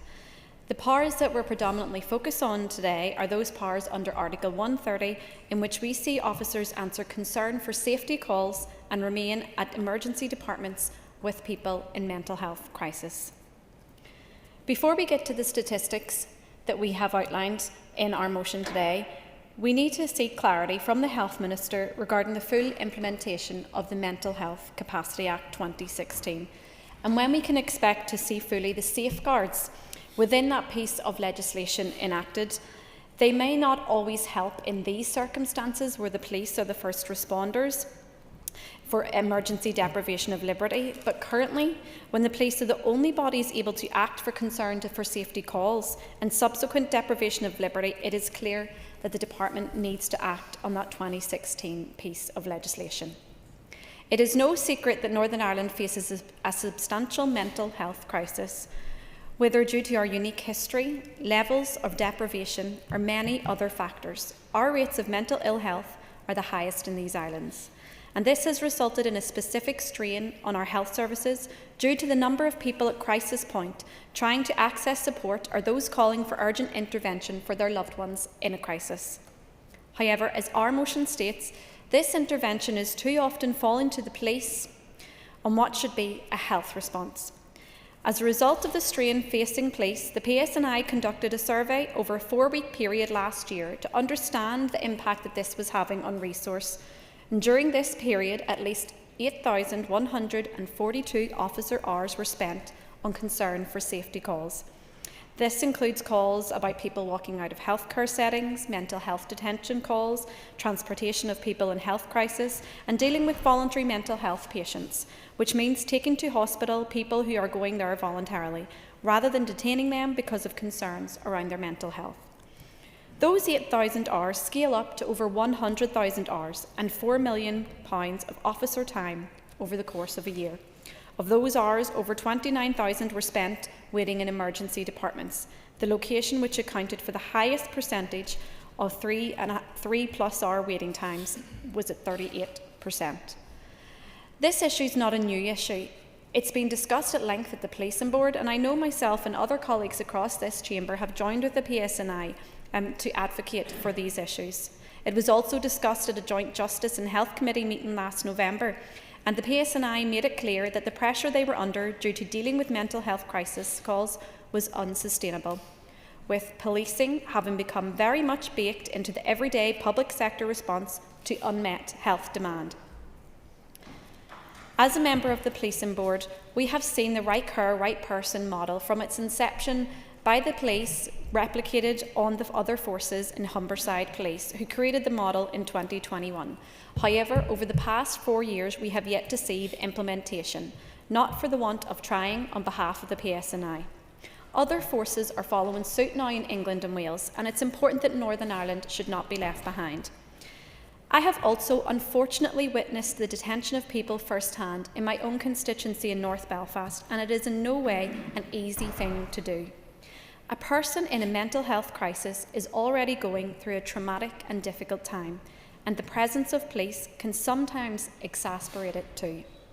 Not only does this result in unnecessary stigmatisation of those in crisis, potentially being seen as criminals due to being accompanied by police officers in stab vests with sidearms, but it's not a therapeutic way of dealing with a mental health crisis. Furthermore, it leaves officers in the extremely difficult position of having to make potentially clinical decisions when they have no authority to do so. That's something that has been advocated and lobbied about by senior leadership within the PSNI, not least due to the issues I have already highlighted around the mental health order. The PSNI and Department of Justice cannot be found lacking in trying to find solutions to the problem. They have taken a leadership role in implementing the right care, right person model, ensuring that individuals in mental health crisis can receive the right care by the right person at the right time. The PSNI leadership team have been hosting cross-agency meetings with the trusts, the Department of Health and relevant health representative bodies to emphasise the opportunities that a collaborative approach through this model can have for everyone, for police, for health workers, but most importantly, the individuals in need of care. But despite this, failings in the health sector are limiting the success of this approach. Police have been upfront that they cannot and will not leave a person in crisis unaccompanied, meaning they are still spending the countless officer hours supporting people who need more appropriate support from healthcare professionals. And let me be clear, this is not the fault of individual healthcare staff in our workforce. I know of many GPs and frontline hospital staff and approved social workers who are doing everything that they can within the resources available to them to ensure that they can support individuals facing a mental health crisis. But regarding the financial situation surrounding the Department of Health and Resources, I hope that we do not hear that it is a reason for not implementing right care, right person, because the resources are already spent. They are spent on officers waiting in A&E for up to 14 hours a day who do not have a choice but to respond to concern for safety calls. They are spent in the community by the community and voluntary sector who will pick up the pieces where our statutory services fail. They are spent in the health services when people's mental health is so badly affected. Their care and response to their care is so much more significant where there has been a failure to act early for each person. For what it's worth, I would prioritise spending around investment which would result in savings, either in the future or for another service. Delivering the mental health strategy is a perfect example of this, not least because it will reduce the burden on policing, freeing up officer time to deal with crime in our community, something which every MLA in this chamber are vocal on, calling for more resource to deal with. But it's most importantly about the individual and the care that they need at the right time. This motion is not about policing stepping back from any and all responsibility in these crisis scenarios. PSNI have been clear that they want to fulfil their duties in this area. It is about pressing the Department of Health to ensure that the health sector can fulfil their responsibilities rather than the current unfair and unsustainable burden lying with the police, and to ultimately ensure that people in a mental health crisis get the right care by the right people at the right time. Thank you. Thank you. And I call Keith Buchanan to move the amendment. Moved. Thank you. You will have 10 minutes to propose the amendment and 5 minutes to wind. All other speakers in the debate will have 5 minutes. Mr Buchanan, please open the debate. Thank you. And just for the record, Mr Speaker, I want to declare I'm a member of the Northern Ireland Policing Board. We welcome the motion brought before us today by the Alliance Party. Nobody disputes the issue it raises are serious, unacceptable and must be addressed. Our police officers are under immense pressure and the public rightly expect us to act. Our amendment adds some additionality to the motion, some small tweaks to add to the motion certainly, and not take away from the importance of it or indeed the motion more broadly. Underfunding has reduced our police services capability in recent years. The public rightly expect their police service to focus on keeping communities safe, preventing crime and responding swiftly when danger arises. Yet through no fault of their own, officers are being diverted into roles they are neither trained for nor resourced to carry out. Every single day, police officers are employed to around 100 concern for safety calls. That is not the most appropriate use of policing resources. It is neither safe nor sustainable. The statistics provided by the PSNI are staggering. Officers are spending on average 14 hours in A&E waiting with individuals who require a mental health assessment. 14 hours. That is time taken off our streets at a moment when neighbourhood policing numbers are already critically low. Since 2010, spending on public safety has risen by just 8%, while the health budget has increased by 88%. In that same period, the PSNI budget has fallen below 900 million. Our officers are being asked to do more than ever before, with fewer resources than ever before. In March 2024, the Chief Constable, John Boucher, put it plainly, "We are becoming the support function for health. Perhaps if we change the name to the Police and Health Service of Northern Ireland, we might get some wider budgets." Mr Speaker, this is unacceptable. During a briefing to the Policing Board, it was noted that the PSNI responded to around 500 ambulance calls when the ambulance service could not attend. In just 3 months, officers spent over 4,500 hours in hospitals supporting people in mental health crisis. They dealt with more than 21,000 mental health-related calls. The PSNI is not only keeping our communities safe, but they are also increasingly acting as a substitute health service. That is not their role. Without proper funding, the PSNI will face impossible choices about what they can and cannot do. That means slower response times, fewer officers on the ground and communities left vulnerable. Policing is not optional, it is a fundamental. If we continue to underfund the PSNI, we risk breaking the backbone of public safety in Northern Ireland. There must be a review of the PSNI budget. We must provide the resources our officers need. Obviously, we debated this in this House last week with respect to resources. We must ensure that the police remain a police service and not a stretched substitute for the health service. While I acknowledge that the Department of Justice and Health have recognised overlap of responsibilities, acknowledgement is not alone. The Minister of Health and Justice must move beyond discussion and deliver a properly resourced system where health professionals lead on a health crisis and police officers can focus on keeping our communities safe. The crisis of mental health in Northern Ireland is deeply worrying. Rates of ill health continue to rise year on year and mental health services are becoming ever more stretched. It is regrettable that Northern Ireland spends less per head on mental health services than the rest of the United Kingdom, despite having some of the highest rates of mental health cases in the UK. It is imperative the Health Minister works to prioritise funding for these vital services. Expediting a new regional mental health service would also support a more consistent approach to care across Northern Ireland. The Health Minister should continue to progress the mental health strategy. Progress has been made on a number of actions, but there is still more to do. As cases rise and services stall, the strategy needs to be accelerated. Let us be clear, as a party we will support any measures that improve treatment and support for people experiencing mental health challenges. It is incumbent upon us all to continue to press Government for more funding so that we can tackle these serious issues. Without decisive intervention from both ministers, public safety will suffer and vulnerable people will not receive the specialist care they deserve. Thank you, Mr. Speaker. Thank you. I call Linda Dillon. And want to thank the proposers of the motion, and we will be supporting both the motion and the amendment. And I want to begin by recognising the reality facing both the PSNI and, more importantly, the people who find themselves in deep distress or crisis. Every day, police officers are responding to more than 100 concern for safety calls, but only a tiny fraction of those situations involve any criminal activity. What that tells us is very clear. People who are experiencing mental ill health, vulnerability or breakdowns in their well-being are not getting the response they need from the health and social care system. And the police are being forced to step into a space that was never meant to be theirs. This is neither fair nor sustainable, and it is certainly not fair on the person in crisis. Officers themselves have told us time and time again that they are being asked to do work that they are not trained for, they are not resourced for, and that ultimately cannot deliver the best outcome for those individuals who need clinical and therapeutic support, not a policing intervention. This is not about criticising the PSNI, it's not actually about criticising the Health Minister or his department either. They are doing the best that they can, but they're placed in impossible positions because of the failings elsewhere in the system. For me and for Sinn Féin, this issue is fundamentally about outcomes for the person and ensuring that they receive the required care. When someone is in the midst of a mental health emergency or personal crisis, the question we must ask is simple: who is the best person to help them?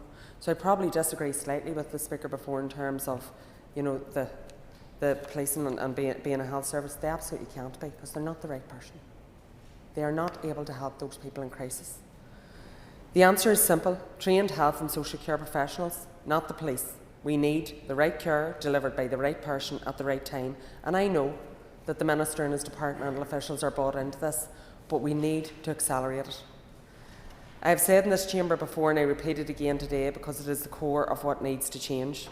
We know that the Health Minister has significant resources in terms of his department, if you put it in comparison to what PSNI have, and those resources need to be used to target the people who most need them. We need to find better pathways. It's doing things differently. I accept that money is needed in every single department, but we need to do things differently. The gaps in mental health services, crisis response and community support and early intervention continue to grow. Police officers are filling those gaps, often late at night, often alone, and often in situations where they can't provide what the person genuinely needs. That is unsustainable, it's unsafe, and it places enormous pressure on both services and communities. And we know it's unsafe because we see what happens whenever people don't get the right response. We've seen what happened in the Codry case. I've seen it in my own area when people are being repeatedly taken to A&E, ending up in prison because it's the only safe place to take them. It cannot carry on in that way. The Right Care, Right Person model offers a clear and compassionate framework for addressing this. It is about ensuring that vulnerable people get expert assessment and support from those trained to give it, while freeing our police to focus on keeping our communities safe. But it needs to be delivered, and it needs to be delivered with urgency. Alongside this, we need the full implementation of the mental health strategy and the delivering together vision to build proper, responsive, community-based care that prevents crisis, not just reacts to it. This is not about departments passing responsibility from one to another. It is about a whole system commitment to ensuring the right outcome for people who are struggling. People deserve dignity, safety and the right professional response. The PSNI deserve to be able to focus on their core role, and our communities deserve a health system that is able to meet need rather than push it on to the police. So I am urging the Health Minister today to take the lead in a cross-departmental effort to deliver on the Right Care, Right Person approach. Our police cannot do this, cannot continue this service of last resort. But actually, it's not last resort, it's first resort. People are calling the police before they call a health service when somebody is in mental health crisis. The Right Care, Right Person is an excellent strategy. It is a good policy, but it needs to be implemented. We need to see that happening, and as I say, I absolutely believe that the Minister and his officials are bought into this. We just need to see action on it now. We need to see it being moved on. We've repeatedly in the Policing Board, and apologies, should have declared as a member of the Policing Board, we've repeatedly heard from the senior team in Policing Board around the Right Care, Right Person and how it could deliver. But the pathways need to be now in our health service. So that's what we're asking for here today. Alan Chambers. Member of the Northern Ireland Policing Board. Let me be absolutely clear. When a person or a loved one is facing a mental health crisis, the last thing they need is the issue being politicised, and yet, regrettably, that is exactly what this motion appears to me to do. Today's debate is wrapping an incredibly sensitive subject in political language and pretends that system-wide pressures can be solved by pointing a finger. That's not leadership. It is opportunism wearing the clothes of compassion. Now let me say, I want to make progress. Now let me say something important. Our police crews, paramedics, nurses, social workers and mental health professionals, they're the ones stepping up and making the real changes at present. They make impossible judgment calls absolutely every single day. They do not need this Assembly casting broad criticisms over their head. They need us to back them fully and without political caveats.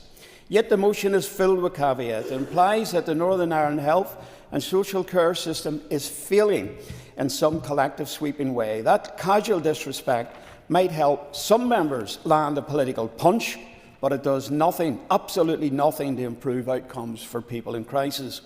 I absolutely acknowledge that officers are supporting too many people in a crisis situation, but not because health isn't doing its job, but because the issue is struggling away far bigger than just one department. The exact same could be said about the sheer number of people ending up in our prisons with mental health distress. But instead of recognising that wider truth, the motion reduces everything to a simplistic political formula. Health gets half the budget, therefore health must be blamed. That is not analysis, it is political opportunism from the Alliance Party disguised as scrutiny. It is disappointing to hear how some people, when speaking about health getting half the total budget, can make it sound like they're doing the health department and by extension the Northern Ireland public some sort of favour by their generosity. Everyone here knows about the size of the health budget is driven by need, not luxury. We have an ageing population, rising complexities in children's mental health, escalating pressures across learning disability and social care, and greater expectations around clinical standards. These demands grow every year. Then we come to the call to prioritise the mental health strategy. Of course, we all want that. The real question is, what do members want the Minister to cut to achieve it? The motion is silent, absolutely silent, on the trade-offs. It demands the destination while refusing to engage with the journey. The practical and genuine alternative, of course, is for MLAs to join with the Minister in the upcoming multi-year budget discussions and call for an allocation based on genuine objective need.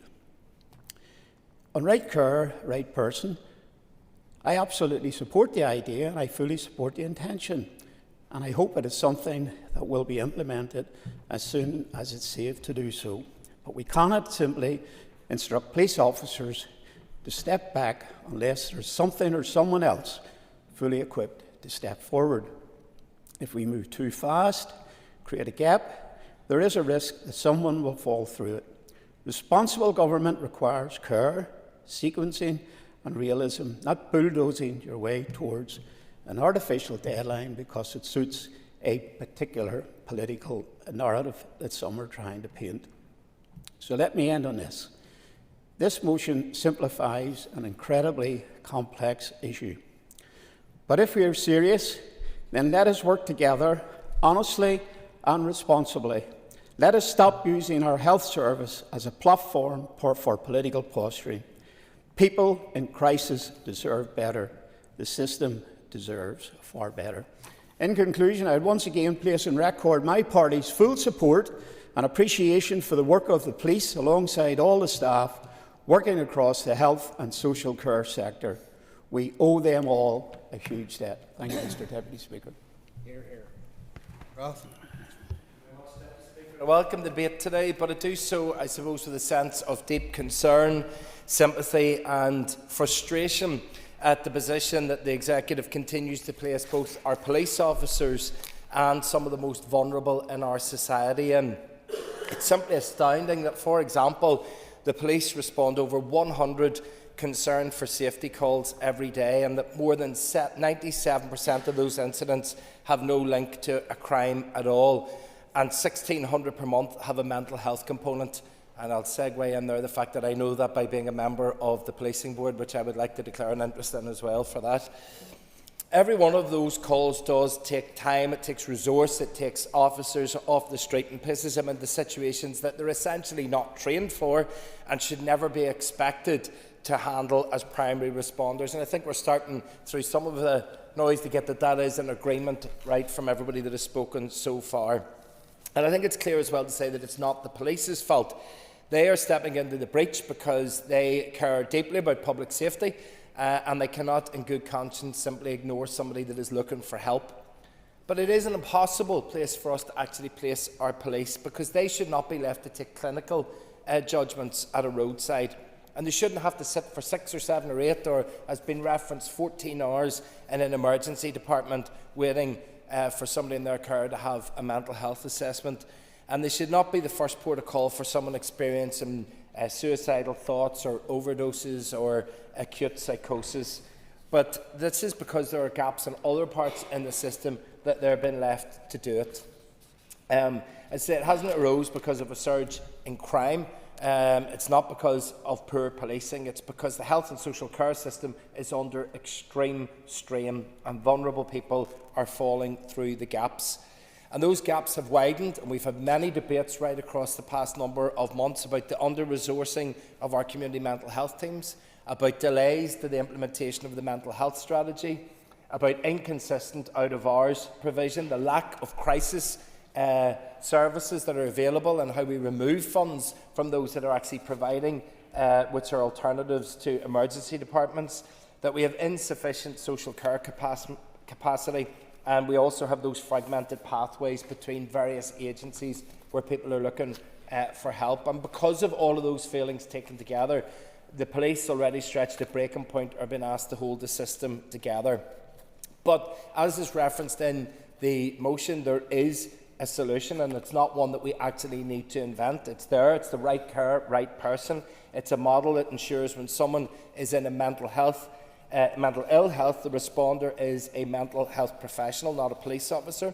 When someone is experiencing a health emergency, the responder is in the health service. When somebody is in social distress, the responder is a social worker, not the police. So that has been proven to work in other places, and it would be good to see if we could get it to the stage of working here. But for the model to work here, we do need to see the executive funding it and the responsible ministers driving it. And we must see that cross-departmental work between justice and health to address this issue, and that's why we will be supporting the amendment to the motion today as well.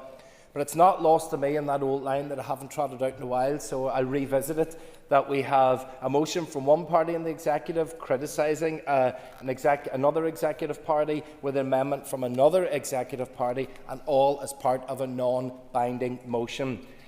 We all agree on the fundamentals that are here, so I would love to just see the executive going ahead and doing that. I thank the member for giving time and intervention.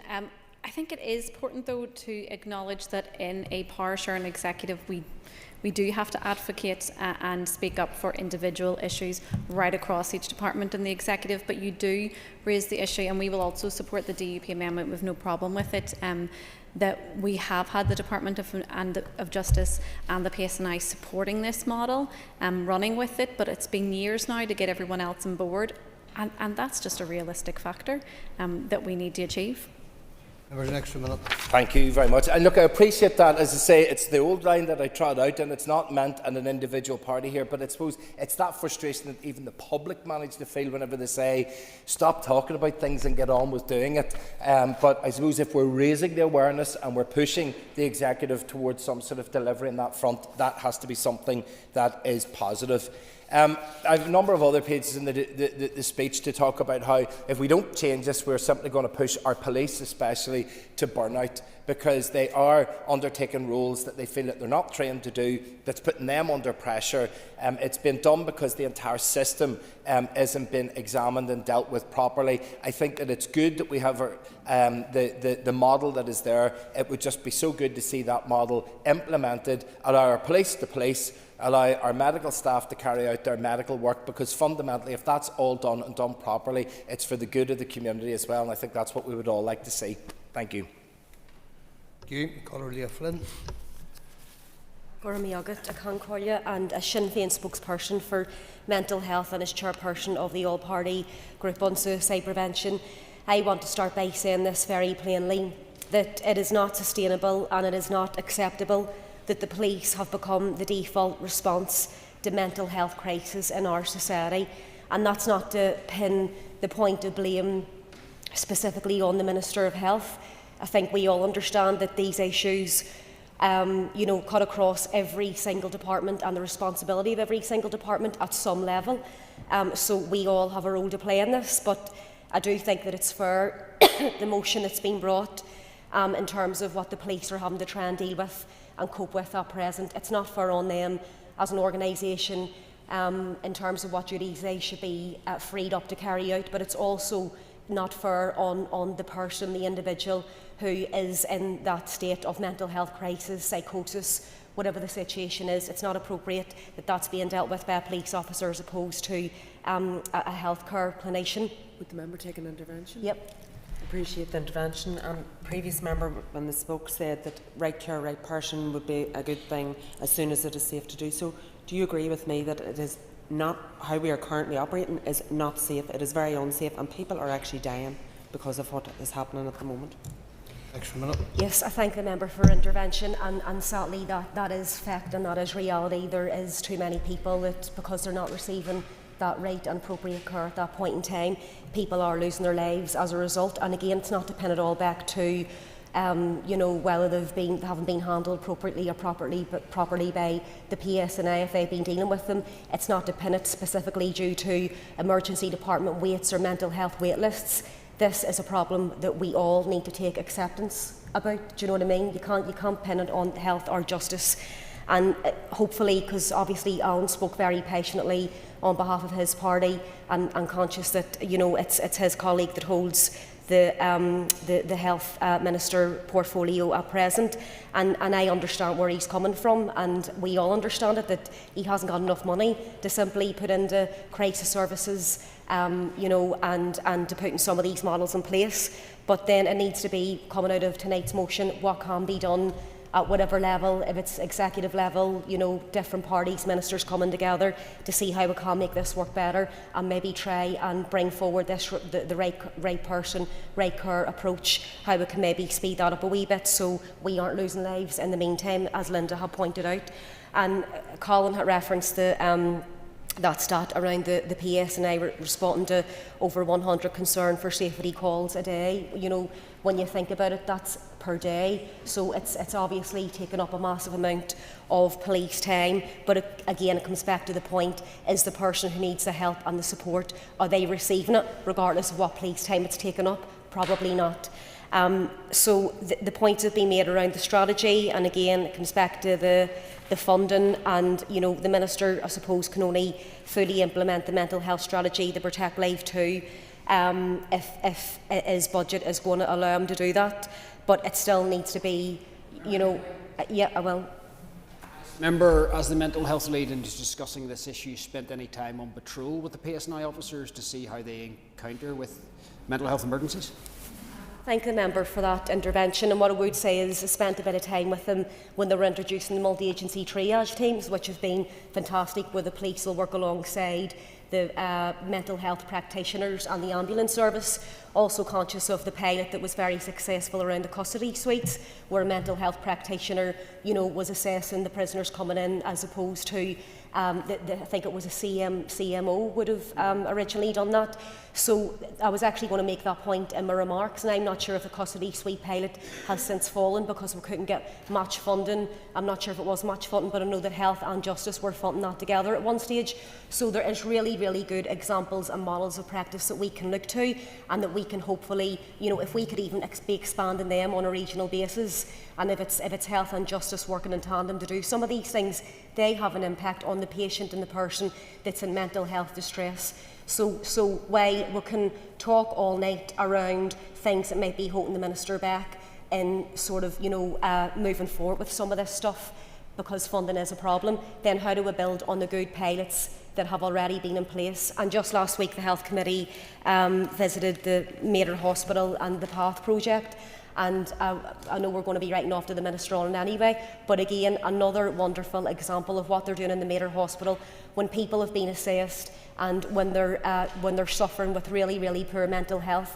This ward has been set up to take them out of the emergency department ward where they're safe, they've one-to-one care and treatment, and it's freeing up then the police officers don't need to stay with them, the social workers don't need to stay with them, but then the PATH isn't being funded by the department. The Trust are managing that themselves at the minute. So if we can look at the good models, the good examples that we can build on, that might ease a wee bit of pressure from both Health and Justice. Thank you. Call Cheryl Brownlee. Mr Deputy Speaker, and I declare an interest as a member of the Policing Board. The public rightly expect that the PSNI to focus on keeping our communities safe and responding to crime. However, it is through no fault of their own that officers are being diverted to roles that they are neither trained nor resourced to carry out. The PSNI has told the Northern Ireland Affairs Committee that officers are now responding to 107 concerns for safety calls every single day, and only 3% of those calls have anything to do with actual crime. Officers are spending an average of 14 hours in NE waiting for someone who needs a mental health assessment, and deploying police officers to hundreds is not the most appropriate use of policing resources, nor is it safe or sustainable.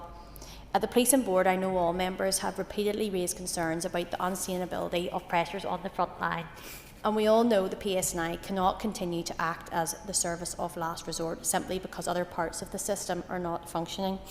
And it was during my time on PAC we looked at the inquiry into mental health, and I highlighted that Northern Ireland spends less per head on mental health than any other part of the UK, despite having some of the highest levels of need. But it also exposed the fact that over 17,500 people are on a waiting list for their very first appointment, and the PAC described this as unacceptable, and rightly so. But those aren't just numbers on the page, those are actual people every single day who are struggling to access support.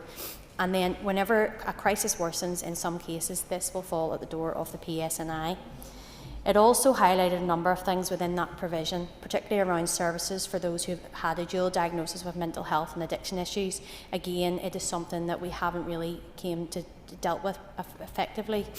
As a result of a lack of crisis services as well, those in need are forced to attend emergency departments just to get basic help and support. And more complex mental health needs are now presenting, and we are very aware of the workforce challenges. The Invest to Save was the main message from this inquiry, and I know the proposer has detailed that today. But all of this is happening at a time when officers' numbers are critically low levels, and they are under extreme pressure from all angles. We cannot ignore the reality that police officers, however dedicated they are not trained clinical professionals. When they're sitting for hours in emergency departments with someone in distress, they cannot give that person the care that they need, and they're being dragged away from the core duties that the public expects them to carry out. We all know that the Health Minister must accelerate the delivery of the mental health strategy, and I know the challenges he is continually under, but we also know that we must work collaboratively together, and that includes the Justice Minister, and they must show leadership by ensuring that the right care, right person is implemented properly and safely. We recognise progress has been made, but of course the strategy must be accelerated. And I've received some recent correspondence, and I do welcome it, where it's discussed that we are aware that both health and the police are approaching the point where they're ready to launch the first stage of right care, right person, and this is really welcome news. And what we want to see here is vulnerable people are getting the right support at the right time, and the more that can be worked on collaboratively together to ensure that people are getting the help they need. So, and we of course will support any measure that improves care for those experiencing mental health. People in crisis deserve clinical care and not a policing response by default, and of course our officers deserve to focus on the job that they were trained for. Thank you. Thank you. Call Connie Egan.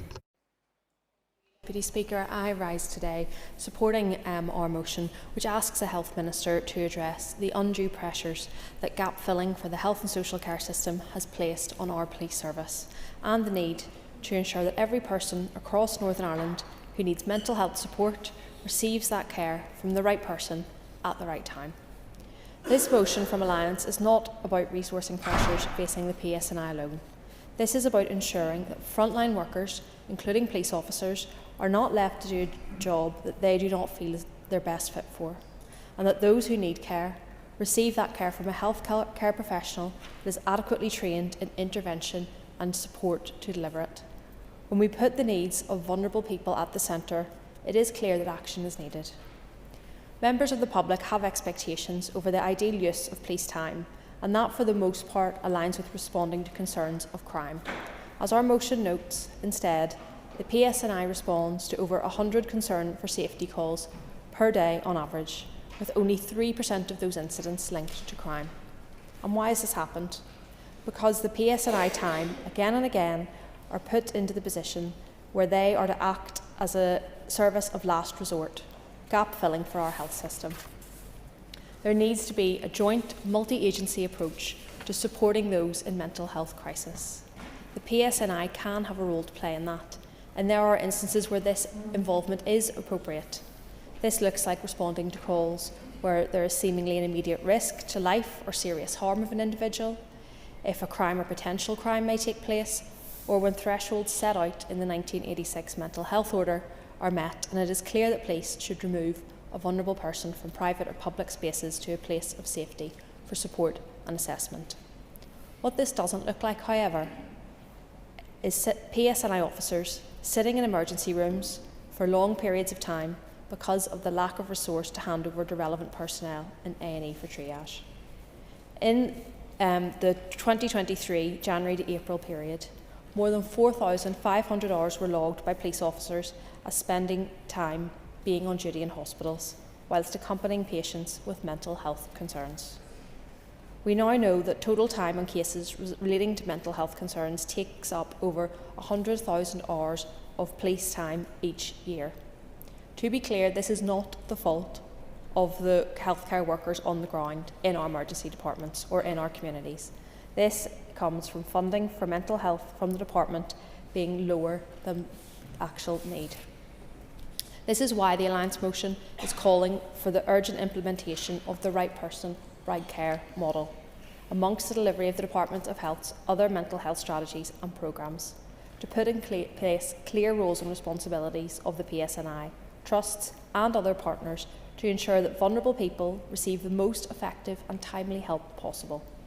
This isn't about removing the PSNI altogether from intervening in mental health crisis. It's about formally addressing the inappropriate use of PSNI involvement. They can be part of the help, but they cannot be a replacement for the help of a healthcare professionals. There have always been clear intersects between the health system and the justice system, but both systems only work when all partners recognise the expertise of each other. The right care, right person model is essential. It provides a framework in which the health service and the PSNI can work together and, crucially, puts the vulnerable person's needs at the heart. Thank you. Thank you. Colleague Beattie. Thank you, Mr. Speaker. I think this is the 11th motion or matter of the day in the last 12 months calling on the Health Minister to prioritise something. I'll be interested to see what the priority of the priorities is going to be at the end of all this. That said, I agree with the intent of the motion regarding mental health. Absolutely, it needs to be funded. We need to find the money somewhere. It is a societal problem that we are all dealing with, so I agree with that. And I agree with we cannot tie up our police doing what they're doing now in regards to many of these mental health issues. So I agree with the motion, but not with all of the words. I don't think the health service is failing, and those who work within it aren't failing either. Absolutely not. They're working to the best they can. They're working to capacity. Just 1 minute, but I will try and get you in. They are working to capacity. The DUP amendment, I think, adds value to this motion, and we'll be certainly supporting the DUP amendment. I think this is an important motion, by the way. I mean, genuinely important motion. This is a fundamental change we're talking about. Fundamental change. And because it's important and fundamental change, I am surprised that the Justice Minister isn't sitting here to hear about this. Because I want to hear her view on right care, right person. I want to see what she wants to do in regards to that. So I am surprised she's not here. Happy to give way. Thank the member for giving way. I note that you used the words almost to get back at us for saying a failure of the health system, but they're not words that I use alone. They're words coming from family members whose loved ones have died by suicide because the system has failed them. That's not saying one individual healthcare worker, but it is about a system failure, whether we like it or not. The families out there who have had loved ones that have taken their own life because they haven't had the support that they need. It's a fact. And that's not coming from me. That's coming from the people who reach out to us and say that I want my loved one to have been here and they should have gotten the support that they needed. I thank the member for the intervention. I've been touched by suicide on at least 5 occasions, so I know exactly where you're coming from. And I'm talking about a societal issue. This is a societal issue. This isn't a structural issue. It's society. We need to tackle this root cause right at the very bottom. I think it's Desmond Tutu who said, let's stop picking the bodies out of the downstream. Let's find them out while they're falling in upstream. So it's a societal issue that we do need to deal with. The PSNI right care, right approach is the right approach to take, without a doubt. This is going to take time.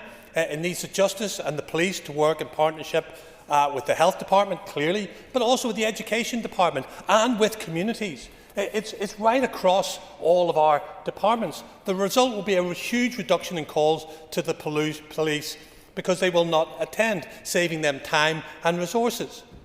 The police will triage calls, decide if they or their partners will attend that call. Let me give you an example. A neighbour hasn't been seen recently. Call to the police. Police triage it and decide they're not going to attend. Instead, it will be for the adult safeguarding team, maybe local council services, maybe a registered family member will go and attend instead. That makes absolute perfect sense to me. Child misses school. Call to the police.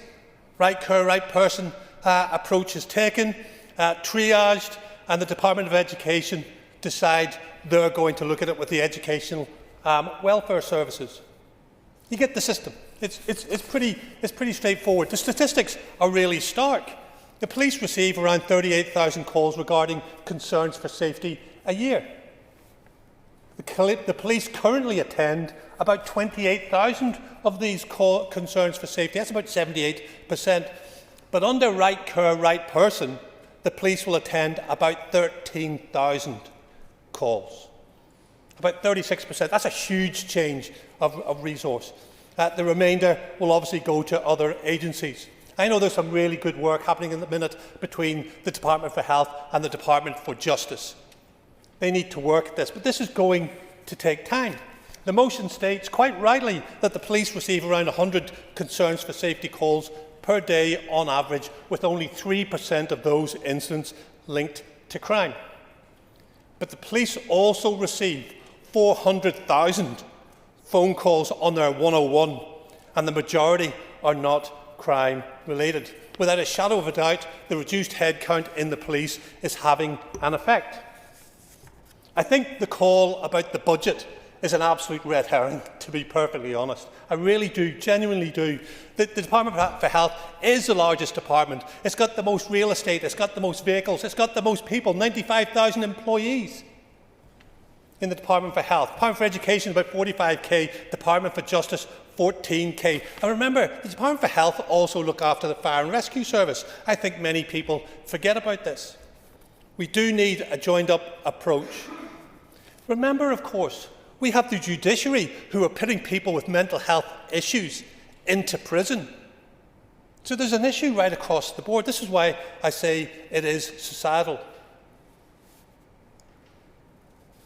We need to make sure when we implement right care, right person, we do it at the right time. It's staged right. We just don't throw it in without making sure it's been properly sequenced. And if we need to look to see why we don't do that, you just need to look to the Cowdery family and see what happened to them whenever something was rushed that shouldn't have happened. Thank you, Mr. Speaker. Thank you, and I call John Burrows. Thank you, Mr. Deputy Speaker. I welcome the opportunity to speak on this motion. It is a pity the motion, I think, is somewhat simplistic and fails to understand the true complexities in which the police operate and in which people in society present themselves to the police, often in an emergency.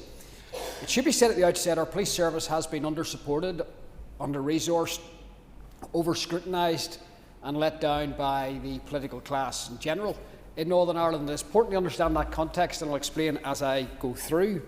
But before I do so, I want to just explain something about the model of policing that we hold dear in this country. It is not a paramilitary model of policing, and I'll tell you why this is directly linked. And when I say paramilitary, I don't mean in the sense of Northern Ireland paramilitaries, but semi-military. It's not an auxiliary force. It's not a pure law enforcement agency like the National Crime Agency. It is a police service. It has done, does, and always will deal with more than simply crime. And it is right that it deals with vulnerability and has vulnerability at the heart of everything it does. Now, let me just divide two things because they're entirely different matters. And I've spent thousands of hours dealing with mental health issues in the police and trying to problem solve the fact that my officers were spending a huge amount of time dealing with mental health issues. Separate the concern for safety calls from spending too much time in emergency departments effectively babysitting people whilst the health service are ready for them. And the first, we need to understand what police face when they're called to concern for safety calls. The first is that it is a whole society and whole executive issue that people find themselves presenting in a moment of personal crisis. Whether that be standing on a bridge where I used to work in Derry, Londonderry, ready to throw themselves off, often because of domestic violence, homelessness, often because of a gambling addiction, often because of some other issue in their life that any number of the executive departments could be responsible for trying to fix. We've seen the statistics of male suicide. Over 7 out of 10 of them are men. Mostly they don't self-harm, they just go from nothing to personal crisis and suicide. There is often no warning sign. That is why the police service have to respond often as the first emergency service that's got vehicles out in the ground to help someone in a moment of need. The second thing people don't understand is that often when you're dealing with someone with mental health, the ambulance service need the police. Because whilst we mightn't like to say it, people with a mental health problem often are extremely violent. They spit. They have weapons, they have knives, they have flags against them which show that they've had a propensity of violence. The police service often send a resource to protect the people who are our frontline emergency services. They've got the equipment, they've got the training, and they've got the experience and the police powers that are vital. Further issue, is often they are the only people with the ability, for example, to force entry into a house or to do some emergency checks to see in someone's well-being, like checks on their mobile phone, etc. The next thing we fail to acknowledge is that the reason the police do so many concern for safety calls is because the resources have been run down so badly that they don't have enough neighbourhood police to actually do proactive problem solving. That is one reason you've seen an increase in concern for safety, because what used to happen is your neighbourhood policing team used to look at your profile of concern for safety calls and then do a follow-up. They would work with multiple different agencies, the Housing Executive, Education Service, or whatever, to try and problem solve that case so we didn't get a repeat of concern for safety calls. There are lots of reasons why the police service, not going to at this stage, why they deal with concern for safety calls. But here's the big problem. That is entirely different. And by the way, the skills like negotiators who sometimes have to spend 8 hours talking someone off a bridge, only the police have those skills. But a separate issue is emergency departments. That is the one that's a killer for the police in morale and time. But here's a brutal fact. One of the reasons the police service in this country don't feel able to say no at times, or say we're going to take a measured risk, and we're actually going to say to the security at the hospital, keep an eye on that individual, we've got him safely in here, give us a ring if he leaves. I'll tell you why. Because if the person leaves and self-harms, we have an ombudsman who will punitively investigate the police officer, who will spend years trying to find a fault. We'll have politicians in this place who will call for the head of the police officer. So my former colleagues sometimes say, it's easier just to stay in the ED, because I don't want to risk my career. If you want to put right person, right care, you need to put a support around the police service so when they make risk-based decisions, you're going to support them and not throw them under the bus. So the fact we are where we are is a reflection of society as a whole, but also the police service that has in fact been created by the very people in this room that are now attacking the health service, which is very disappointing. Thank you. Thanks to all members who have spoken. That concludes the list of speakers. I'm now going to call on the Minister of Health to respond. And Minister, you have up to 15 minutes. Deputy Speaker, thank you. There's only one place where I would feel comfortable beginning, and that is by acknowledging as critical, and I repeat, critical, the issue of the right person responding with the right skills to somebody with a mental health crisis. And when I say critical, I want to be clear, I mean potentially life-saving. So I hope no member has any doubt that I have a focus on this issue. In fact, when it comes to mental health, others in this House for some time have acknowledged I was the first MLA to bring a focus to the issue of mental health long before it was a popular talking point. I would not embarrass people by naming the names of those who derided me when I began, but they did. They scoffed at me for trying to make it an issue all those years ago. But those names include not only political commentators, I am very sorry to say, it includes elected representatives. I would like to think today everybody is on board. I would like to take a look at the motion because I find it interesting. The first clause expresses grave concern at failings in the system.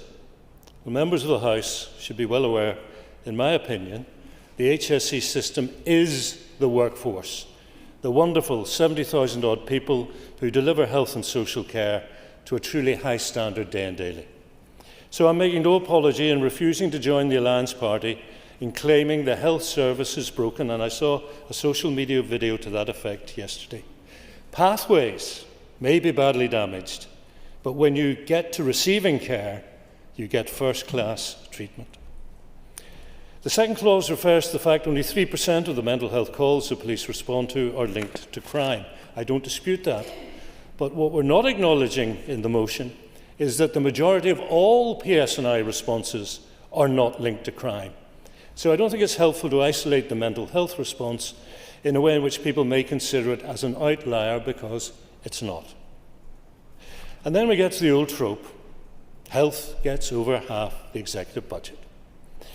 Well, I notice the motion refers to half, quote, the entire budget. So is there a difference between half the budget and half the entire budget? I think there may be. The former is clearly a statement of fact. The latter may read like a party political statement. What happened, Deputy Speaker, to objective assessed need? Two members who signed this motion are members of the Health Committee. Don't they care about the objective assessed needs of our people? I accept health needs to rationalise, it needs to stabilise, to reform and deliver, but not because of some random percentage, because it's the right thing to do, the right thing to deliver better outcomes. Then the motion calls for the prioritisation of the mental health strategy, but it doesn't explain how I should go about doing that.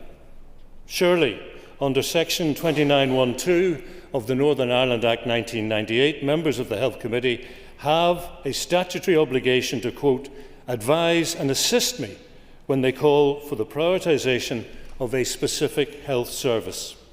Is saying prioritise mental health without advising how to do it, without damage to other services and service users, is that really to advise and assist?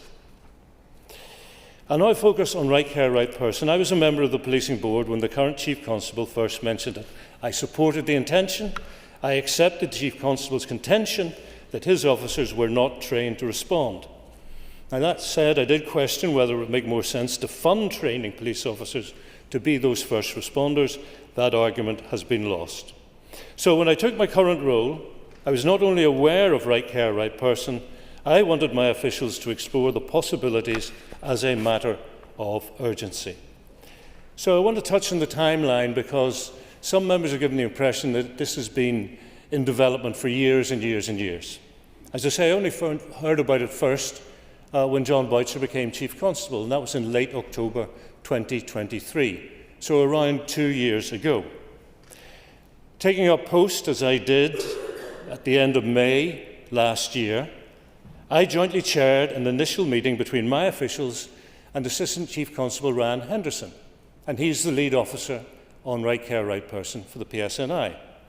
That meeting was on the 22nd of August, and for the avoidance of doubt, not the 22nd of August gone, the 22nd of August 2024. So within 10, 11 weeks of taking up post, I was trying to implement Right Care, Right Person. In the meeting, I articulated but one concern, that we should not move so quickly we create a hiatus where the PSNI withdraw before HSC are ready to fill the void. ACC Henderson agreed with me. So, where are we now? Well, first of all, we need a regional partnership agreement.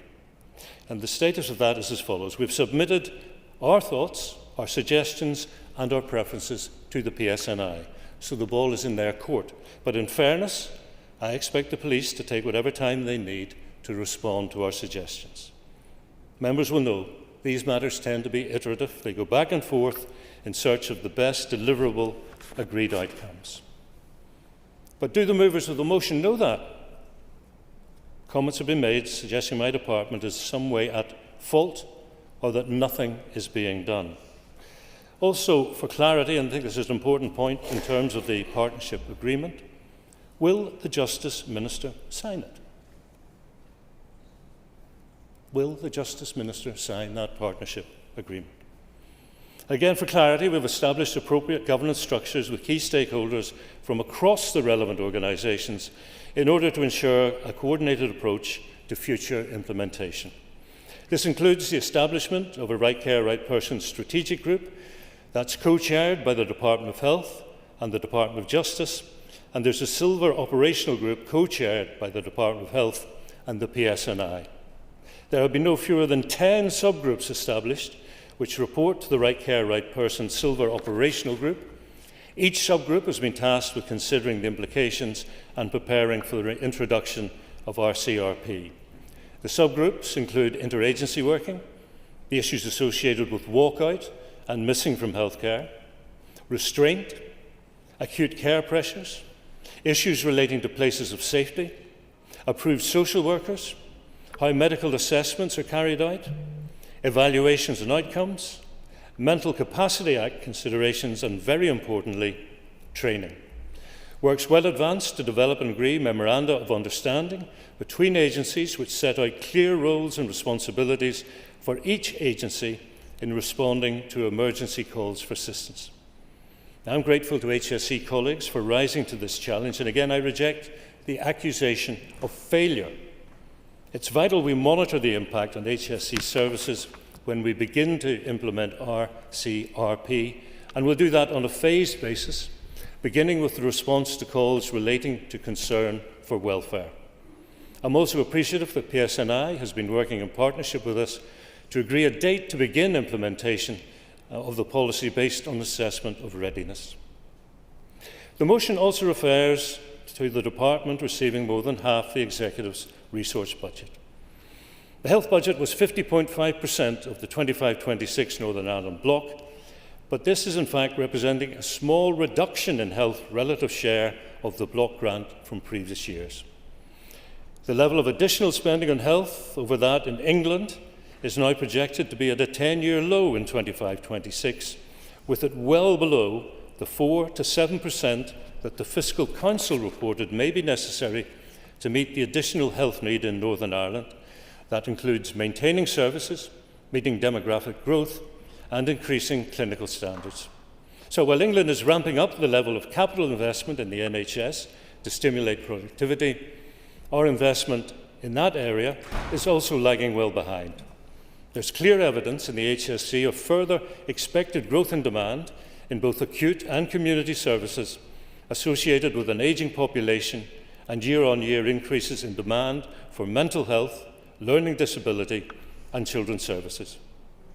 The 25-26 health budget was not sufficient to cover the significant increases in cost which we faced as a result of pay and price inflation, increased national insurance contributions for GPs, pharmacists and social care providers, rising demand and the ring-fencing of waiting list funding, which left a significant shortfall of £615 million.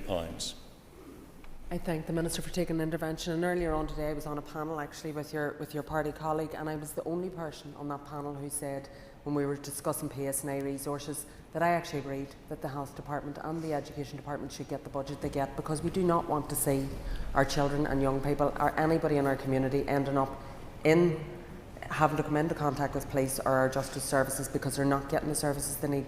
But that is why it is so important that we find a different way of spending the money that we have, because there isn't any more money in anybody's budget. There isn't any more money coming to anybody right now. We have a block grant, that's where we are. So it is important about finding the different pathways and getting the trust to come together and see how we can best deliver a good service. Well, I thank the member for her intervention, and Deputy Speaker, I don't wish to admonish the audio-visual team, but every time the member stands up, the microphone to her left comes on and she faces right, and I'm sorry, I find you very hard to hear, and maybe next time the audio-visual people would put on the mic to the right. In July, I published a Health and Social Care Reset Plan that aims to address the funding gap between establishing a neighbourhood-centred care system, driving significant efficiencies, and focusing on the key themes of stabilisation, reform and delivery. To support stabilisation, my Permanent Secretary has established a Systems Financial Management Group. This is driving a series of efficiencies and savings, reducing the deficit as far as possible.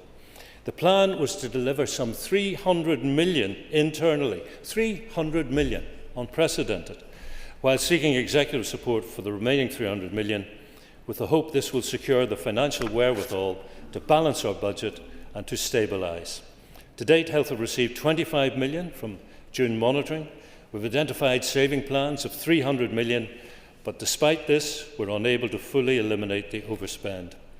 And while the Executive has improved my ministerial direction on HSC pay awards this year and agreed Health will have the first call of up to 100 million in December monitoring, that's still going to leave a significant gap.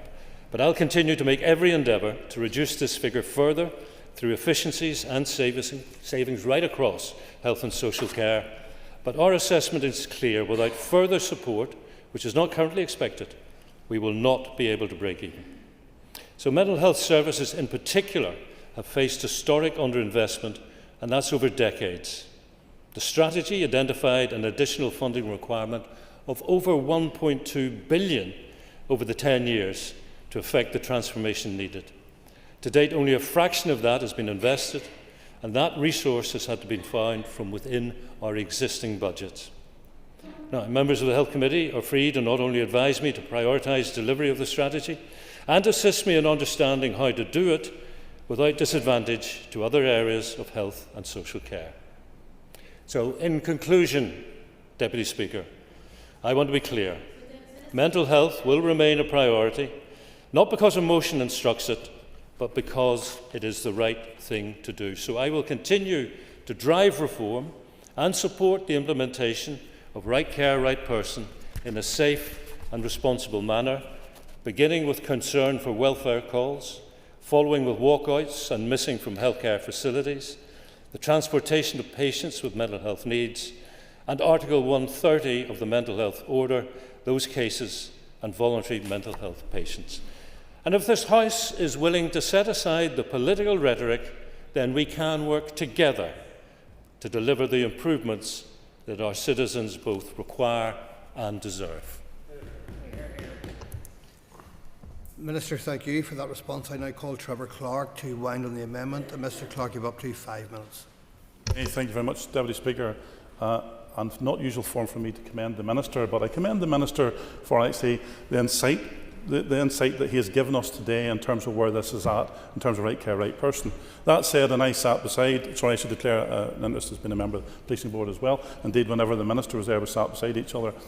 The only thing I would say in criticism of you, but not of you, but of your department, that this should have been happening much sooner, because this is not a new problem that we've been facing within health or in policing, as you will know in your time at the Policing Board. And you're right to put in record of the work that ACC Henderson has done. Indeed, actually, when he gets his promotion to a different post, he continued to look after that particular piece because he sees it as his baby. So, and I commend him for the work he's done with you.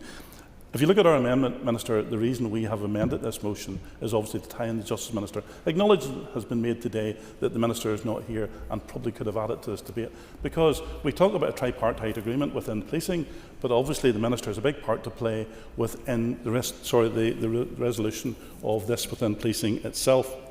That said, there is a problem within policing in terms of the budgets, but that's not what today's about. We're talking about the health element. I'm in danger of repeating everything that's said in relation to the numbers, and you, Minister, will know because you were there whenever all of these issues were discussed. But one of the things that strikes me today that wasn't been touched on, and it means some of us here in the Policing Board have the opportunity, picking up on John's point earlier about the police themselves, some of us had the opportunity to do ride-alongs. And in every ride-along that I've been on, whenever you ask the police about the job, the bit they hate the most is the time and the weights that they have within the A&Es, because they said we didn't join the police to do mental health calls or health calls in general.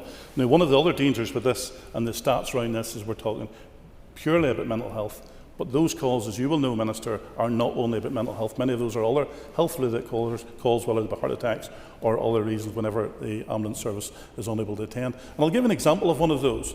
There was an accident in my constituency on Saturday night, and there was somebody trapped in a car, and it was a Category 3, classed as a Category 3 incident. Fire Brigade was asked to attend, but the police suggested there was no rush in the Fire Brigade because it was going to take 29 hours for an ambulance. So that gives you an indication of the weights that the police are facing. If the police had stayed with that injured party in that car, it was a 29-hour wait. The other thing we'll all be familiar with whenever we attend A&Es, for whatever reason we're there, there's always police cars there. And no one can deny that that is a good use of police resources. And I don't think anyone has tried to do that today. I know Alan has spoken today, and obviously in a very defensive position from the Minister's perspective. However, I think we all collectively agree that the problem is within. But I commend you, Minister, because I think if you hadn't had the insight whenever you were on the Policing Board and seen some of the numbers in behind all of this, I don't think it was ever going to change. But there was an opportunity missed. It could have came much sooner from some of the previous ministers and not pointing the finger at anyone in particular. The other thing I want to commend in this, which I think you, and I'm calling you to look at this in relation to that, reference has been made today to the custody suites. The custody suite model is still in operation, but is far from perfect. Again, in one of those ride-alongs, there's a risk-adverse nature of some of the health professionals are in there, and they are not diverting as many calls to the hospital as they should. More of these cases need dealt with, and I call upon you, Minister, when I'm in this part of this debate today, to take that back to your officials, to do what can be done to make sure that more of those cases are dealt with when I will do, yeah. Take an intervention, something actually I didn't touch on in my speech that I neglected to. I also did one of those ride-alongs and we went to the custody suite, and there has been some media spotlight on young people not in a mental health crisis, but young people who are under the care of social services who remain detained within custody suites because the health service does not and cannot find a home for them. So it isn't just about the issue of right car, right person, but it's much wider. And when we're on the theme, okay, get next minute. That's right. When we're on the theme of custody suites, there is clearly an issue there. But one of the other key issues we're talking about funding today, it's my understanding that PSNI is lifting that budget themselves, and there's no assistance from the Department of Health. So this is not a case of the PSNI asking Health to do everything. The PSNI is prepared to do something, but they seem as if they've been on a lonely path for some time. Living in the constituency I do, as yourself, Mr Deputy Speaker, you'll be fully aware of the mental health crisis that we actually have in the constituency, given that we have 2 different establishments. And quite frequently we'll hear, why is the helicopter up tonight in Antrim? The reason the helicopter's up is because people have left those establishments. More needs to be done in relation to those establishments to make sure that when actually they're there, they're being cared for and they're being looked after, and the police are not being called for those cases. And of course then there's the other case with Mucklemore Abbey with all of the issues that was going on there. And now too frequently they're deferring to the police to call in whatever issues happens within those establishments, and they're calling upon the police. I think additional training needs to be given to those within those facilities to prevent them from calling, because the police are not trained to work in those mental health crisis teams. But as I said at the outset, Minister, I commend you today for bringing forward the right care, right person, and we would just look forward to the implementation and seeing those changes happen. Thank you. Thank you, and I call Danny Donnelly to conclude and wind up the debate on the motion. Mr Donnelly, you have up to 10 minutes. Thank you, Mr Deputy Speaker. Mr Deputy Speaker, I am not a member of the Policing Board, but I am an NHS nurse, so I would declare an interest in that. I would like to reassure the Minister and other members that this isn't a political punch motion, and it is disrespectful to people who have been in mental health crisis and have been harmed to suggest that it is. The heart of this motion is a very straightforward point.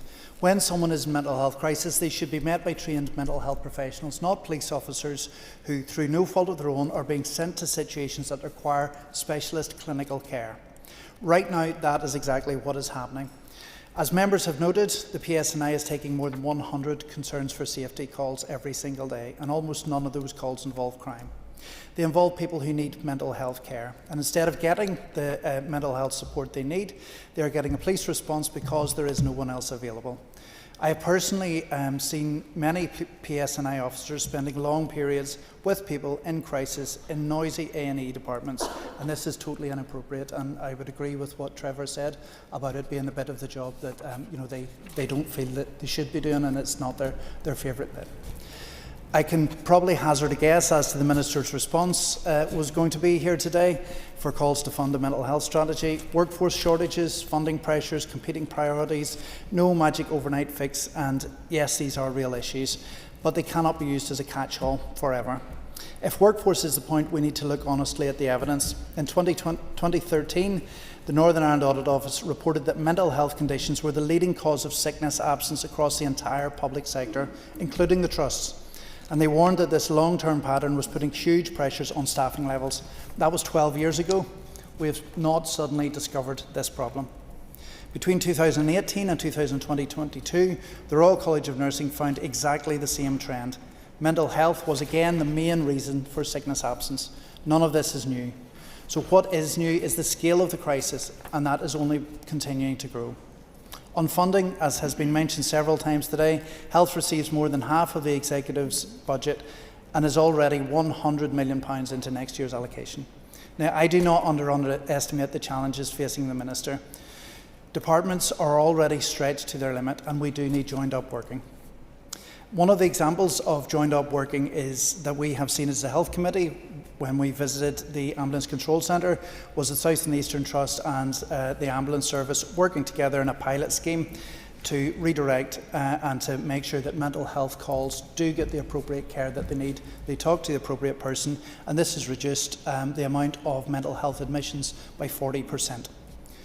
We have a mental health strategy that could be driving change, that could be using early intervention to avoid crisis, and that could be used to address one of the biggest workforce challenges Northern Ireland faces. Yet 80% of it remains shelved, and only 16% has been funded since 2021. This is just asking for the crisis to continue. Right care, right person is not complicated. It is about providing appropriate care, and it means the right professional response to the right crisis. If we actually implemented it properly, we could free up police time with more than 1 million police hours saved per year, reducing risk for individuals and making the system safer and more humane for everybody involved. Mr. Deputy Speaker, this motion is not about blaming anyone on the front line. It is about facing up to what is happening and accepting that we cannot continue like this. People in crisis deserve proper care. Police officers deserve to focus on policing, and the Department of Health needs to implement right person, right care. Right care, right person. Nuala McAllister opened the debate and asked for clarity on the full implementation of the Mental Health Capacity Act in 2016. She highlighted a 4-week survey where there was 8,000 hours of PSNI time on mental health calls, highlighting this is not the fault of the frontline healthcare service. Keith Buchanan then introduced the DUP amendment, which again we are supporting, with a few small tweaks, highlighting that it was not an appropriate use of police resources, and highlighted that 14 hours in A&E waiting with a patient for a mental health assessment was not a good use of police resources, and that Northern Ireland spends less per head on mental health than anywhere else in the UK, despite having the highest levels of mental health illness. Linda Dillon then spoke that PSNI officers are not trained or resourced to deal with mental health crises. She asked a question which I very much agreed with at the time, asking who is the right person to care for someone in the mental health crisis, and that should be the person who responds. Right care, right person is a clear and compassionate approach, said Linda. Alan Chambers then, he said that the Assembly was casting broad criticisms across healthcare workers' heads, and that this motion was a political punch. Now, I would disagree entirely with that, and this motion is not about blaming health. Alan also highlighted that this is something that we have brought for political reasons, and it isn't the case at all. This is something that has been talked about for years and has been lobbied for by the PSNI and the Policing Board, and is already functioning in other parts of the UK. Colin McGrath then highlighted that it was impossible to place the police in such a situation where they can make clinical decisions at a roadside, and it existed because of gaps in the system at the minute. Pathways are fragmented for people in need. Right care, right person doesn't need to be invented because it already exists. Orlia Flynn said it was not sustainable or acceptable that the PSNI had become the point of contact for people in mental health crisis. It's not fair on the PSNI, and it's not fair on the person in crisis. Cheryl Brownlee then said the PSNI cannot continue to act as a service of last resort, and referred to the PAC report on mental health in Northern Ireland, saying that there were 17,500 people currently on waiting lists here, and that was unacceptable. People don't stay static on waiting lists, as I'm sure the Minister is aware. People tend to get worse on waiting lists. While you're waiting for care, you do tend to deteriorate and people get sicker. What we need to see is vulnerable people getting the right care at the right time. Connie Egan said this was not about removing PSNI entirely from mental health calls, but removing the inappropriate ones, and vulnerable people need to be put first. Doug Beattie agreed with the approach, but wanted to hear from the Minister of Justice about this. He mentioned that he too had been touched by suicide and said it was a societal issue, and I'm very sorry to hear that, Doug. He also highlighted that we need a joined-up approach to this. John Burrows then, previously a PSNI officer, said the PSNI were under-resourced by the political class and that they were always dealing with vulnerability. He said, yep, certainly. Would the member agree with me? It was said a number of times that we do not understand how the PSNI operates, and there are a number of people who declared an interest as Policing Board members. So I think we have a fair understanding. I've been on it now for 8 years. Quite happy to understand it less any time Shelley feels like it, but it's important. We actually do understand. That's why we're speaking to this today. It's really, really important. It's a really important issue. We absolutely understand it from PSNI perspective, and as some of us are in a health committee, we also understand it from the Minister's perspective and from the Health Department's perspective. That's why we want to discuss it. It's important we have these conversations. Yes, thank you, Linda, and I would agree with that. I was struck by how many people and how long people have served on the Health Committee and on the Policing Board, and I think the Minister has done both. So, yeah, I would absolutely agree there's a lot of experience here. John Burrows highlighted the concern for safety calls is a whole society issue, and that PSNI are often sent to mental health patients because at times they can be violent. He also highlighted that the PSNI are currently needed to force entry into houses, and suggested that negotiators, PSNI are negotiators that can talk for someone for 8 hours off a bridge, and that the PSNI have these skills. I would disagree slightly with that. I would say it doesn't need to be a police officer. I think there are mental health professionals who, are very, very highly skilled in communicating with people in distress. And I would say that there are mental health professionals, and we've seen that with NIAS working with the South and Eastern Trust, who are able to talk to people in distress and be able to de-escalate the situation there as well. Yep, certainly. I have many trained negotiators there are then within the NHS in Northern Ireland. Critical trained negotiators. If you say they're able to deal with it. I don't have that figure in front of me, but certainly I am aware of the mental health professionals who are able to work and talk to people in mental health crisis and be able to de-escalate and assist those people in crisis. Mike Nesbitt then responded to the debate. Mike said it was critical that the right person responds to the right person in a mental health crisis, saying that he doesn't agree the health service is broken and that people do receive treatment once they get into it, but that pathways may be broken. He advised that the Health Committee should advise and assist the Minister. One thing I would highlight is that I don't believe as a Health Committee that we have received a full list of priorities. Time's up. Another minute? No, not with a 10-minute. That's a lot. So, members, the question is that the amendment standing in the names of Trevor Clark, Gerald Brownlee, Paul Frew and Keith Buchanan be made. All those in favour say aye. Contrary, no. The ayes have it. The ayes have it. So the question is that the motion as amended be agreed. All those in favour say aye. Contrary, no. The ayes have it. The ayes have it. Members, just take a break before we change at the table.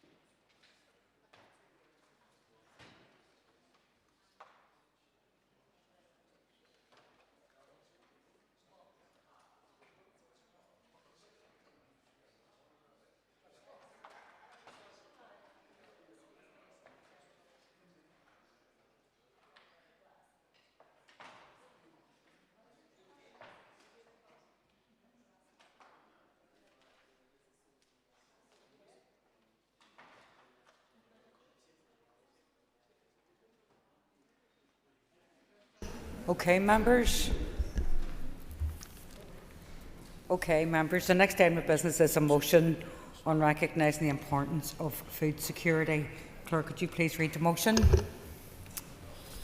That this Assembly notes the importance of food security, believes food production should be recognised as a strategic asset in Northern Ireland, further notes Northern Ireland's role in feeding 10 million people, celebrates the food and drink sector generating 4.9 billion gross value added to Northern Ireland, stresses that investing in agriculture is essential for boosting productivity, job creation and delivering progress towards more environmentally sustainable practices, expresses grave concern that agri-food businesses face significant trading barriers as a result of the Windsor Framework and the application of EU law, condemns in particular the ongoing threat to the critical supply of veterinary medicines from Great Britain from the 1st of January 2026, as well as uncertainty surrounding new EU rules on deforestation-free products, highlights that this could undermine animal welfare and the resilience of UK-wide food supply chains, notes that current aspirational climate targets would see a reduction in livestock numbers, believes that perfection cannot prevent progress, calls on the Minister of Agriculture, Environment and Rural Affairs to urgently bring proposals to the Executive to reduce Northern Ireland's interim 2030 and 2040 emission reduction targets in the interest of protecting food security and a just transition for agriculture, and further calls on the Minister to unlock greater levels of on-farm investment and innovation by providing immediate clarity on ammonia controls within planning in keeping with the Executive's programme for government. Thank you. I call Michelle McAveen to move the motion. Thank you. The Business Committee has agreed to allow up to 1 hour and 30 minutes for this debate. The proposer of the motion will have 10 minutes to propose and 10 minutes to wind. As an amendment has been selected and is published on the Marshall list, the Business Committee has agreed that 15 minutes will be added to the total time of the debate. Michelle, please open the debate on the motion. Thank you, Principal Deputy Speaker. Food security is not an optional extra for Northern Ireland. It's a fundamental responsibility to ensure that the people who live here and the millions in the rest of the UK who depend on what we produce safe, affordable and high quality food. However, national food reserves are low, with some suggesting these could be as low as 6 days. No buffer exists for shocks given the reliance on imported food. Northern Ireland feeds around 10 million people, equating to around 25% of the UK's food production. For a region of our size, that is remarkable. While we can be proud of this, it is also something we must protect. It depends on the health of our farms, the strength of our supply chains, and the ability of our agri-food businesses to compete on a level playing field. At present, all of these face very serious challenges. The EY Food for Thought report spells out clearly why the agri-food sector matters. It generates $4.9 billion in gross value added. It supports 113,000 jobs. The Northern Ireland economy is 3 times more reliant on food and drink than the UK average, with 77% of everything we produce sold outside Northern Ireland. It's the backbone of Northern Ireland's economy. It sustains rural communities, drives exports, supports our ports, our logistics sector, our manufacturing base and our hospitality industry. When something is that important, every sinew should be strained to allow it to grow. Yet food producers are finding themselves battling red tape, conflicting planning advice and guidance, and a lack of joined-up thinking between departments. And a lot of this does rest, sadly, at the feet of the department. We hear time and again from poultry farmers stuck in planning limbo. NIEA gives one assessment, SES another, and nobody seems accountable for the delays. These are farmers who are ready to invest and ready to improve their environmental performance, but they are blocked by a system that cannot provide clarity. A system we have raised in this chamber on several occasions, yet are no further forward. It is neither sustainable nor fair, and is certainly not consistent with the programme for government's commitment to supporting sustainable growth. The Minister needs to bring forward clear guidance on ammonia controls in planning. Not aspirational statements, not theoretical models, but clear, practical guidance allowing investment to proceed which is better for the environment. This is something that is entirely achievable but long overdue. It's important, of course, to acknowledge the strengths that already exist within our agri-food industry. Take, for example, the internationally recognised Food Fortress scheme developed with Queen's University. This increased testing for high-risk contaminants by over 500% with no extra cost to industry, and it's helped secure new markets in Southeast Asia. It shows what can be achieved when government and industry work together rather than against each other. However, innovation can only take us so far when our trading relationship within the UK is undermined. The Windsor Framework and the continued application of EU law in Northern Ireland creates serious obstacles to food security and business confidence. The DUP will always support practical arrangements that genuinely ease trade, but it's clear that the framework has not solved the problems that businesses are living with day to day. The UK Government claims the new SPS agreement with the EU has restored trust. If that's the case, then why are not for EU labels still due to be imposed on products moving within the United Kingdom? Why should taxpayers here keep footing the bill for trader support that wouldn't be needed if we had unfettered access to our own internal market?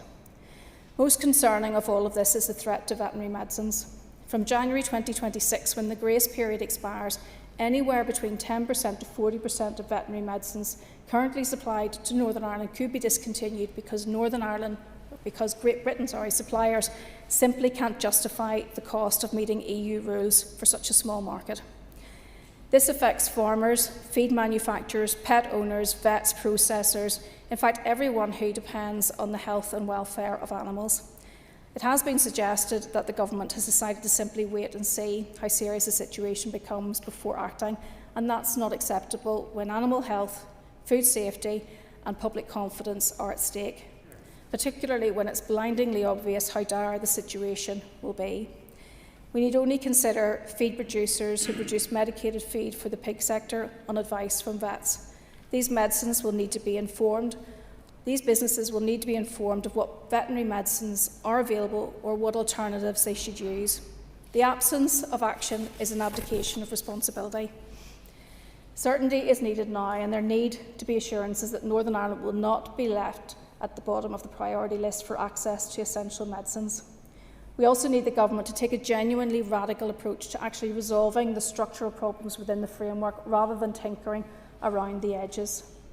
A further area of growing concern is the new EU deforestation regulation. The new due diligence requirements will impact around 20% of the raw materials imported by the Northern Ireland Grain Trade Association, but there's no clarity on how Northern Ireland will be affected if Great Britain chooses not to align.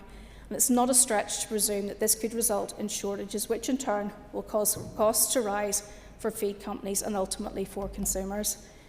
These are real risks for an industry that's already working on tight margins. What, if any, tangible steps has the Minister been taking to press the UK Government on this? What mitigations has he sought to minimise the risk of disruption for inputs moving between GB and NI if the rest of the UK do not follow suit? Waiting to see what happens is not an option, and the Minister needs to be ahead of this instead of reacting to it. On climate policy, the DUP fully supports the need to protect our environment, reduce emissions and encourage sustainable practices, but those must be realistic, evidence-based and fair. The interim targets set last December were not realistic, they were not costed, and they were not accompanied by policies that would be required to deliver them. The net cost of carbon budgets to 2037 is almost £479 million, and to meet the 2040 target, the estimated cost is around £707 million. These are enormous sums that will ultimately fall on businesses, farmers and consumers. As the DUP pointed out before, the Minister's NAP proposals would have resulted in significant reductions in livestock numbers. This would have devastated the agri-food sector and undermined food security, and the result would have been offshoring our emissions to countries with much lower welfare and environmental standards. Not only does this not protect the planet, it damages our economy and hands an advantage to our competitors. A genuine just transition recognises that farmers manage 78% of Northern Ireland's land area, delivering high quality, sustainable produce, and that they have a vested interest in caring for the land. Where is the investment in advisory services? Far too often, farmers face complex schemes and regulations with very little one-to-one support, and the Department would be better spending money on providing expert guidance to those who actually manage the land than creating new climate bodies or consultancy groups. There's no shame in the Minister revisiting the interim 2030 and 2040 targets. It would actually be an act of honesty and responsibility. We're seeing this in jurisdictions around the world where pragmatism is favoured over hubris. For obvious reasons, we will not be supporting the Sinn Féin amendment. It fails to recognise the problems the Windsor Framework causes and therefore fails to seek to address those problems. It fails to recognise the damage that would be caused by strict adherence to unrealistic targets rather than revisiting these as it's happening in other jurisdictions. And it doesn't address what is needed by our agri-food sector. Northern Ireland's agri-food sector is one of our greatest assets, and it should be cherished and protected. It's productive, it's innovative, it's resilient, and it's respected globally, but it's also vulnerable. We want to retain food security. The obstacles that prevent growth need removed.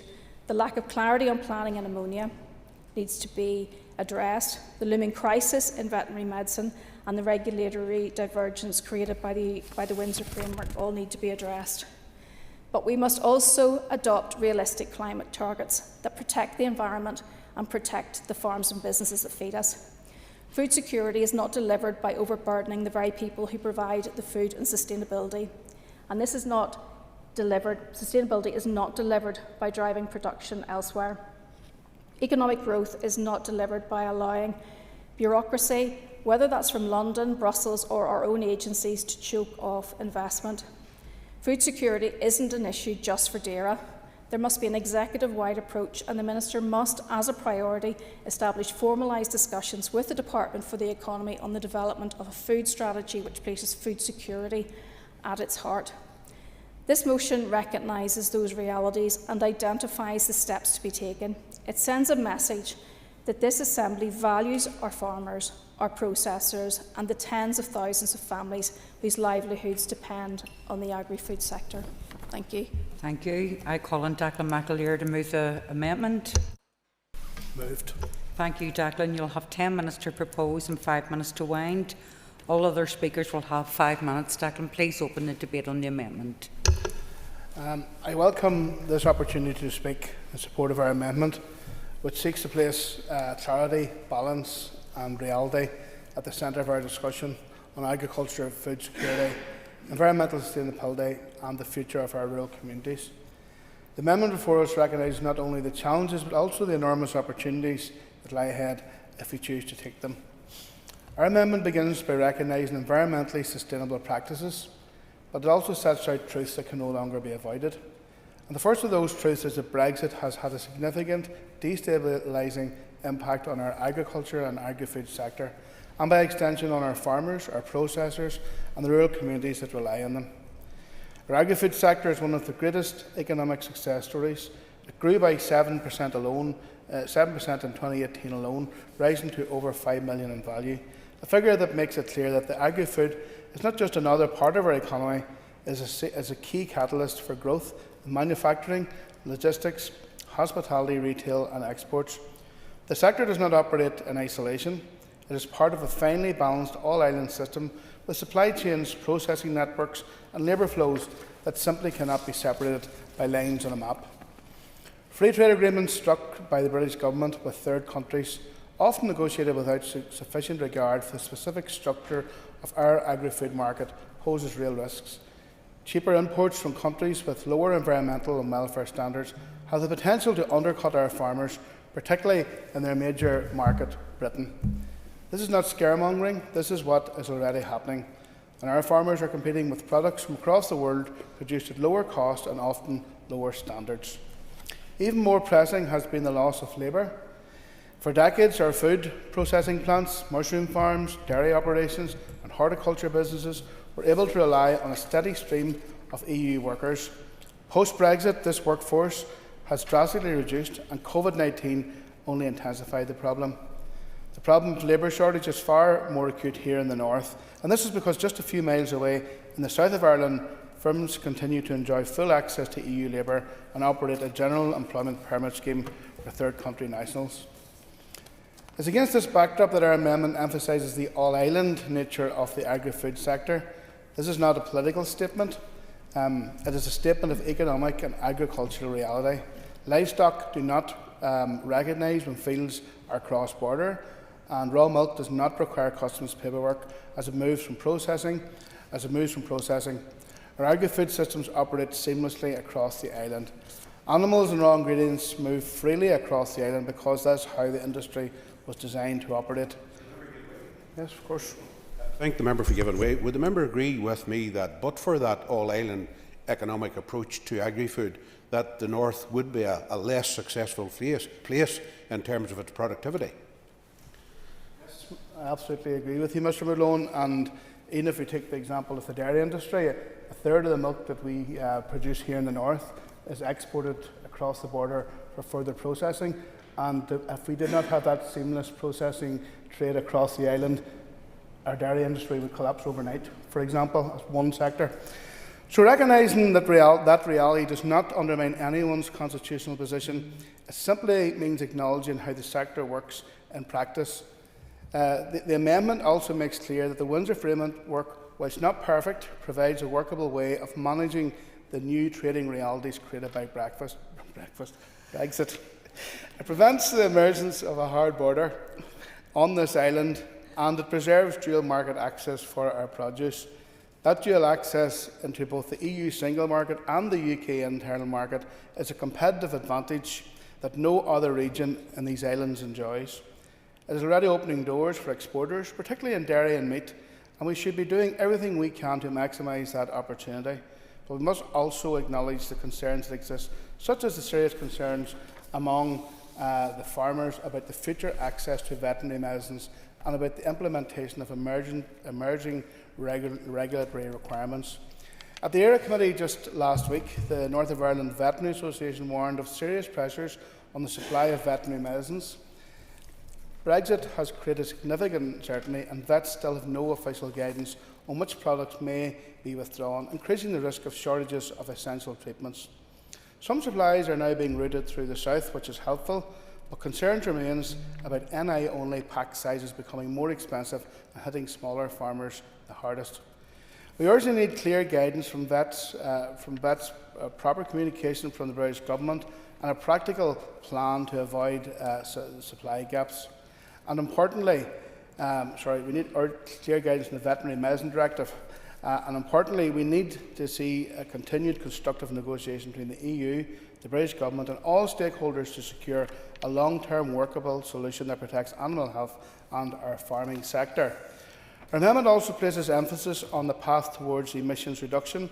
And let's be very clear, farmers understand the need to address climate change. Farmers are very much part of the solution. New science, new technologies and new practices are emerging faster than ever. Our farmers are embracing soil testing, carbon surveys and a whole range of innovations that reduce emissions while improving efficiency. The North's farm support measures have been designed to encourage exactly this kind of progress. But we must ensure that the transition is fair, evidence-based and consistent with the principle of just transition for agriculture. And absolutely central to that is avoiding the kind of blunt, damaging measures such as culls that would devastate family farms while doing little to address global emissions. Equally important is avoiding carbon leakage, where reducing local production only results in more imports with higher emissions and lower welfare standards. This would be an environmental failure and an economic catastrophe. Food security is a priority. Insecurity in global supply chains, geopolitical instability and extreme weather have shown us that the ability to produce food locally is vitally important. Society needs farmers more today than ever, yet government policy, particularly in Westminster, has too often moved in the opposite direction. For example, the decision to remove the agriculture property relief and business property relief will hit family farms the hardest. And here in the north of Ireland, where family farms dominate and land values are high, this will pose a serious threat. And this is why our amendment supports the DUP's call on the Minister to bring forward measures that unlock greater levels of on-farm investment and innovation. Because if we want farmers to meet environmental standards, improve productivity and maintain food production, they need certainty, support and right tools. That includes providing long-due clarity on ammonia controls within the planning system. No farmer can be expected to invest in modern infrastructure if planning guidance is unclear, inconsistent or subject to sudden change. We need an approach that protects the environment while enabling farms to modernise, grow and become more efficient. That is fully consistent with the Executive's programme for government and is essential for the confidence of the sector.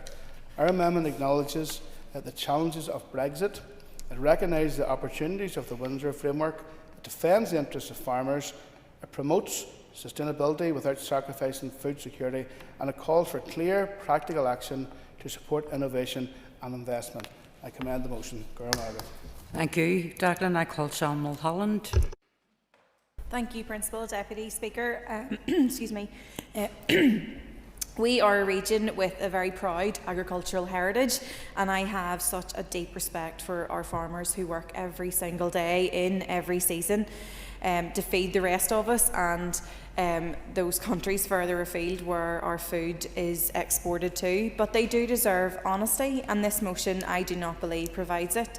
It reads like another attempt to undo the consequences of a future that the proposers helped to create. Food production is already recognised as a strategic asset through the food strategy framework, which links food to health, education, climate, sustainability and economic growth.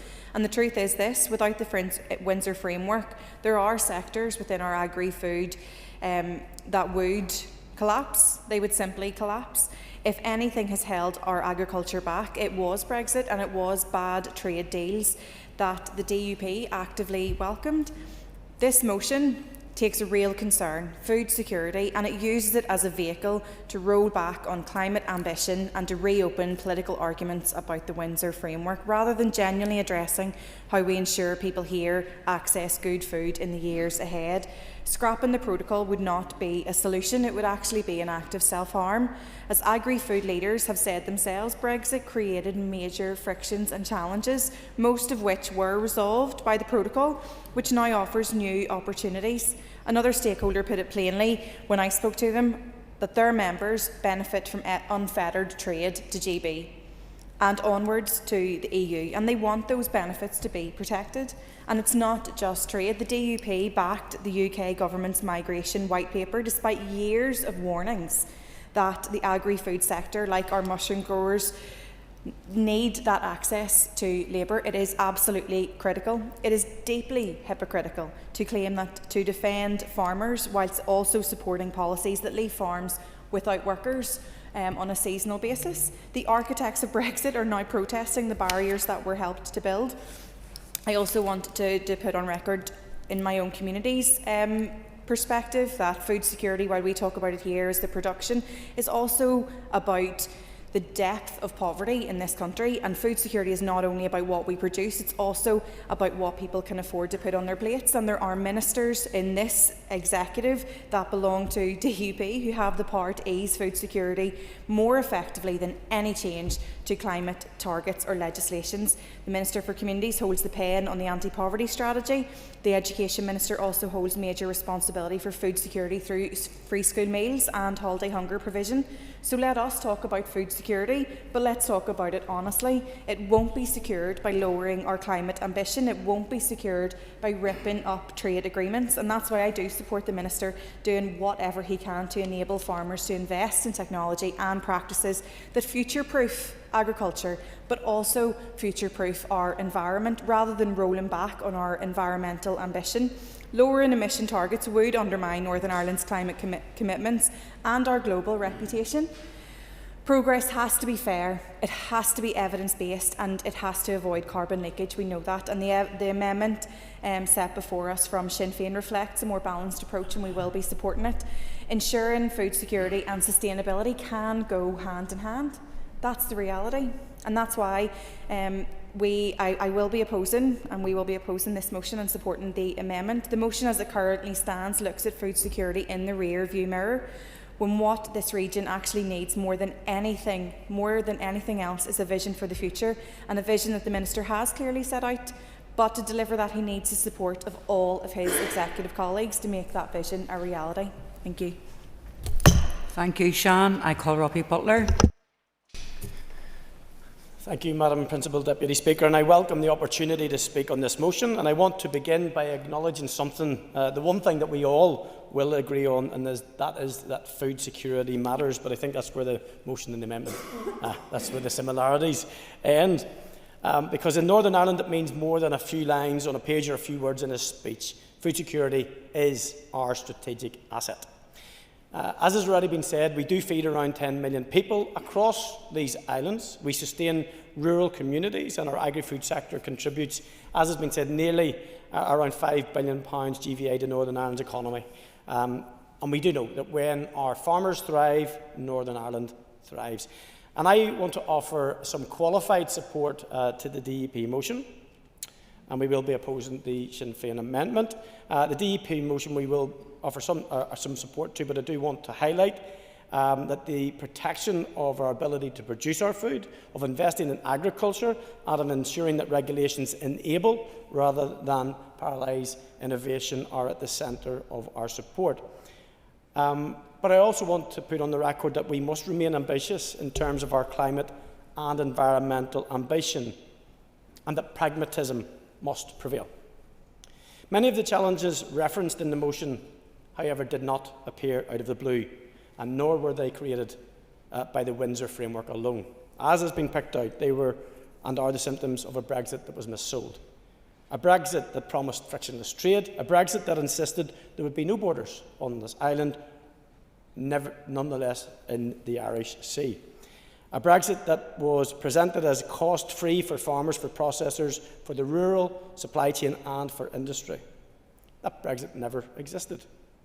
But now, my ears have to listen to those who champion an internal regulatory border as if it were some kind of benefit to Northern Ireland. And I'm sorry, Madam Deputy Speaker, but that stretches credibility beyond breaking point. The Windsor framework should never have been seen nor sold as a prize. It was offered by some as damage limitation, constructed perhaps because of political dishonesty that left Northern Ireland without any alternative. And it was supposed sold as avoiding a hard border on the island. However, we ended up with one in the sea. So the framework did bring challenges, and we should acknowledge that. But to suggest that it was created in a vacuum, or that we should or would have been better off, is false, because there was always going to be some form of arrangement. But we have to deal in facts and not fantasies. The reality is that our farmers are facing uncertainty over veterinary medicines from 2026, planning paralysis caused by years of unclear ammonia guidance, the prospect of more, not fewer, regulatory requirements for both the UK and the EU, and a global market that's becoming more competitive, more volatile and more influenced by climate risk. And that's one that retailers and consumers are demanding action on. These issues require clear, grown-up policy making, not slogans, not wishful thinking, and not pretending that rolling back commitments alone will create progress.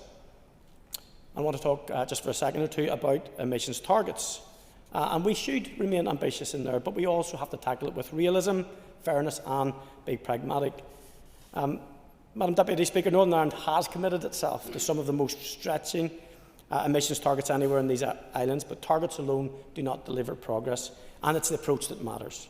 And I would suggest that the approach to achieving these targets is where the failings have been seen and evidenced more so far. And we see this has been realised elsewhere, because new approaches and revised targets are not just the purview of us here. The EU just this year signalled a more pragmatic approach to regionally significant sectors as it negotiates its own climate framework.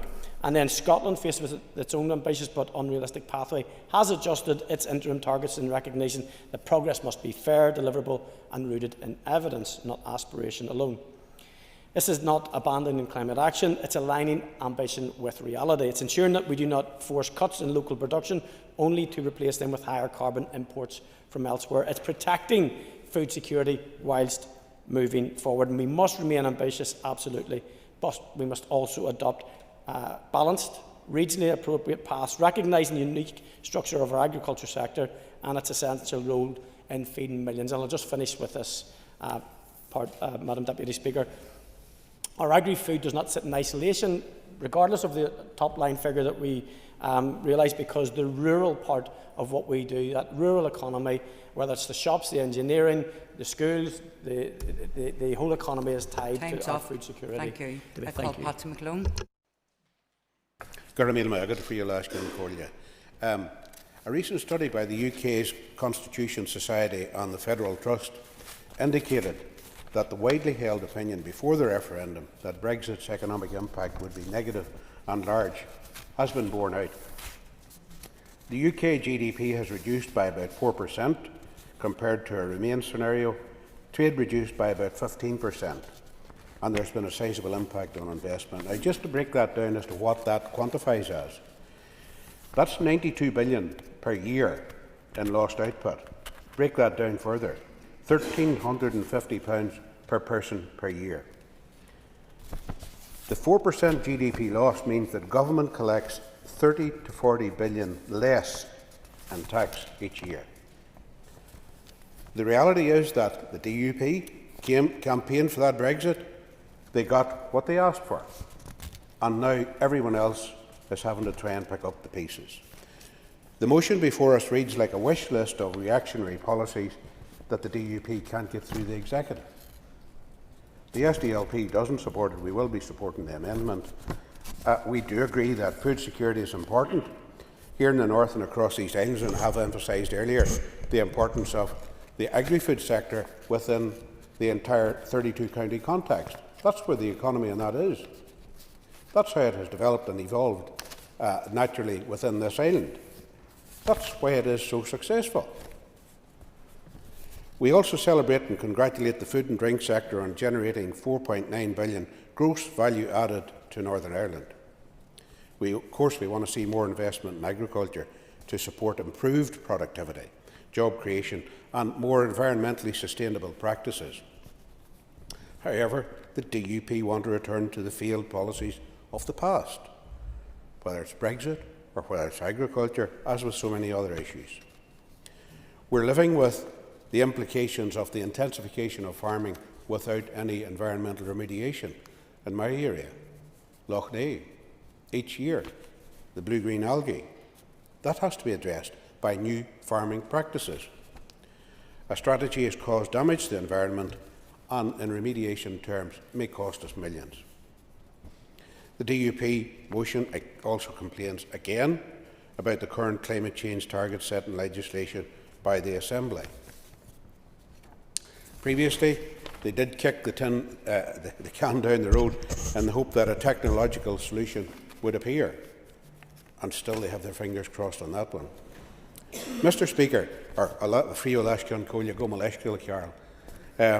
in my previous role as the SDLP's ERA spokesperson, I highlighted the ongoing threat to the supply of veterinary medicines to the north, another unadvertised consequence of Brexit. That Brexit was promoted by the DUP, rejected by the majority of people of the north. The risks that exist to animal and human health is one that will primarily affect the north and the island of Ireland. But the problems aren't the result of a divergence in regulations between Britain and the EU on veterinary medicines. It's the result of failure in negotiations. Who supported the people who were at that negotiating table? Who voted the procedures through Westminster? Join the dots. And the same solutions to the problems that we discussed in 2024 are still on the table. Those solutions will require compromise from either the EU, the British Government or both. It is time, however, for the Executive to step up on this issue and press the British Government for a solution. We can agree, certainly, is the need for clarity on ammonia controls within planning, because the Department and the Executive cannot continue to delay resolving the issue. The Department and the Executive must resolve to address the threat of legal action, furthermore, from the Office of Environment Protection over the failure to adhere to the law on protecting the environment, however. That's looming there as well.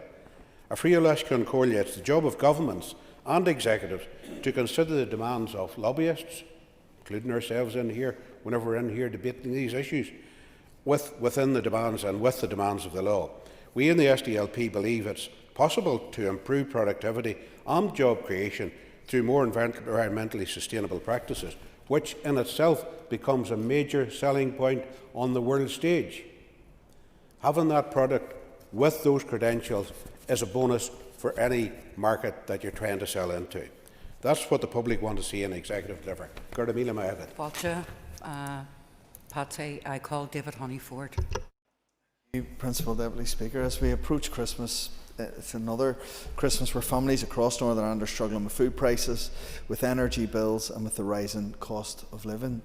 So yes, this Assembly should be talking about food security because it goes to right at the heart of whether people can afford actually to heat their homes and put food on the table. And from an economic point of view, or from the Department of Economy point of view, it matters even more. Food and drink is one of our largest employers, one of the most stable industries and one of the few sectors where we actually do genuinely punch above our weight. It supports tens of thousands of jobs, has been said, and is essential for rural communities and that regional balance.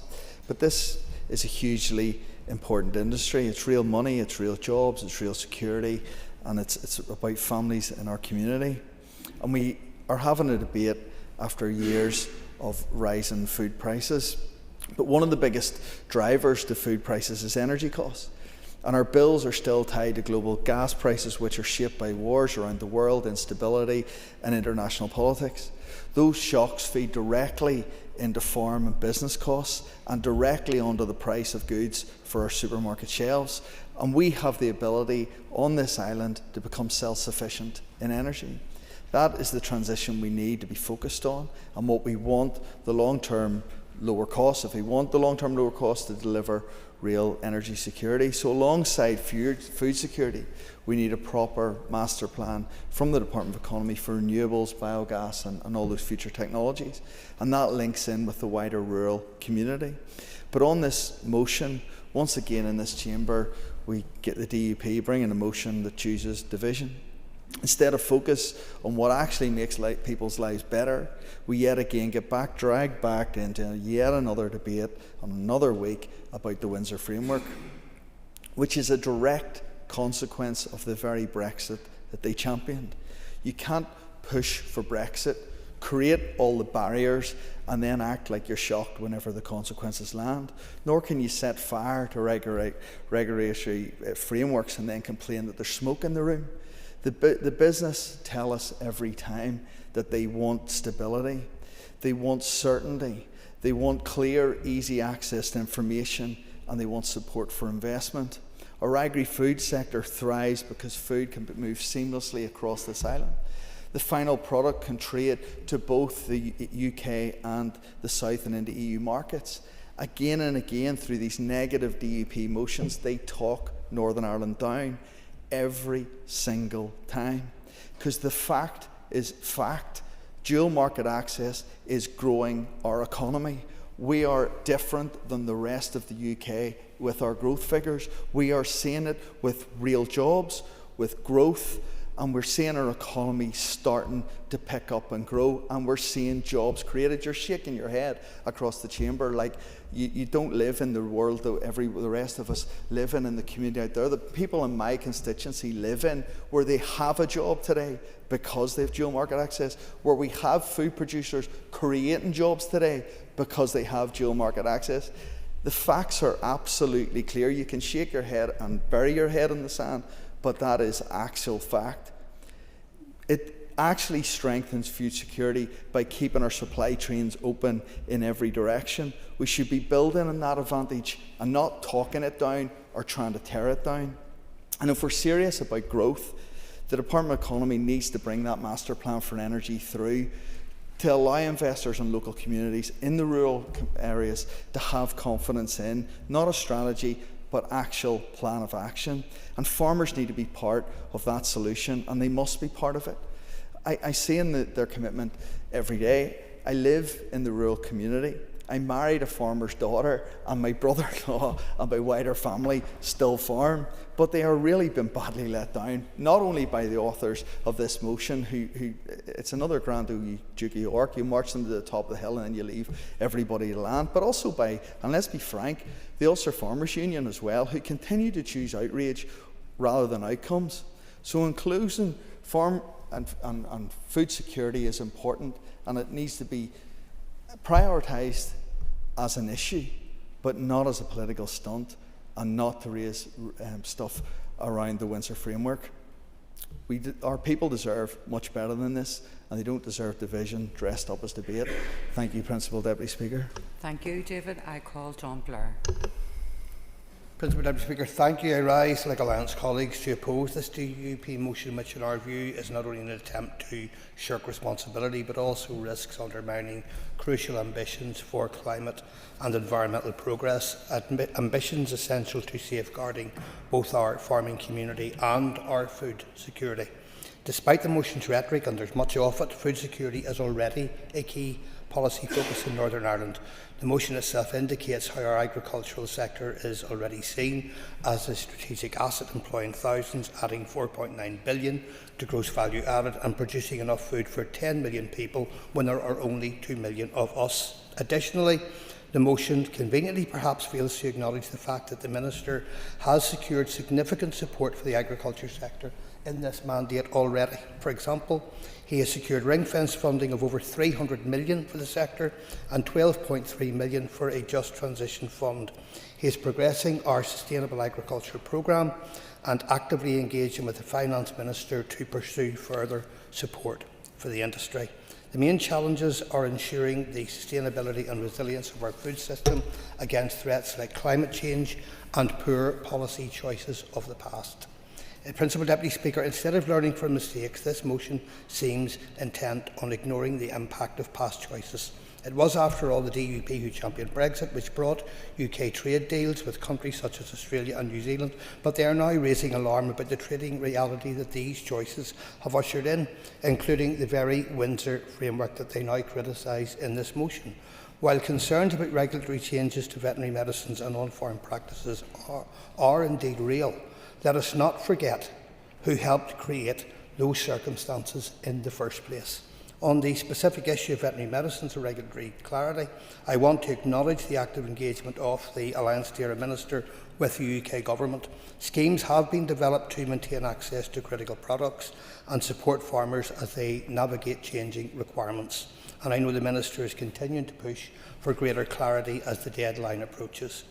Turning to environmental responsibilities, Principal Deputy Speaker, the motion refers to climate targets as merely aspirational, yet these targets are legally binding, set in law, if you don't mind, by a minister from the very party presenting this anti-environment motion today.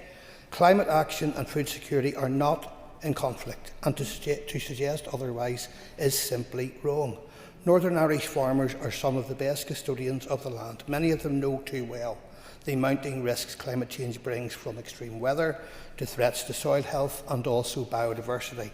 We cannot let short-term thinking jeopardise their future. Let's be clear, watering down climate targets will only harm our farmers in the long run, making us less, not more, food secure. That is why the Alliance Dairy Minister has launched schemes like the Farming with Nature scheme and the Bovine Genetics Programme, pioneering approaches which prove that agriculture and climate can and must work hand in hand. Principal Deputy Speaker, very significantly, and only last week, the Office for Environmental Protection announced an investigation into handling of sewage discharges into Belfast Lough, as if we needed another wake-up call. Minister Muir is working tirelessly to reverse the decline of our water quality, yet meaningful change requires all executive parties to step up, not step away. Inaction on polluters, lack of investment and denial of evidence from parties in this chamber only perpetuates the problems. Principal Deputy Speaker, while the DUP's motion appears to aim at preserving animal welfare standards, the pollution resulting from inadequate climate action directly contradicts this goal.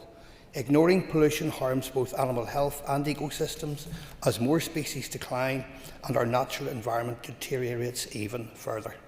Yet, yes, we must prioritise the welfare of our livestock, but equally we must protect our biodiversity to ensure its ongoing survival. Put simply, there can be no farming without nature.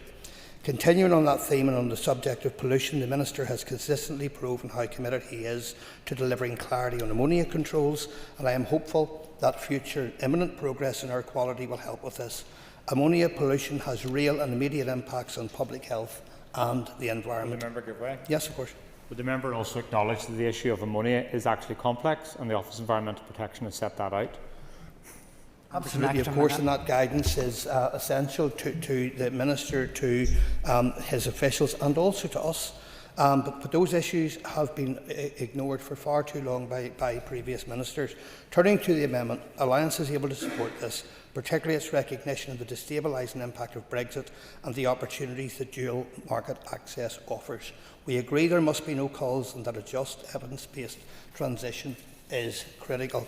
Principal Deputy Speaker, Alliance cannot support a motion riddled with contradictions and blind to the reality that we are facing. Our climate and our agriculture are two sides of the same coin. Food security is not possible if we sacrifice one for the other.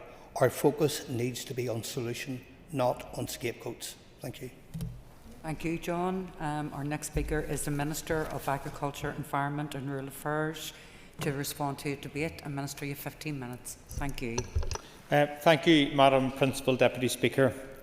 The DUP motion being debated here today is perhaps one of the most bizarre this Assembly has debated for a long while, riddled with contradictions and, as per usual, light on solutions.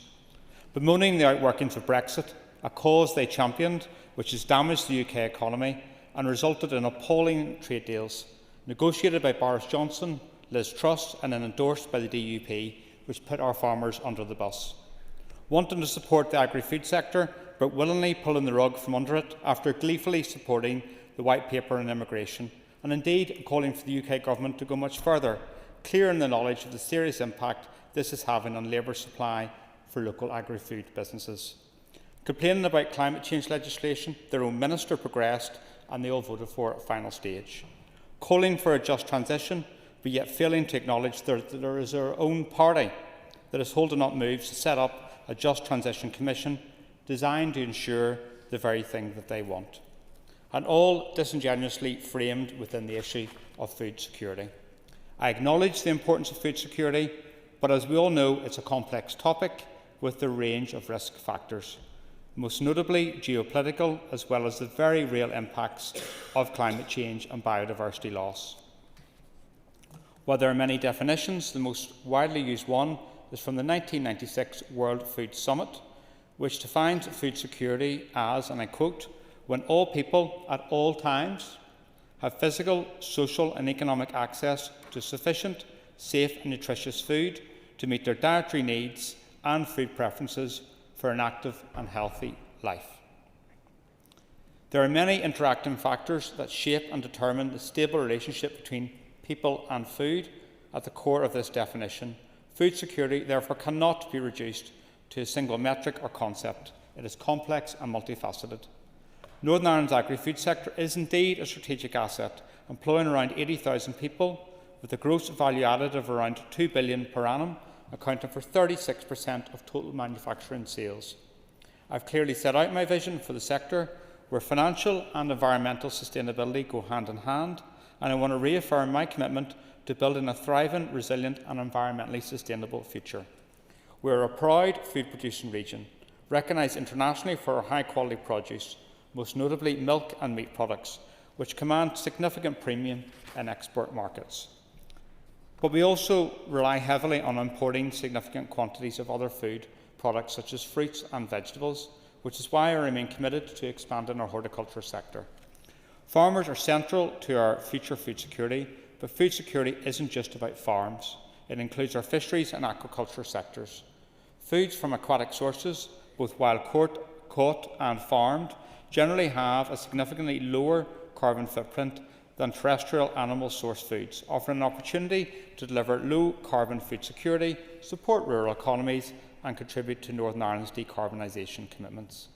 My department's Marine Environment and Fisheries Fund ensures Northern Ireland's seafood sector remains strong, sustainable and ensures our fisheries and aquaculture sectors thrive while contributing to environmental targets and food security. At a national and global level, the risks to our food security are growing. Climate change, biodiversity loss, geopolitical instability and supply chain disruptions that increase costs to farmers alongside food producers and consumers are very real. At a household level, I am also acutely aware that disposable incomes are lower in Northern Ireland than other parts of the UK, which puts significant pressures on affordability of food. I am therefore proud to have secured executive agreement both for the long-term Northern Ireland Food Strategy Framework and its associated two-year action plan. A key focus in addressing food inequalities, developing a right to food culture, but also recognising the need for a more sustainable agri-food sector, utilising the necessary science, technology and skills needed to support this transition is absolutely fundamental. In January this year, I provided a written statement to the Northern Ireland Assembly, providing an update on my department's new farm support required as a result of EU exit. Through striving to achieve its four outcomes of improved environmental sustainability, enhanced productivity, stronger resilience and an effective functioning supply chain, the Sustainable Agriculture Programme has an important role in the delivery of DAERA's key priorities. I am extremely proud to be the only devolved minister in the UK to secure ring-fence funding out of a total of £332 million for agriculture, agri-environment, fishery and rural development, which enables the Sustainable Agriculture Programme to be delivered in this and future years. There are many strong and positive benefits from the Sustainable Agricultural Programme, and they are being delivered, most especially the bovine genetics scheme. This scheme is a no-brainer, and the conditionality associated with the farm sustainability payment is proportionate and fair. But yet, with no rhyme or reason, the DUP saw fit to vote against it. I am grateful others saw sense and glad we're pushing forward and able to realise the clear and real benefits for our farmers. Returning to the subject of EU exit. In the run-up to the referendum in 2016, many warned about the implications of Brexit, with Northern Ireland sharing a land border involving over 200 crossing points with an EU member state. Indeed, both Tony Blair and John Major visited Derry Londonderry to set out these issues. But yet the DUP carelessly ploughed on, regardless, mistakenly trusting charlatans like Boris Johnson, just like they're now putting their faith in Nigel Farage, despite all the warning signs. The Windsor Framework is the outworking of Brexit, and whilst not perfect, it provides the best way forward short of the UK rejoining the single market and customs union, which I feel it really should. The Windsor Framework and the unique dual market access Northern Ireland enjoys is a real economic benefit and a safeguard for many in the agri-food sector in Northern Ireland. Take, for example, the dairy industry. Without the Windsor Framework, they'd be sunk. The DUP knows this, but as ever, they're prepared to play fast and loose with people's jobs. I'm not prepared to do that, nor sit back and bemoan some of the issues encountered. Hence why getting an agri-food SPS agreement between the UK and the EU has been a priority for me ever since the new UK government came into power. I'm pleased to report that the negotiations commenced last month on the legal text of that agreement between the UK and the EU. This is a positive step forward. The agreement, once implemented, will provide greater certainty for businesses across the UK and will reduce the further need for checks in terms of goods moving between GB and NI. Differences in regulations related to trade will always bring trade frictions and complications. Hence why I have also been pressing the UK Government to seek maximum possible dynamic alignment with EU regulations as part of an agreement which creates arrangements which are practical, sustainable and can be implemented as soon as possible. The proposed simplifications and one-year delay to the application of the EU deforestation regulation will be welcomed by businesses. However, they still require urgent clarity on the extent to which the EU deforestation regulation will apply in Northern Ireland. I've repeatedly asked the UK Government, who lead on EUDR, to communicate the relevant arrangements as soon as possible. In terms of veterinary medicines, whilst not under my direction and control, the continued supply of them has been a key issue for me. Whilst recent work by DEFRA and the Veterinary Medicines Directorate suggests that the situation may be less critical than initially feared, I understand the ongoing concerns about product availability. I welcome the introduction by DEFRA and the Veterinary Medicines Directorate of the Veterinary Medicine Internal Market Scheme and the Veterinary Medicine Health Situation Scheme from the 1st of January of next year. These schemes are designed to be responsive, adaptable and capable of addressing both anticipated and unforeseen supply issues. I will continue to work closely with the UK Government, who I met again last week, and the Veterinary Medicines Working Group to ensure that these schemes are governed effectively and deliver the outcomes we need. With regards to ammonia, in terms of calls for clarity on ammonia controls, I believe it is important to first set out the context. The Office of Environmental Protection's report on the issue, published in October of last year, is essential reading. Ammonia levels in Northern Ireland are shockingly high and must be reduced. The OEP report starkly sets out that DAERA previously failed to comply with environmental law over ammonia advice. In the report, it states the cold, hard facts that the previous minister just kept kicking the can down the road. And it quotes, "A letter sent from DAERA to the OEP on the 7th of August 2023 explained that a direction was therefore sought from the DAERA minister on 3 separate occasions between the 21st of May 2020 and February 2021. From the information we received during our investigation, it is clear that no ministerial direction was provided." The issue in terms of DAERA and acting unlawfully was rectified towards the end of 2023 after OEP initiated legal action against the department. The immense challenge exists to reduce the emissions whilst dealing with practical issues like replacement sheds. I'm committed to finding a way forward which is lawful and look forward to a key meeting with stakeholders in the next few weeks where we can hopefully set out a pathway ahead. Moving on to the call for me to urgently bring proposals to the Executive to reduce Northern Ireland's interim 2030 and 2040 emissions reduction targets, and the nonsensical idea that these are aspirational goals. They are not. They are legal obligations democratically set by this House. As ever, on the issue of climate action, the DUP are out of step with the world of business, just like they were with Brexit. Just look at all the businesses who have signed up to the Business and Community Climate Action Pledge. Companies like ABP, Almac, Belfast Harbour Commissioners, Danske Bank, NSERC, the Galgorm Group, Graham, the Henry Group, Hughes Insurance, Northern Ireland Water, Translink, Wrightbus and more. They are leading the way, and I am determined that Northern Ireland is not left yet again as a laggard, dragging our heels and refusing to grasp the real benefits of decarbonisation, creating those good green jobs the people of Northern Ireland deserve. For the avoidance of doubt on this matter, I will not be considering or bringing forward proposals to reduce the 2030 or 2040 emissions reduction targets. My focus remains on continuing to implement our existing legislative commitments which were agreed by the Assembly. Hear, hear. It is important that we provide certainty and confidence to our businesses and investors, whilst ensuring that Northern Ireland realises the benefits associated from decarbonisation in a fair and balanced manner. We have seen at first hand the impact of severe weather events such as flooding and storms can have on our businesses, communities and environment. Just over a month ago, we had a motion calling for the First Minister and Deputy First Minister to strengthen infrastructure and emergency response systems due to concerns regarding the impact of increasing frequency and severity of storms. As we all know, the DUP has a long history of climate scepticism and denial of science. Take, for example, Sammy Wilson, a man who has said that man-made climate change is a gigantic con and an hysterical semi-religion. These views from the DUP talk down the UK's role as an international global leader, show a party that has learned nothing from Brexit and continues to show a complete inability to comprehend consequences. Taking action to reduce our emissions is important to protect food production and the ever-worsening impacts from climate change. Alongside mitigation actions, my department is also leading on the development of Northern Ireland's third climate change adaptation programme. This programme contains over 280 actions across all departments, including 28 actions focused on building resilience to the impacts of climate change within our food supply system. Food security is one of our most immediate and economically significant reasons for maintaining strong climate ambition. Without emissions reductions and climate adaptation, we face a future where we put our farming community at risk. The amendment to the motion calls for progress towards meeting our emissions reductions to be consistent with a just transition for the agriculture sector. I am committed to ensuring a fair and just transition as we work towards reducing our emissions.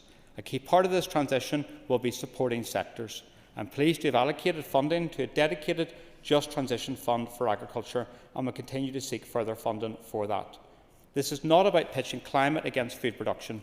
Farmers are our greatest ally in tackling climate change, and many are already playing their part and should get credit for it. I've seen it firsthand, many examples of innovation, of positive action, and of farmers leading the way. In line with the Just Transition principles and the 11 objectives set out in the 2022 Act, my role is to help support them do this, and I will continue to do that.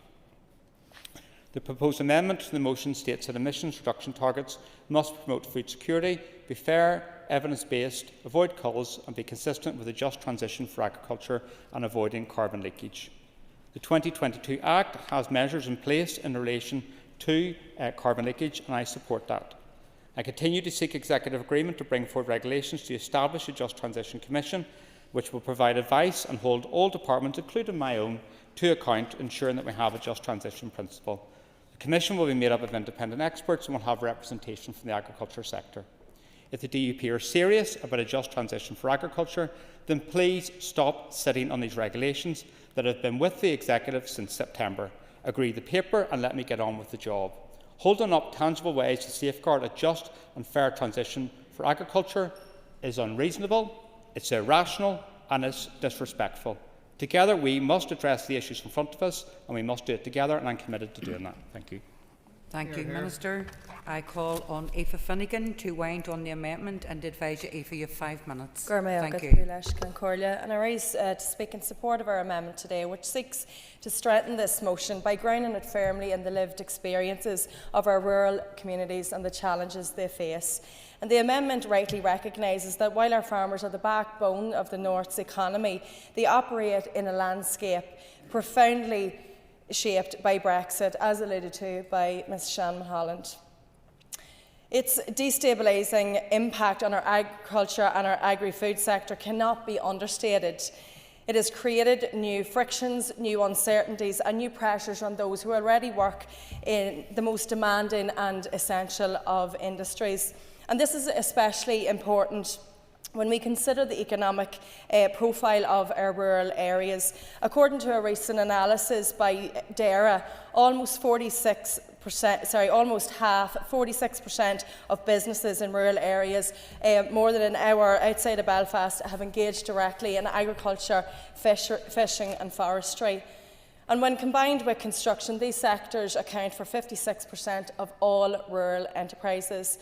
And in 2024, agriculture alone represented 39% of rural businesses, with construction at 17%. And these figures not only demonstrate the dominance of agriculture in our rural economies, but also the extent to which rural livelihoods depend on stable, workable policy frameworks. The amendment acknowledges a vital reality that the agri-food sector is inherently all-island in nature. Supply chains, veterinary systems, animal movement and food standards operate seamlessly across the border. In this context, the Windsor framework, to address Mr Robbie Butler's comments, offers a pragmatic way to manage new trading realities, avoiding a hard border on the island of Ireland and crucially securing dual market access for our produce, an economic advantage. However, this Assembly must recognise the legitimate concerns of farmers. And as highlighted by other speakers here and in committee this week, we heard directly from the North of Ireland Veterinary Association the issues around the future access to veterinary medicines after the grace period and the burden which farmers see themselves in with the emerging regulatory requirements. This cannot be ignored. Our path towards emissions reduction must be fair, evidence-based and protective of food security. It must reject destructive measures such as herd culls, and it must guard against carbon leakage, which would see local lower emission produce replaced by imports from higher emission jurisdictions. And for these reasons, the amendment calls for greater on-farm investment. Clarity on ammonia controls within planning and support for innovation is not only reasonable, it is essential. And rural businesses need certainty, need tools to adapt and need a department willing to champion their contribution to our shared prosperity. So I urge members to support the amendment and to stand with our rural communities at this pivotal moment. Thank you, Aoife. I now call on Keith Buchanan to conclude and wind up on the debate and advise you that you've got 10 minutes. Thank you, Keith. Thank you, Principal Deputy Speaker. Northern Ireland's agri-food sector is the backbone of our economy. It deserves clarity, support and respect, which I haven't heard much of it in here today, to be honest. Let us back our farmers, protect food security and ensure this world-leading industry continues to thrive. It has been estimated that Northern Ireland feeds approximately 10 million people. Food production is not just a business, it's a strategic asset. Our farmers are world leaders in many innovations. In my constituents of Mid Ulster, it was noted in a briefing by PSNI that 35% of businesses in the council area are agriculture. Having worked in the food processing sector myself for 22.5 years, I'm not going into days and minutes and seconds because that would bore people. 22.5 years, I've seen exactly what farmers do and what food processors do on a daily basis. The Minister needs to come alongside the DUP, and the DUP has been referenced a lot today, to establish realistic and achievable climate change targets that safeguard the future of our agriculture industry while ensuring environmental protection. And I deal with farmers and landowners weekly, stuck between shared environmental services and the planning legislation, and they're stuck in the middle of that, and they're not getting clarity either way. And if they were getting clarity, at least they know where they're going. So maybe the Minister, I appreciate you've had your comments, but farmers are stuck between that SAS and NIA. They're just stuck in the middle of that, and they need some clarity of where to go. Farmers is trying to improve their business, but can't get any direction from either of those two, and they're just stuck there. Yeah, go ahead. So on this issue of ammonia, I think we're hopefully acknowledging that it is complex, and we need to remain on the right side of the law. I've already been engaging with officials on a sustained basis around this. There is a desire to look at how much more advice we can give to people around things, because people obviously have to navigate the system. So I do acknowledge your point in regards to that. Thank you. And it's good to hear that, Minister, but I think it's important to be in the shoes of those farmers, because they are pulling their hair out what's left of it. Ambition is important, but ambition without realism risks undermining both our economy and our environment. Rural communities and major infrastructure projects cannot be sacrificed to satisfy the overall ambitious and practical climate agenda, which risks undermining economic growth and the livelihood of farmers. What is needed is a balanced approach, and I don't think you're going to get any argument from that from the farming sector, but it needs to be a balanced approach. An approach that promotes sustainability without imposing disproportionate burdens on the rural community. The planning log jam, as we touched on ammonia controls, is strangling investment, especially in poultry. Farmers are willing to adapt, but they cannot do that if the Minister and his departments contradict each other, and we've already covered that.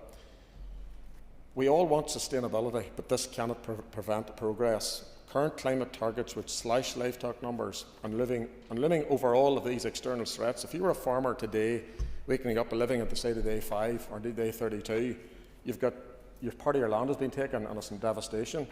TB, bird flu, planning issues, blue tongue, inheritance tax, the weather, the costs, negative press, people talking about it and they don't even know what they're talking about, veterinary medicines and the world trade price.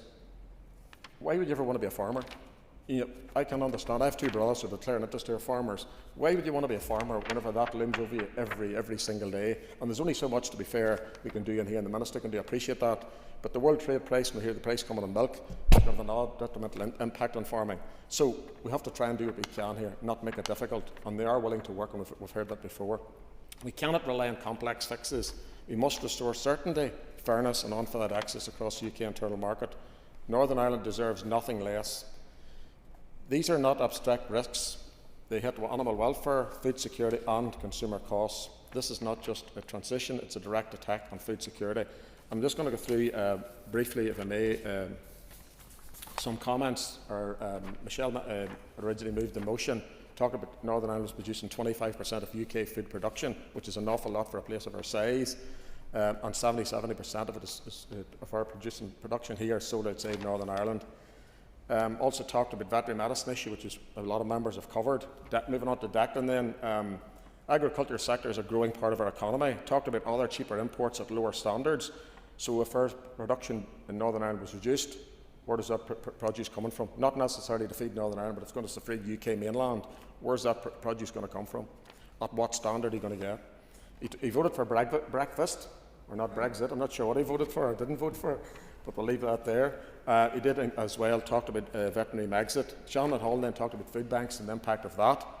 Robbie talked about planning paralysis, and we've covered that more broadly, everyone has, and talked about these emission targets again. Potsley wanted investment to improve productivity, which is fair enough. He talked about blue-green algae and new farming practices, but he didn't mention the impact NI water. I think it's widely known in this chamber the impact NI water is having on Lough Neagh, but in some committees maybe they don't really understand the impact that they're having on it, and maybe they need to own up to that. He talked about veterinary medicines and planning issues as well. David Honeyford then talked on food and drink. We punch above our weight here, and energy costs for here is obviously reflecting directly onto business costs, which is a fair enough point. John Blair then touched on Just Transition Fund. He did touch on the veterinary medicine issue. Talked on the sewage to Belfast Lough, which, to be fair, you covered. It's not all pointing at the agricultural sector. I sometimes question the 62, 24, 12 figures, where they come from. I think maybe some of them are dreamed up. I'll not want a response on that one. But modelled is one thing, but actual is another. And then he mentioned, John Blair referred to climate and agriculture, 2 sides of the same coin. I don't really know what that meant, but I wrote it down anyway. John, thank you for that. Sorry? Yeah. means interdependent for clarification. And finally, Principal Deputy Speaker, then the Minister obviously touched on the agriculture sector being a strategic asset, the import of fruit and veg into Northern Ireland here, veterinary medicines, and he's working with DEFRA on that, and we'll see where that goes. Obviously, time is running out on that one. And then, to be fair, he has provided a degree of clarity on the SAS and NIEA issue broadly for planning. So I'll leave it at that, Principal Deputy Speaker. Thank you. Thank you, Keith. So the question is that the amendment standing in the name of Declan McAleer, Aoife Finnegan and Anya Murphy be made. All those in favour say aye. Aye. Contrary if any noes. I think the ayes have it. Okay, clear the lobbies. The question will be put in 3 minutes.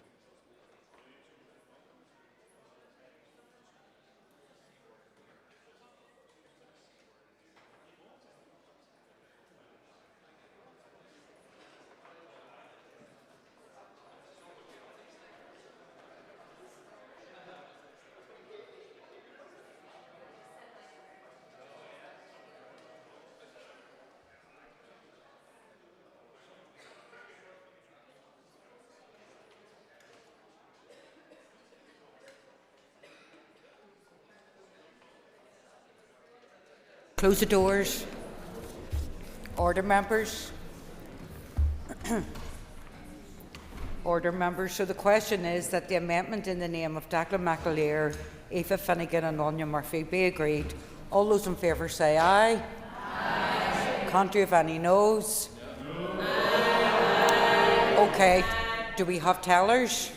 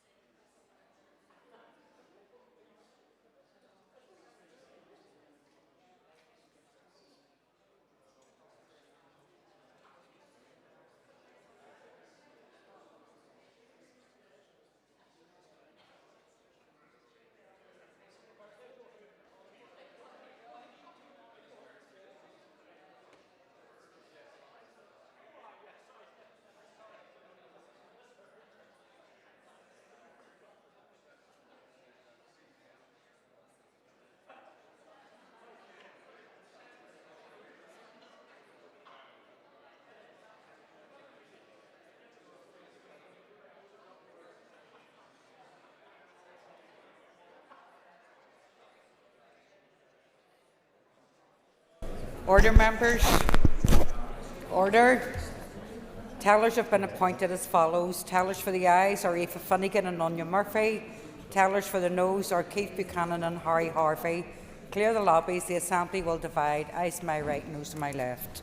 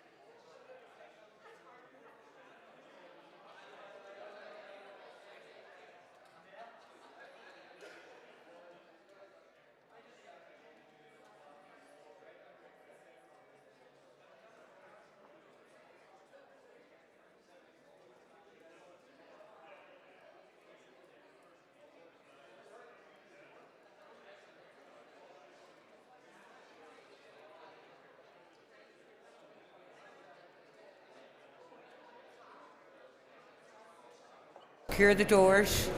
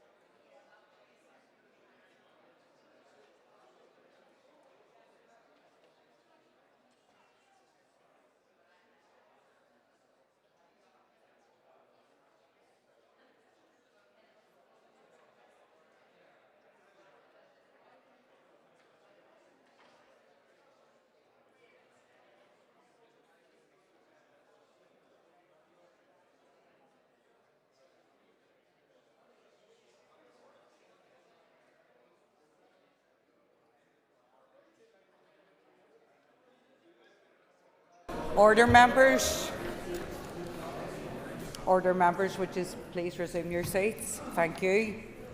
Clerk, could you please read the result? 57 members voted, 38 members voted aye, 19 members voted no. The amendment is therefore agreed. So the amendment's carried. The question is that the motion as amended be agreed. All those in favour say aye. Aye. Can't you have any noes? No. Seriously?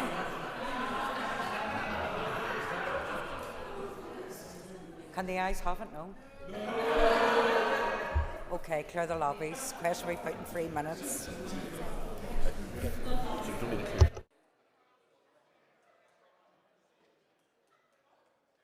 So, listen, everybody's here. I've been advised by party whips that in accordance with Standing Order 27, 1AB, that there's an agreement that we can dispense with the 3 minutes and move straight to the division. So, I do now call for tellers. Do you have tellers? Same tellers? Okay.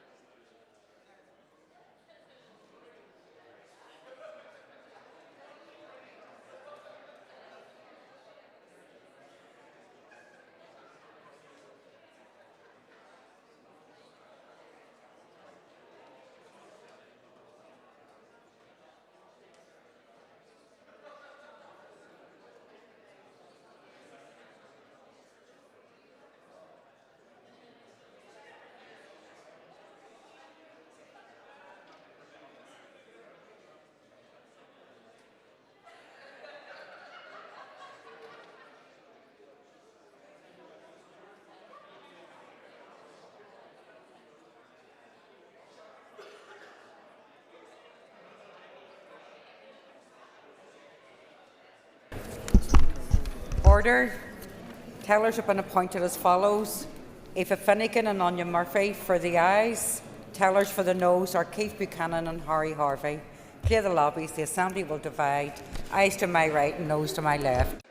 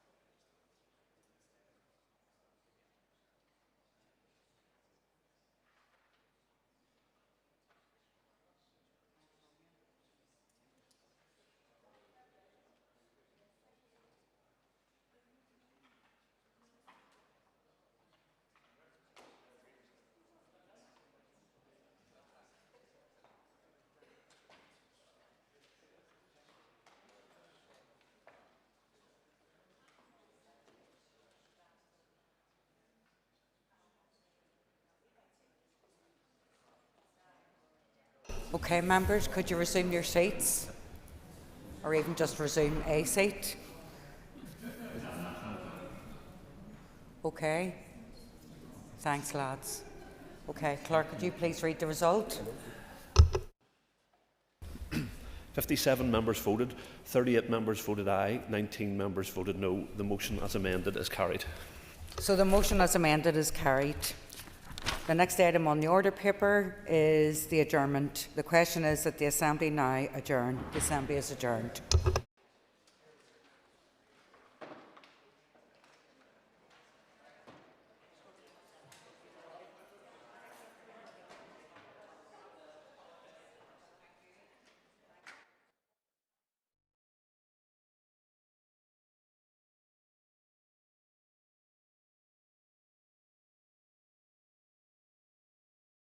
Assembly Chamber. Sound.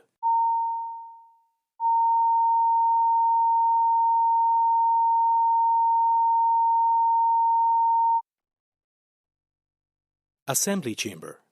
Sound.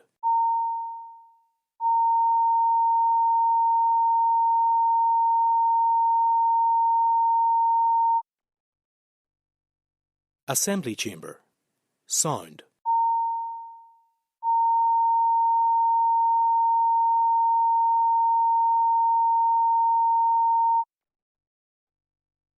Assembly Chamber. Sound.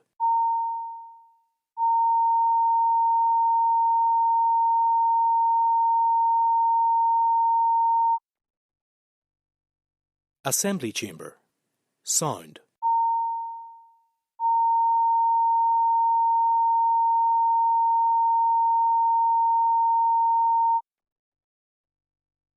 Assembly Chamber.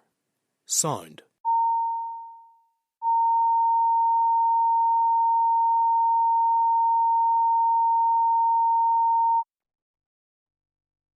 Assembly Chamber. Sound.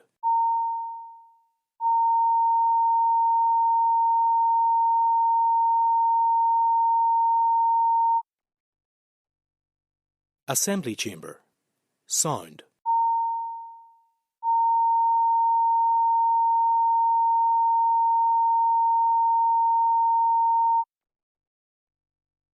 Assembly Chamber. Sound.